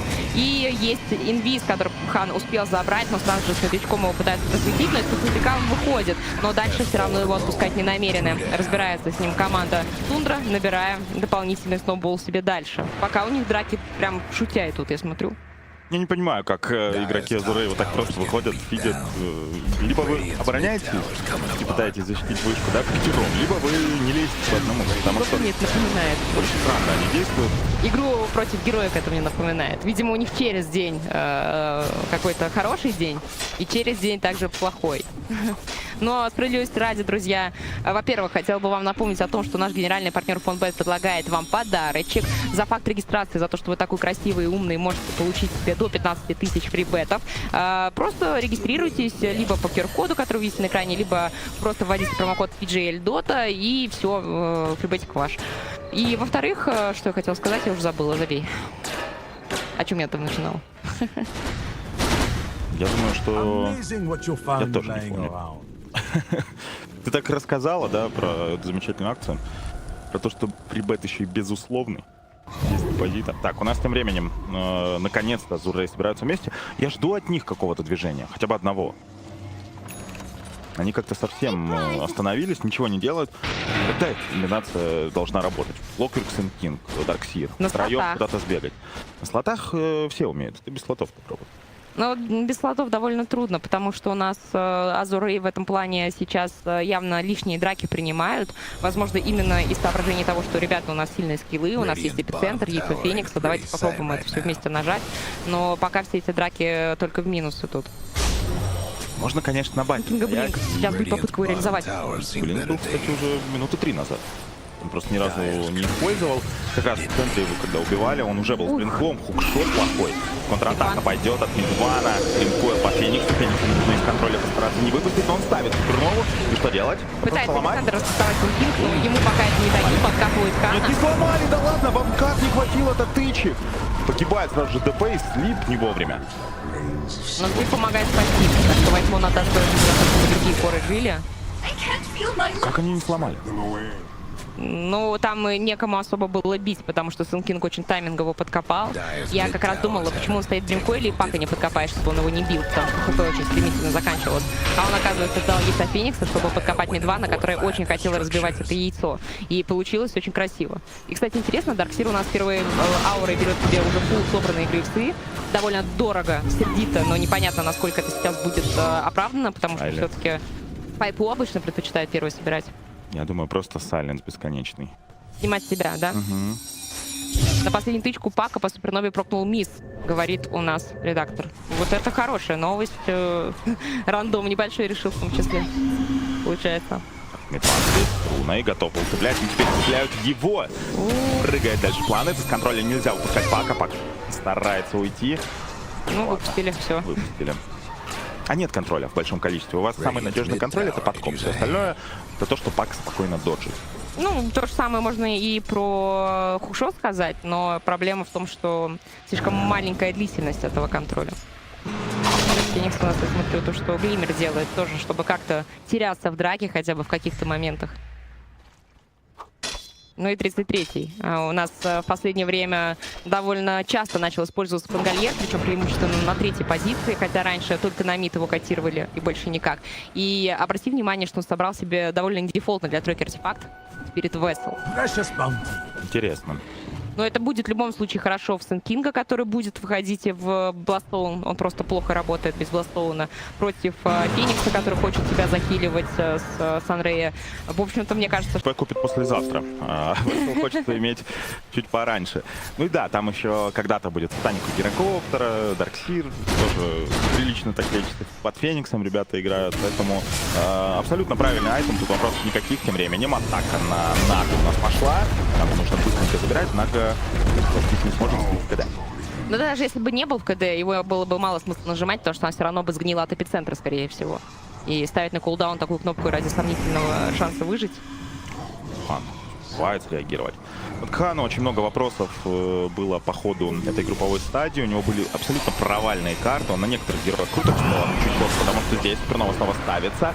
Но Луна ее в соло может здесь сломать, да. Но тут уже не получилось. Не дождался немножечко Стенкинга, не дали времени для того, чтобы дотерпеть до Стенкинга. Он либо умирал до яйца, либо после яйца. Решил рискнуть поставить, но риск не оправдался. Увы. С другой стороны, у нас началась такая беготня, в которой, по идее, есть передышка для гирокоптера, который просто где-то там в углу карты спрятался и фармит, и фармит, и фармит. И у него появился Аганим. Он наконец-то будет фармить быстро. Помимо этого, Дарксир тоже у нас практически не вылезает из поля, как бы так, видимости крипов. И поэтому у нас дерутся в основном саппорты, да, Снукинг. Да, он из-за этого потеряет по Нетрусу, но зато двум жадным кором своим он даст возможность побить крипчиков. Поэтому я думаю, что здесь на его нетворс хайт не приходится. Кому-то придется собой пожертвовать, и они решили в жертву именно Снукинга отдать. Он просто как исполнитель Хан на этом турнире проседает довольно серьезно. У него есть герои хорошие, типа инвокера, есть совсем плохие. Мы вот как-то обсуждали это в аналитике и пришли к выводу, то, что одна из ситуаций, которые стоит отмечать, когда говоришь про исполнение Хана, то, что у него вайбы Ларла в момент, когда он только пришел в Спирит, то, что под него вообще не играют. И, возможно, это потому, что у него авторитета меньше всех в команде среди коров, которые гораздо опытнее его. Возможно, дело в чем-то другом, но так или иначе он, как правило, из тех, кто страдает в соло. Типа того, да, это реально очень похоже на эту ситуацию. Так, у нас выходит Азурей. Вот оно, пока. Опять самая сложная цель для поимки. Пробовать. Хорошо подкопал. Что так себе, пак. Ну, добрались до него, нормально. Хорош. Хороший враг. Сейчас наконец-то получилось Хану подарить приличное количество голды. Но пока его Нетворс все равно оставляет желать лучшего. Еще причем обрати внимание, Клок в этом файте реализовал собранный Орчид. Где он столько денег нашел, у меня вопрос. Кого украл? Я вот знаешь, о чем думаю сейчас? Я думаю, что если вдруг Нага не сможет спасти команду в тимфайте хотя бы раз, то Азуры их просто порвут с этим Дарксиром. Время нужно. Вот то, что мы с тобой обсуждали в начале игры и после драфтов, то, что нужно просто дождаться, когда герои набьют слоты. Нужно, чтобы артефакты, нужные для защиты, появились не послезавтра, а вот сейчас. И мы ждем БКБ на гирокоптере. Для него это будет пауэрспайк. Желательно еще до Доедалуса после этого дотерпеть, но хотя бы БКБ. Сенкингу нужен Бластон к Физнесу, и Дарксиру нужно набрать весь свой кап из аур. Здесь нужна и Пайпа, здесь нужен и Кримсон, и Грифсы. И все эти артефакты необходимы. И мне очень нравится решение Планета собрать себе Орчид. Вот сейчас он подарил этот фраг на Паке. И дальше будет хуже, потому что Пак у нас уже пошел в дэмэдж-билд, не ожидая такой подлости. И ему придется либо сильно терять дэмэдж, переключаясь на какой-нибудь бухенбар, а Паки у нас некоторые Паки, а некоторые исполнители на Паках очень не любят БКБ собирать. Просто тебе как будто бы в картину мира это сложно вписывается, слишком руинит. И вот тут Пак такой же, точно такой же, смотри, по-разному скрипаться. Так, Рошан достается команде Тундра. Я так понимаю, что Азурей осознанно не стали туда врываться. Ну, Паку, смотри, отдали Аегис как раз, чтобы он переживал такие моменты и мог позволить себе пожадничать. И Бластон появился у Сенкинга. Вот это важный момент. Драка теперь может пойти совершенно в ином ключе. Не надо драться сейчас, Азурей. Вернее, это не обязательно. Только если они реально почувствуют какую-то силу ДСом. А я бы подралась. Мне кажется, что Аегис на Паке это не самое пугающее. И в целом, ну, у него только одна из жизней будет эффективная. Во второй жизни у него все скиллы будут на КД, который он может там действительно как-то опасно нажать. Поэтому это скорее Аегис был в угоду того, чтобы он не достался Азурей, нежели чем что Тундре он какое-то большое преимущество даст, что они много с ним могут сделать. И я думаю, что вполне возможна ситуация, где Азурей попробует навязать драку при еще существующем Аегисе. Я думаю, скорее от защиты, то есть они дадут какой-то агрессии от Тундры, постараются подловить на этом. Их устраивает затягивать игру. У них сумасшедший тимфайт в лейте, у них есть и контроль через БКБ, хоть и небольшой. У них есть Супернова, в перспективе 2 когда-нибудь. Ну и, конечно, это спина, поставленная на Луну. Это то, о чем почему-то забыли на Инте. Никто абсолютно не брал Дарксира в Луну, хотя Dire's Будто бы bottom tower's напрашивалось. getting the business. Дарксир тоже, знаешь, у него есть свои погрешности, как у героя. Потому что инициаторов очень сильно не хватало вместе на миде, на других позициях, и ты не мог себе позволить еще одного такого пассивного героя. Так, мидван, у нас тут есть Recoil, которым он связал Фениксу. Фениксу шикарная позиция, Шат нажимает свое свежее БКБ. Шат под бастоном живет, но не очень долго. Не хватило ему выживаемости, чтобы пережить весь этот проказ соперника. Сейчас будет БКБ заканчиваться. Возможно, это будет шанс на драку. Но у Гирокоптера проблемы с ХП. Он пытается выйти. Ему только сейчас летит этот локинбар. И он очень хотел бы поймать его и развернуться. Посмотрим, успеет ли. Но пока у нас только развивается яйцо Феникса. Погибает планет. Остается только двое в живых. И теперь в этом Аегисе нет никакого... В этом БКБ нет никакого смысла, который прилетел. Конечно, кривая драка в исполнении Азуры. Гирокоптера теряют все-таки. Повезло еще и здесь. Я не знаю, ты видела, как они разделились в драке? Одни на линии, другие почему-то в лесу. Они просто пополам поделились. Тундра стоит одним кулаком, Тундра держит удар, Сэндкинг врывается, получает сайленс и никак с него его не снимают. Вернее, не так. Снимают первый, накидывается второй, если нужно. И уже тяжело на Сэндкинге что-то показывать. Я бы реплей этой драки посмотрела, потому что мне не очень понятно было, как там стакнулись пылы. Я вообще не поняла, куда стенка в итоге от Дарксира ушла. Она очень криво стояла. Да, и не стянули на нее. По файт-рекапу было у него там 700 урона за драку, то есть, очевидно, он урона никакого не нанес. Он поставил на Луну, но там очень плохо стояла стена. Да ее там и не задержать уже на месте было. Вот, СК, сайленс.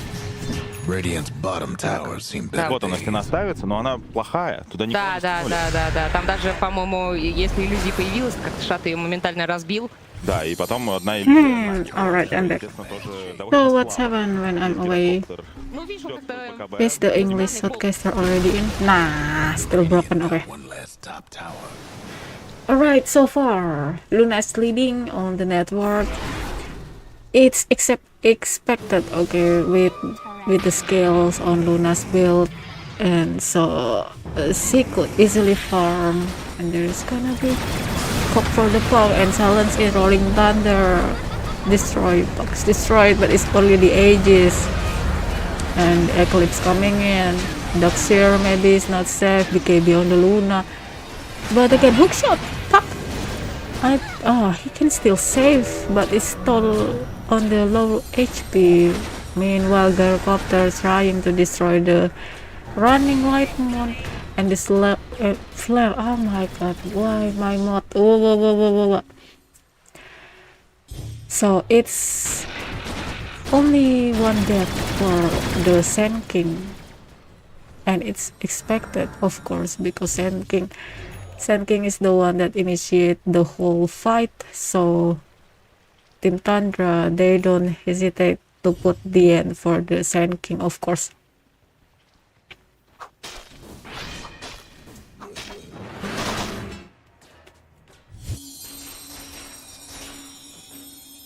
And I wonder why the puck is the one that holds the Aegis. Maybe because Azure, they can easily destroy the puck. I wonder if puck doesn't have the Aegis. It's going to be his death. But again, let's say, yeah, that's the best scenario indeed. Also, hookshot to the Pangolier and the ray of the clock.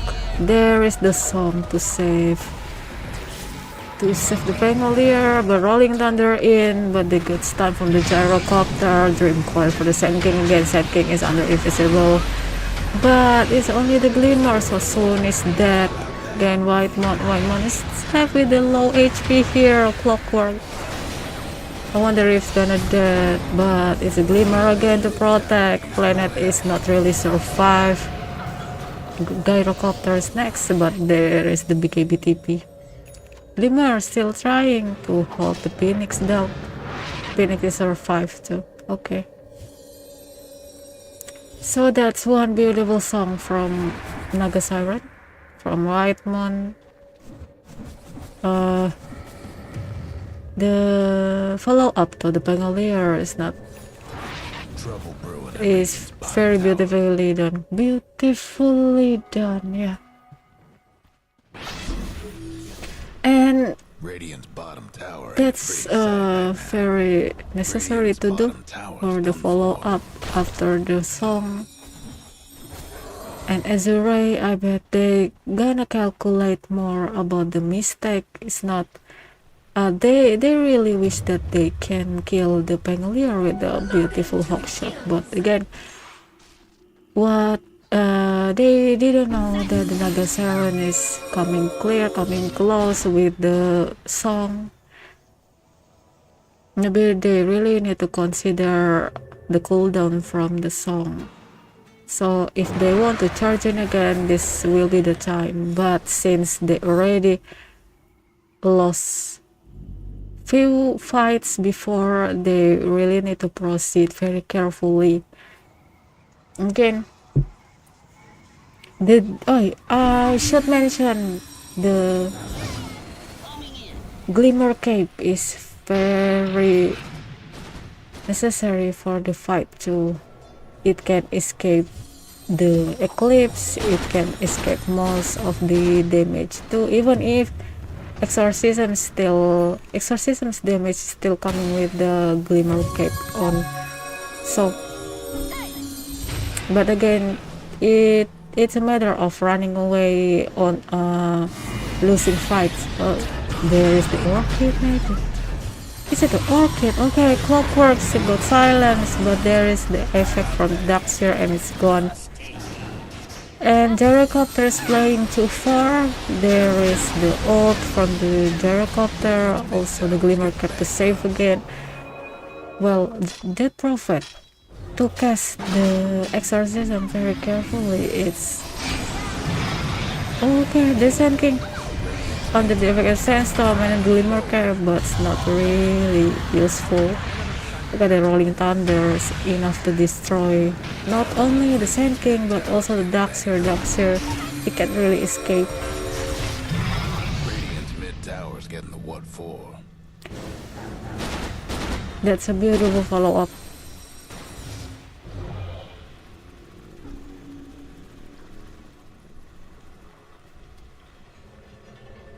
And again, it's a pretty wide net worth advantage for Team Tundra, 13k. If they keep this momentum, I'm sure that they're gonna earn the victory pretty easily. And the Gyro, I guess, even if he has some kind of skills that enable him to farm pretty fastly, but that's not happening because he's dead so many times already. Let's see, so how many times? 2 without kills. Meanwhile, the Luna here 5 111. Okay, there is another 3 silence for Team Azure and Dream Coil too. Look at that. There's a Rolling Thunder canceling the epicenter. Epicenter is not really happening, and then the Burrow Strike just to be killed by mid-1 Clockwork. The escape from the Glimmer Cape here, that's real one MVP item in this match. Exorcism plus the Luna here. I guess it's enough to destroy the whole creep, and maybe fortify the tower is important to protect just for a few seconds, but it's exorcism they are fighting. And the hookshot for the Luna here. Jericho to try to destroy the Luna, but with the BKB on and the song, just to make sure that everyone from Tundra is ready enough to face the whole Azure. That's really beautiful. The Prophet's trying to escape. There's the 4 staff coming in and the stun Gyrocopter. Glimmer Cape on and Sand King trying to catch the Luna. I wonder if this is going to be the death of Luna if the Prophet, and then triple kill. Luna is dead too. The Puck is still surviving here, dominating for the Puck. And 3-3, the Pangolier trying to catch the Darkseer, but it's way too far. The Darkseer is running so fast. Like what's that? Okay, hookshot, not really connected to anyone. Well, so far it's 3-2. There is significant change of XP and damage on the both team, but I would say that this fight really an advantage for Azure. Yeah.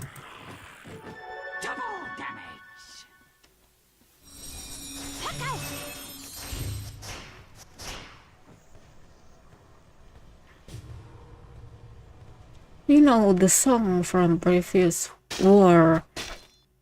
It's beautifully done. It's like, okay, let's start again, because on the previous fight, the one that charged in first is the Azure, right? So if they are not really ready enough to fight against the damage, they really need to restart. That's why the song is casted. But then again, even if the song is casted, Tundra, they failed to keep the momentum on. Maybe the Luna is not really tanky enough just to survive, not like really a tanker, but to survive. There is only like 2 heroes that damage the Luna, but the damage is grouped up for only the Luna, so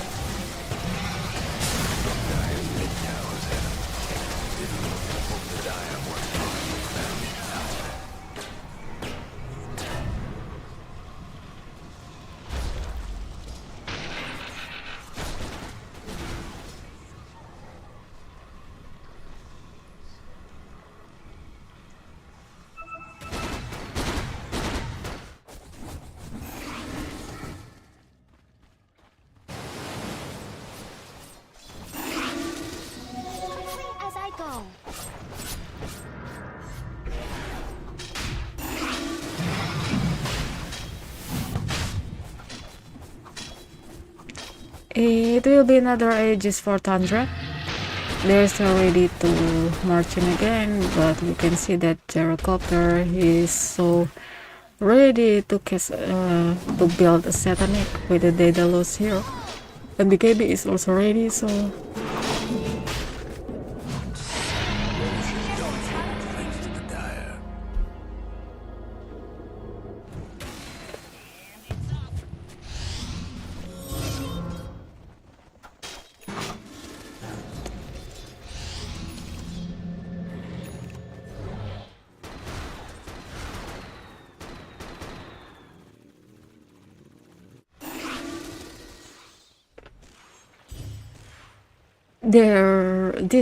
this Nagasaran, if the song is casted only for restart, then I really suggest him to build the Aghanim, because when Aghanim is added, Aghanim is built for the Nagasaran, it means that the song has this kind of regeneration effect for the HP.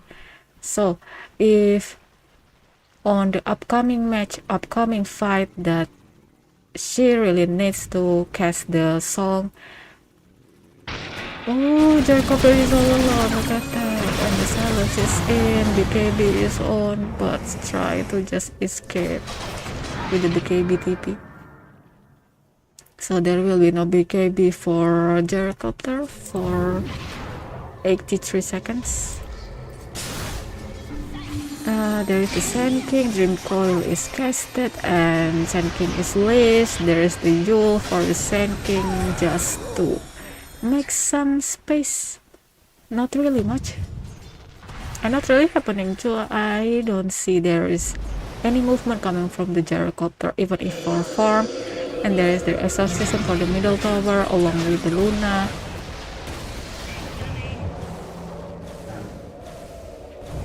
It's pretty dangerous now for Azure because they don't have anyone to initiate the movement. There is no Sand King to Burrow Strike or adding additional damage on the Sandstorm in the epicenter, so maybe they're gonna rely on the hook shot, but it's pretty risky move. They're gonna try to safely protect the tower. Radiant's top tower's hurting. What did I say? About the Nagasarans again. Lost the top tower. So if they gonna have the same tactics, same strategy about resetting the fight with Song, it will be pretty considered move if the reset is also healing the whole team. So it's like they really reset the move, while all of the skills are pretty much tested. It will be like on the upper hand for Tundra Esports.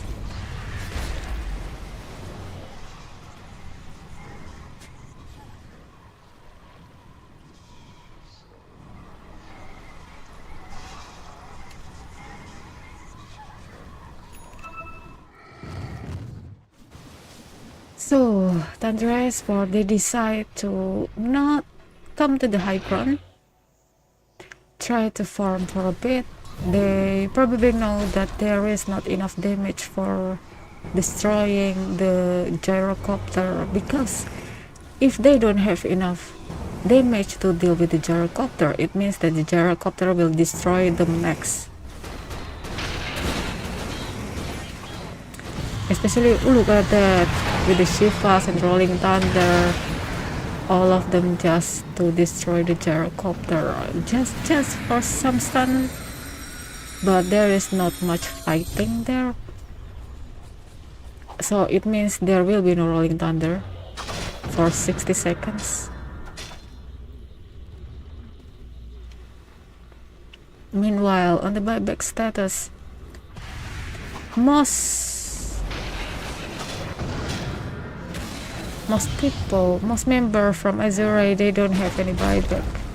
Meanwhile, on the Azure, on the Tundra, only the Prophet and Pango now, and Nagasaran, that they don't have any buyback. So 20 seconds of Aegis expiration date. I would say that this will be the move to expire, but again, it will be pretty risky.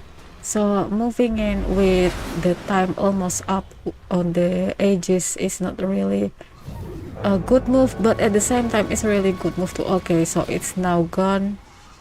3 more minutes to wait for the next. Not really, so like just the expiration date again.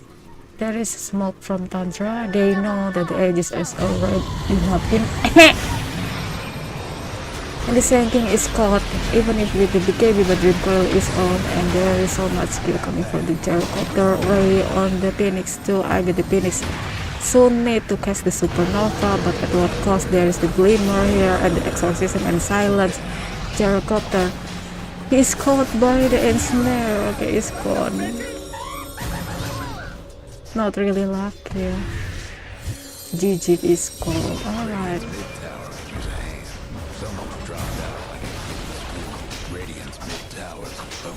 Look at that Lightmon. I'm really proud of Lightmon. He has such beautiful behavior.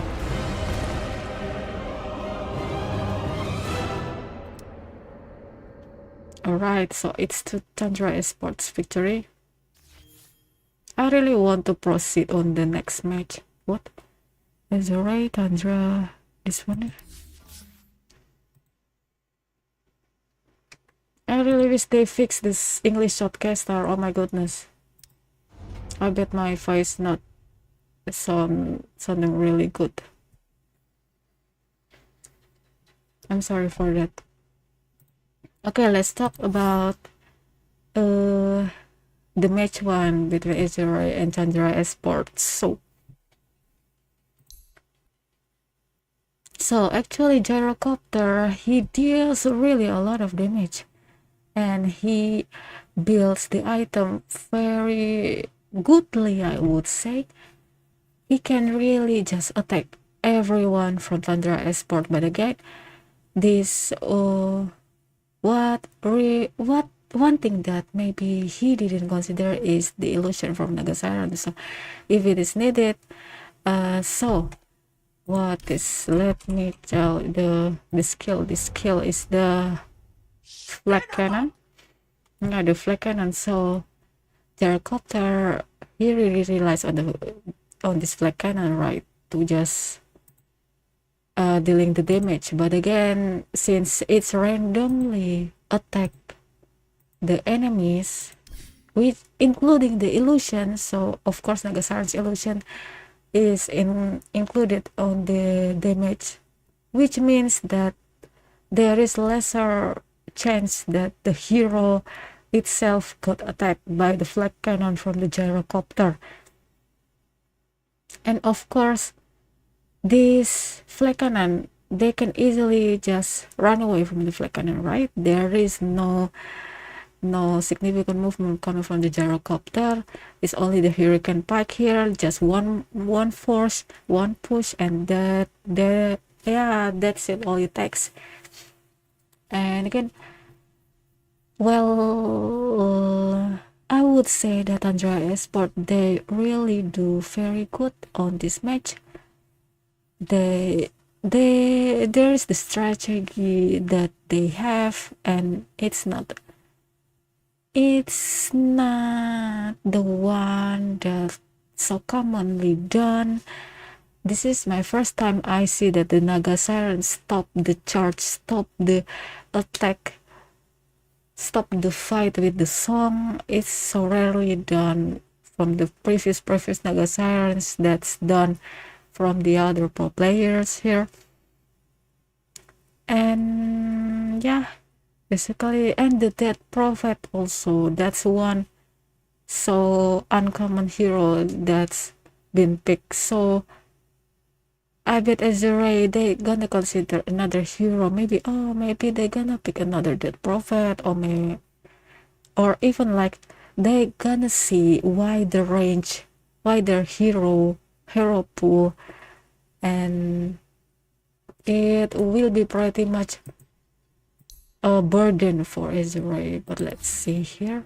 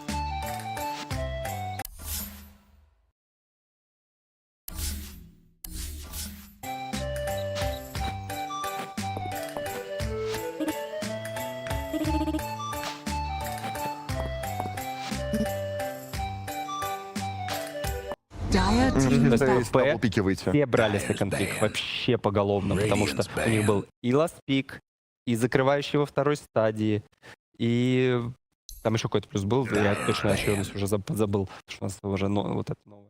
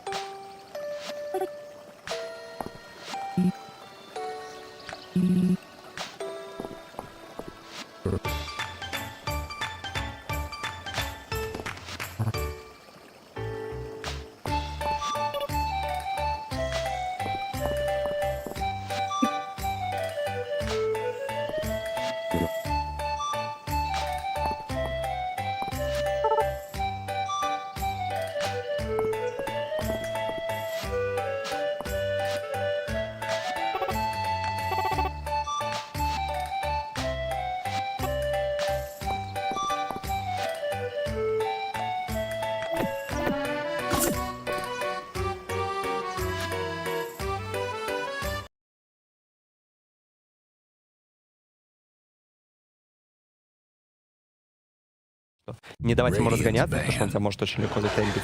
Против Наги, ну, Нага сейчас очень популярна. Под сейф очень...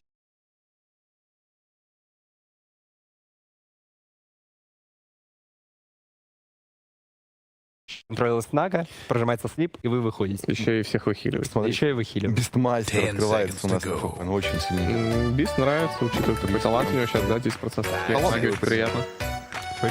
Мини такой пайп у него получается за счет таланта на 10 уровне. Потому что было раньше 5%, теперь 10%.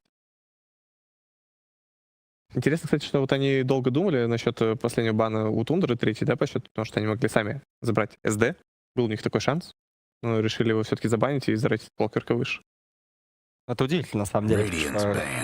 Клокверк не всегда был такой, ну вот, мне кажется, ни в одной вообще вот мете доты Клокверк не был прям имбой, да. Смотрите, у нас снова минус Shadow Demon, минус Разор. На второй стадии бана в 33-му могут забанить Думу, и тогда Тундра возьмет себе Луну. С прошлой карты... Опять тот же самый задел. С прошлой карты отличие только в том, что Ящер не в бане сейчас, и вот Бист вышел из бана забрать себе Азура. Я скажу больше, Тундра уже целится в Луну, потому что видим бан Разора.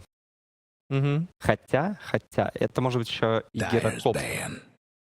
Ага, вот это интересно, вот. Сами решили забанить Луну. Ну, во-первых, Лоу сам, любитель Луны. Конечно. Луна плюс Бисмастер очень хорошая комбинация в виде аур.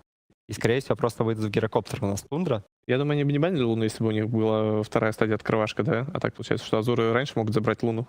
Поэтому решили убрать. Просто Гирокоптер хорош против Биста на линии, и тем более сейчас Бисмастер снова играет через Самоны. Через домик. А Бисмастер через Самоны. У него есть один такой жирный минус, который заключается в том, что если он плохо простоит лайнинг, то это будет просто вот кусок со зверьми. Ну да, нет топориков, ты не можешь пойти эншей покачать, это забрать золото стаки. с ходящим золотом другим, которое приходит тебе и начинает неожиданно отдавать преимущество в руки. Леон. Кстати говоря, вот, по поводу Леона. Твои слова, Ван Скор, о том, что у нас в мете не так много героев, закрывающих пак. Вот теперь периодически появляется Леон. Ответный зоопарк появляется тем временем. Ну вот теперь что-то Леон здесь не особо нравится. Ну, мне. или вот так вот, в принципе, можно Вот и так? без гирокоптера было справиться. Можно было взять просто Чена, потому что Чена уже давным-давно у нас не банят, хотя я вот пытаюсь вспомнить, у нас была мета, где постоянно пикали Чена, потому что он был очень сильный, Да. там и ауру вносил. А что мы сделали? Вот, Полгодик буквально прошел. да, аж я пытаюсь вспомнить, как его занерфили. Не помню. Это на самом деле единичный случай. Надо сиквел открывать, чекать, что он там по Чену прописывал. Он только разве что новый билд придумал. Ну, на самом деле, то, что когда в доту ввели аспекты, очень много изменений. Они как будто, знаешь, вот x2 их стало. Да, каждый аспект изменяют, Да. а у некоторых больше, чем 2 аспекта, и в каждом изменении. Ну, благо у Чена, когда мы думали, что много... подряд сложнее. Благо, когда мы думали, что у Чена много аспектов, оказалось, что это просто много крипов на Особенно выбор. не по тем персонажам, которые сейчас... ДК. Это кэрри ДК, наверное, да? Или мид? Я не знаю, пока... Alright, so welcome back to the match 2 of Pgl Wallachia 2024 Season 2.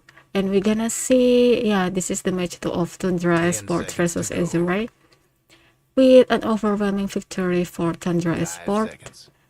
And alright, so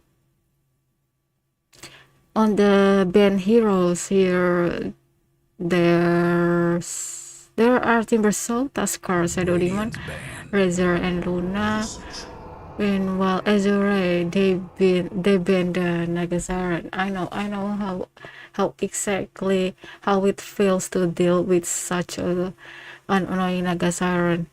It's not even if you're fighting against a non-player Nagasaran, he's still annoying with the image, with the ensnare and reel in, of course the song of the siren. It's like she's here just to annoy all of the heroes, right? So, and especially with the previous match, Azure team, they learned that this Nagasaran is 100% bannable, because it's either you're gonna pick or ban. They don't want to waste any more change just to see Nagasaran on the hand of Whitemon again. So this is a really big move. And then they also banned the Bounty Hunter. I never see Bounty Hunter in this page, but again, since Tundra Esports, they really adjust the hero. It's not all about the good hero on this page. They really consider all of the heroes that exist, all 211 heroes on Dota. So Bounty Hunter is picked as the ban, also Bristleback, Enchantress from the Whitemon again. It's totally annoying. And Gyrocopter, I wonder why they picked the Gyrocopter. Why they banned the Gyrocopter? Even if the Azure's Gyrocopter is pretty good on the previous match. Maybe there will be some kind of vision that, maybe they're gonna pick Gyrocopter on our next draft, so they're gonna ban the Gyrocopter. Gyrocopter is deadly, almost as deadly as Luna, but again, it's all a matter of captain face, right? And the next is Pangolier and the Puck, which are the hero that pick on the previous match. Mid one pick the Puck, and of course 3-3 pick the Pangolier. Azure, they complete the whole gang. Neo, Beastmaster, Planet Lion, Dragon Knight is low maybe, yeah, Phoenix, and then Han with Queen of Pain and Tundra Esports also. So Azure, they gonna proceed with a very tanky carry. Honestly, I'm not a fan of Dragon Knight as a carry, but again, maybe it can work on this draft. Tundra Esport, Saksa with Clockwork, White Chen, Set, Alchemist, Treasury, Visage, and with one Tiny.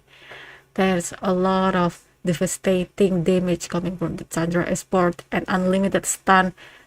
There is the Clockwork with Assault, Battery Assault, of course the Hook Shot, and the Coke is devastating enough to drain your mana. Whitemon, he can just pick whatever heroes that he wants to fight with him, and of course there should be a creep that can cast mana drain, also the stun, and yeah, whatever that Whitemon wants. Set Alchemist with the concoction is pretty big enough to stun, and also the farm with the gold gain, Griffith's Crit, and of course it's pretty good. Seed money here with the facet. Visage we know with the familiar is stunning, of course, and the Soul Assumption is dealing a lot of damage. Mid one, yeah, I wouldn't say much about Tiny, right? Basically it's a built-in stun. So okay.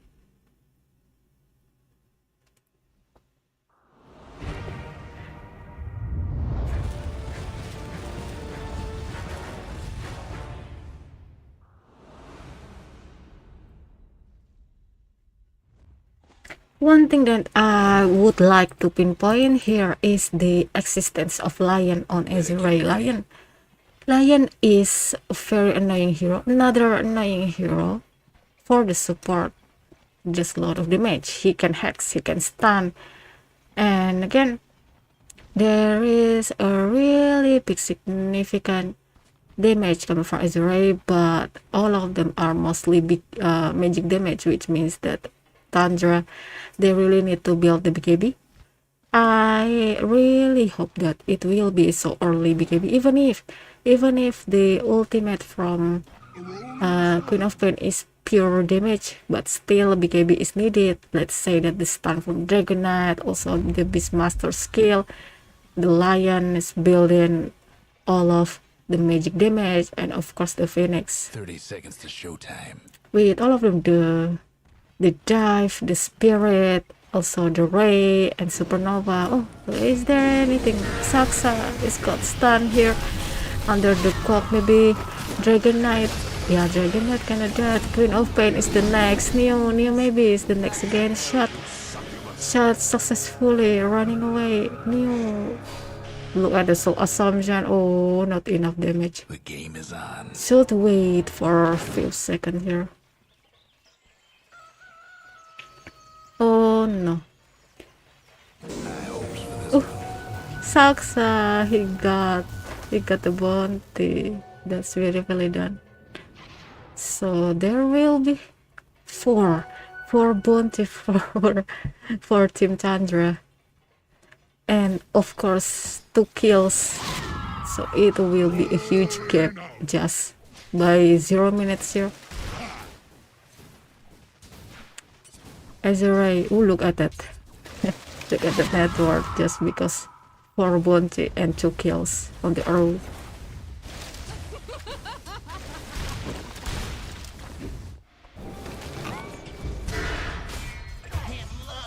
Success not survive, but Soul Assumption is enough to destroy the Phoenix here.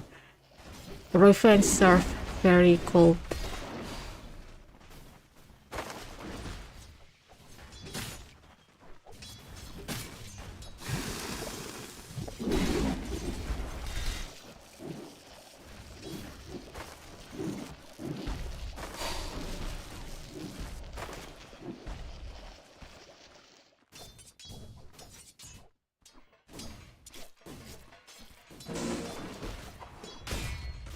Alright, so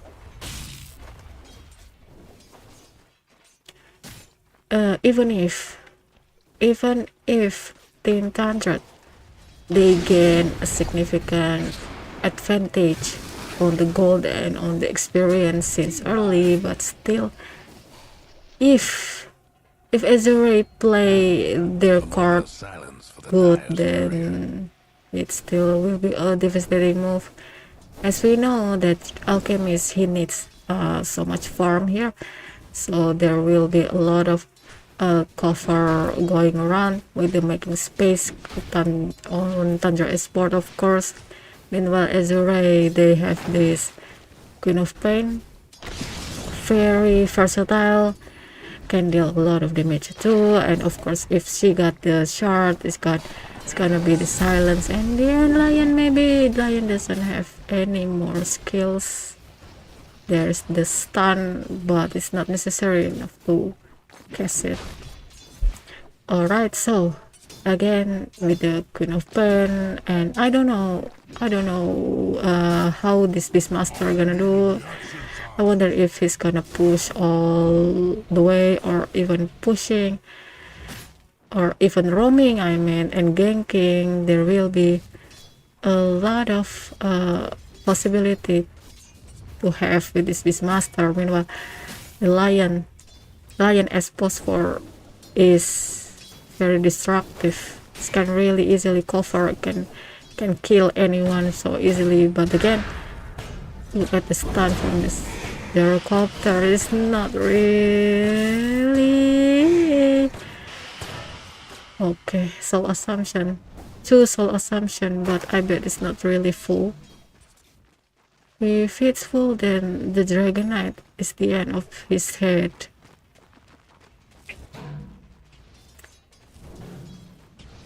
And look at this Clockwork, so tanky.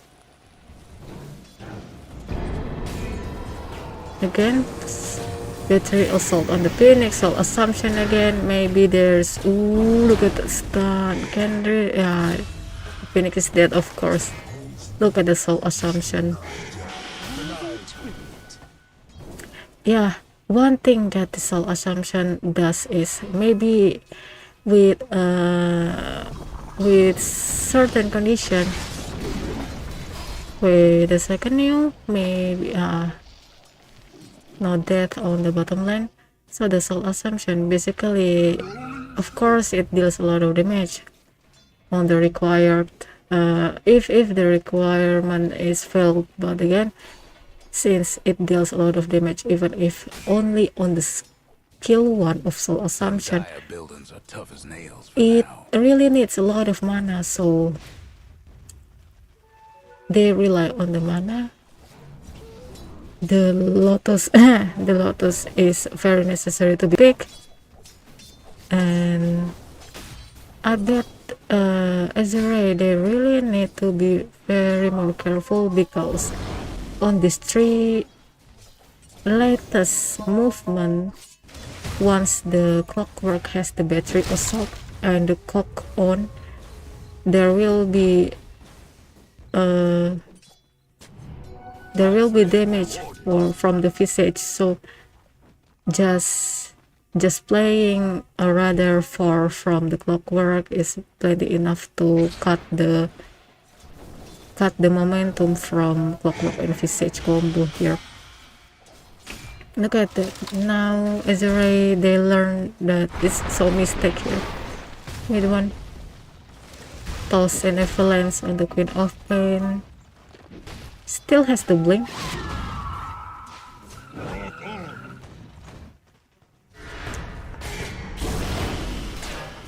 And again it happened. Just kind of wait another 15 seconds or so to attack, and there is White Moon and Shat. This is our kill. Okay, and Phoenix, maybe he can have the kill for Saksa, but again the concoction is here, so Assumption to Roshan's not really helping. That's one beautiful cover up from the Alchemist and White Moon. Well, it's not really a covering, but again, since the creep is still far away from the tower, so and there is the chance for Alchemist to kill, which means it will be okay. There it is, the Iblis Orchestra. mean, if you're gonna start playing okay, I'm screwed in lane, I'm going jungle to farm, and on the other side there's an alchemist who's like, oh, I'm farming lane and jungle. Let's see who shows up with the bigger items in 10 minutes. And it's worrisome. And this is the real pain right here. The double wisdom rune take also. Okay. they weren't even at them, right? No, well, Lion walked over and just got cogged, pushed back. But Planet Lion was there. I see. Okay, he's level 3 though. Yeah, no point in Hex makes it a lot harder. If clock approaches you, you can just Hex him, and as Hex is expiring, you can Earth Spike and take the rune. But with only the Earth Spike point, you kind of need to have the right angle and the right vision at the right time. Oh boy. I mean, we were hoping after the previous game where Azure did not get off to a good start to the series that they were going to show up better in the second game, but I'm already at a point now where I'm very worried that this could just be a complete smackdown. Yeah. If they... Let's look at how you solve this problem, right? Okay. What I was going to go to was get level 6 on your supports. Now, you just lost both Wisdom Runes, so let's look at plan G here. Yeah. Beastmaster is going Drums of Slom. Oh, the nerf thing. So you don't have auras against the Chen push. Wait, I was supposed to find good things, right? Yeah. Alright, they're losing tier 1 top. That's not great either. They're all here. I'll get there. They're going for him. 33, taking a good chunk of damage and is going to die. That is a good thing. If you bring 5 heroes, you can get some kills. They get the Visage, they get the birds. They lose their tower, but it's something. You're right. I think this has to be a matter of trying to stem the bleeding and like get 6 on your supports, get Beastmaster up to his Drums of Slom, and then look to peek around him. Maybe the Quap Dagon, and then you start playing with her as well. There are a couple of options available, but yeah. All of the solutions for Azure, I think, are unavailable for now. They have to just find some space, bide their time, find those levels. So I wonder what strategy they're going to employ here to get 6 on their supports, because oftentimes what you do when things go poorly with the bounty runes is that you start giving lanes to supports and the cores go woods. But right now, there is a bigger problem happening and you are not responding. Their stacks are just getting eaten up by Shad for free. There were no stacks made at all by Tundra. They are all Azure's and they are all going to be gone. Lion steps up, immediately gets killed. I mean, they're going to take these Ancients also. Granted, there's some split push going on as that top tower is taking some damage, but they're going to TP back, it looks like, and try and defend against this. Well, Shad and 33, it looks like they don't want to fully commit, though. So that's a decent option, then. They're looking for the tower instead. Neo is going to TP down here. He cannot defend. He's going to throw out some axes, but this tower is done. Yeah. Goes to Whitemon. Did they stack the camp again? I think Tiny stacked the Ancients again for them. Well, why not? If you're so strong that the enemy team can't contest you, you might as well stack their camps and farm them, right? Yeah, fair enough. Mech done on Chen, along with level 6. So if a fight does break out, you're also in a situation now where it's really hard to kill Tundra. Damage is definitely a real concern. You can get a good Sonic Wave, but it gets counteracted by Chen's 2 heals, and then it's a question of do you have enough in the tank? Well, Planet has a short respawn time. Killed a courier too. And he's back up again in a couple of seconds here, but the game just feels pretty tough at this point. They haven't been able to clear through the Ancient stack, though. Obviously, you need to wait for the Radiance. It's now in line. I admire your positive outlook. Everything may be going wrong, but at least they didn't steal our quad Ancient stack. Which they are now doing. Yep. Yes. But it was a beautiful thought, and it was a great... it was a great few moments of... I don't know what word to use for this. Delusion? Yes, okay. That's actually a great word for it. All right, Shad will have a lot of gold on Alk, and he will use that gold to get more gold. Oh, the saddest axes in the world there from New. Yeah, I mean, I think this is, you sort of asked the question of like, is it just another level that we're seeing from Tundra play on compared to Azure? And to be honest, I don't even know if we can fully answer that question, because it feels like from the outset, that first initial fight, that kind of just ruined any game chance that they had. You know what I mean? Yeah, that level 1 fight is about as awful as it can be to start off the game. Losing 4 bounties and giving Visage 2 kills with Death Toll, and Elk gets first blood. You can't really ask for a better start than that for the side of Tundra, so I definitely agree.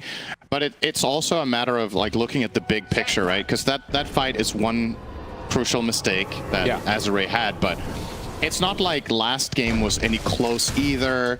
Right. So I do feel like today, so far, what we've seen, there just has been a class difference between the two teams. Now, if Azure end up losing this game, they of course do have one more chance tomorrow. They have one more life. I'm not sure what matchup they're going to have, if that's going to be drawn. But this was, you know, among the teams that aren't qualified for the playoffs yet, this was probably the hardest opponent that was left, to be fair. So this doesn't mean you can write Azure off for any other series coming up, but no, this is definitely tough. Saksa, he's still... He doesn't want to roar him, and he'll die. Yeah. Thought about roaring there, but realizes there's no opportunity, no chance to. 33! 33 live one match. So they do go all the way in. Saksa. They also have mid one nearby. Han manages to kill off that bird, was going for a drop. Yeah, Han's got raindrops and 20 on the one. He is under a sentry ward here.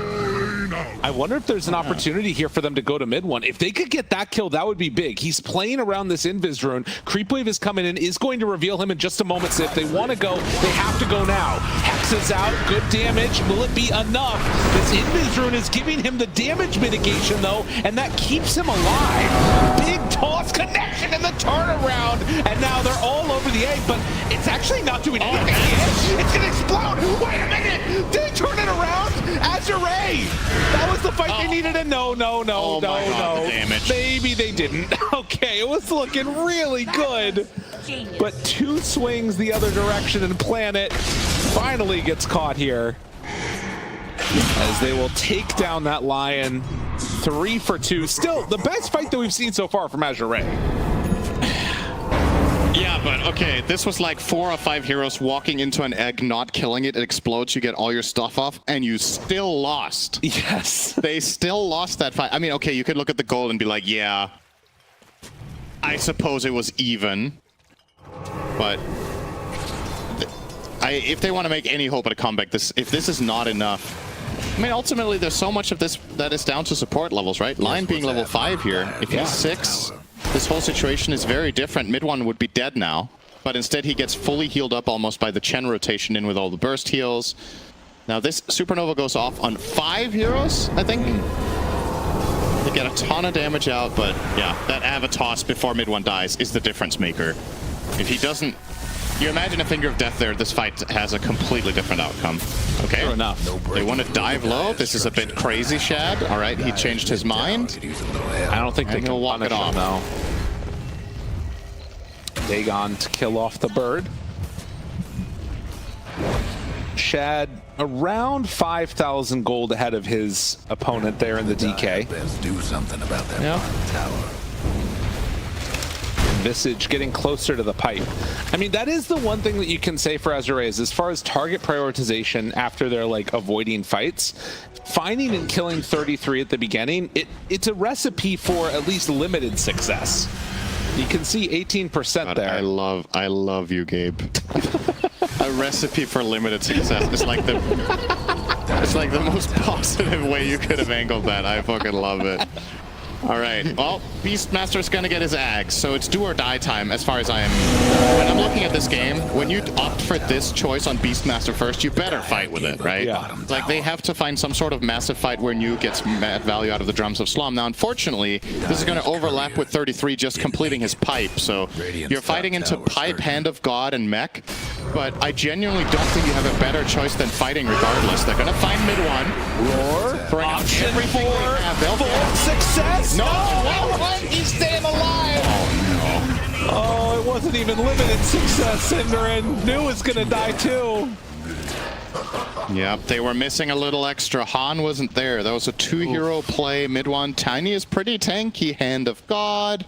They TP in the Pavis, and they keep him alive. Yeah, I don't know if you'd agree with this take, but I genuinely think Azure, you force a 5v5. And I know it sounds crazy because you're against Chen, Visage, Alk, and they have Mech Pipe, but what is a better option? Like, sometimes the best choice you have is still pretty bad, but if you're playing slow and you're letting the enemy team farm, they're going to take control of the map and Alk is going to win this in 10 minutes. If you try to skirmish, you don't have the damage because they have all these tanky heroes and all these defensive items, so you're not going to find kills. So I think ultimately you kind of just have to get in there, use your Drums of Slum in a big team fight, land some stuns, get a good Sonic Wave and Supernova combo, and hope you can find some picks in a big fight that way. Right, and maybe... Unless you're just, you know, this is just tier 2 tower for free, or you're just giving up the whole map. Right, and maybe, like, trying to spend all of your gold on, like, every little item that you can and go for a one-all push. Because, like, for instance, Shad right now, you know, he has a bunch of gold caught up in this AC where he's still a little bit susceptible to getting hit, but if you're not back to defend your high ground right now, this is going to be a dead Phoenix. Well, you're going to get your 5v5. Yeah. Because you have to. Well, right now, Tundra looking ready to try and close this game out, potentially. Put it out of reach. A full set of racks here at 18 minutes. And it doesn't, like, I mean, this might sound crazy, but I feel like they could go tier 4s and you couldn't stop them on Azure. It's entirely possible that that is the case, but... Yeah, they're going to play it safer. Want to get the free path go next tower, you know, just keep it clean and simple. I don't know, there's just so much tankiness. Hand of God, Greaves, Solar Crest on the Clockwork, Pipe on Visage, they have Boots of Bearing to get out of Supernova. The fact that Tundra are not going Roche, I feel like it's extremely telling. Yeah. Right? They don't have a care in the world. This is just so easy for them. Charging up the stun, decides not to go for it, so Shad is going to self-stun, but Saksa... Yes, AC, man. I mean... Yeah. I mean, there's nothing there. Mid one, Abba, toss, back, catches, Sonic Wave. They need everything. They get the Supernova out. The Roar combo's up right in time, but the egg, it's going to die. That is a dead low. That is a dead tier 2. That's GG at 19 minutes. Ogre. Well, that's right. That was... All right, well... It was a beatdown. We were talking about what plans we were going to make for tonight, Gabe. About how things were going to go if we would have time for some outdoor activities once the Dota today is over. Yeah. Maybe Tundra want to go with us. There's a chance. And they're at least, you know, they're going to have a day off tomorrow, a well-earned rest after getting the job done in about 40 minutes. And they're all smiles and laughs, you know. I wonder what they're saying right now, if they're just like kind of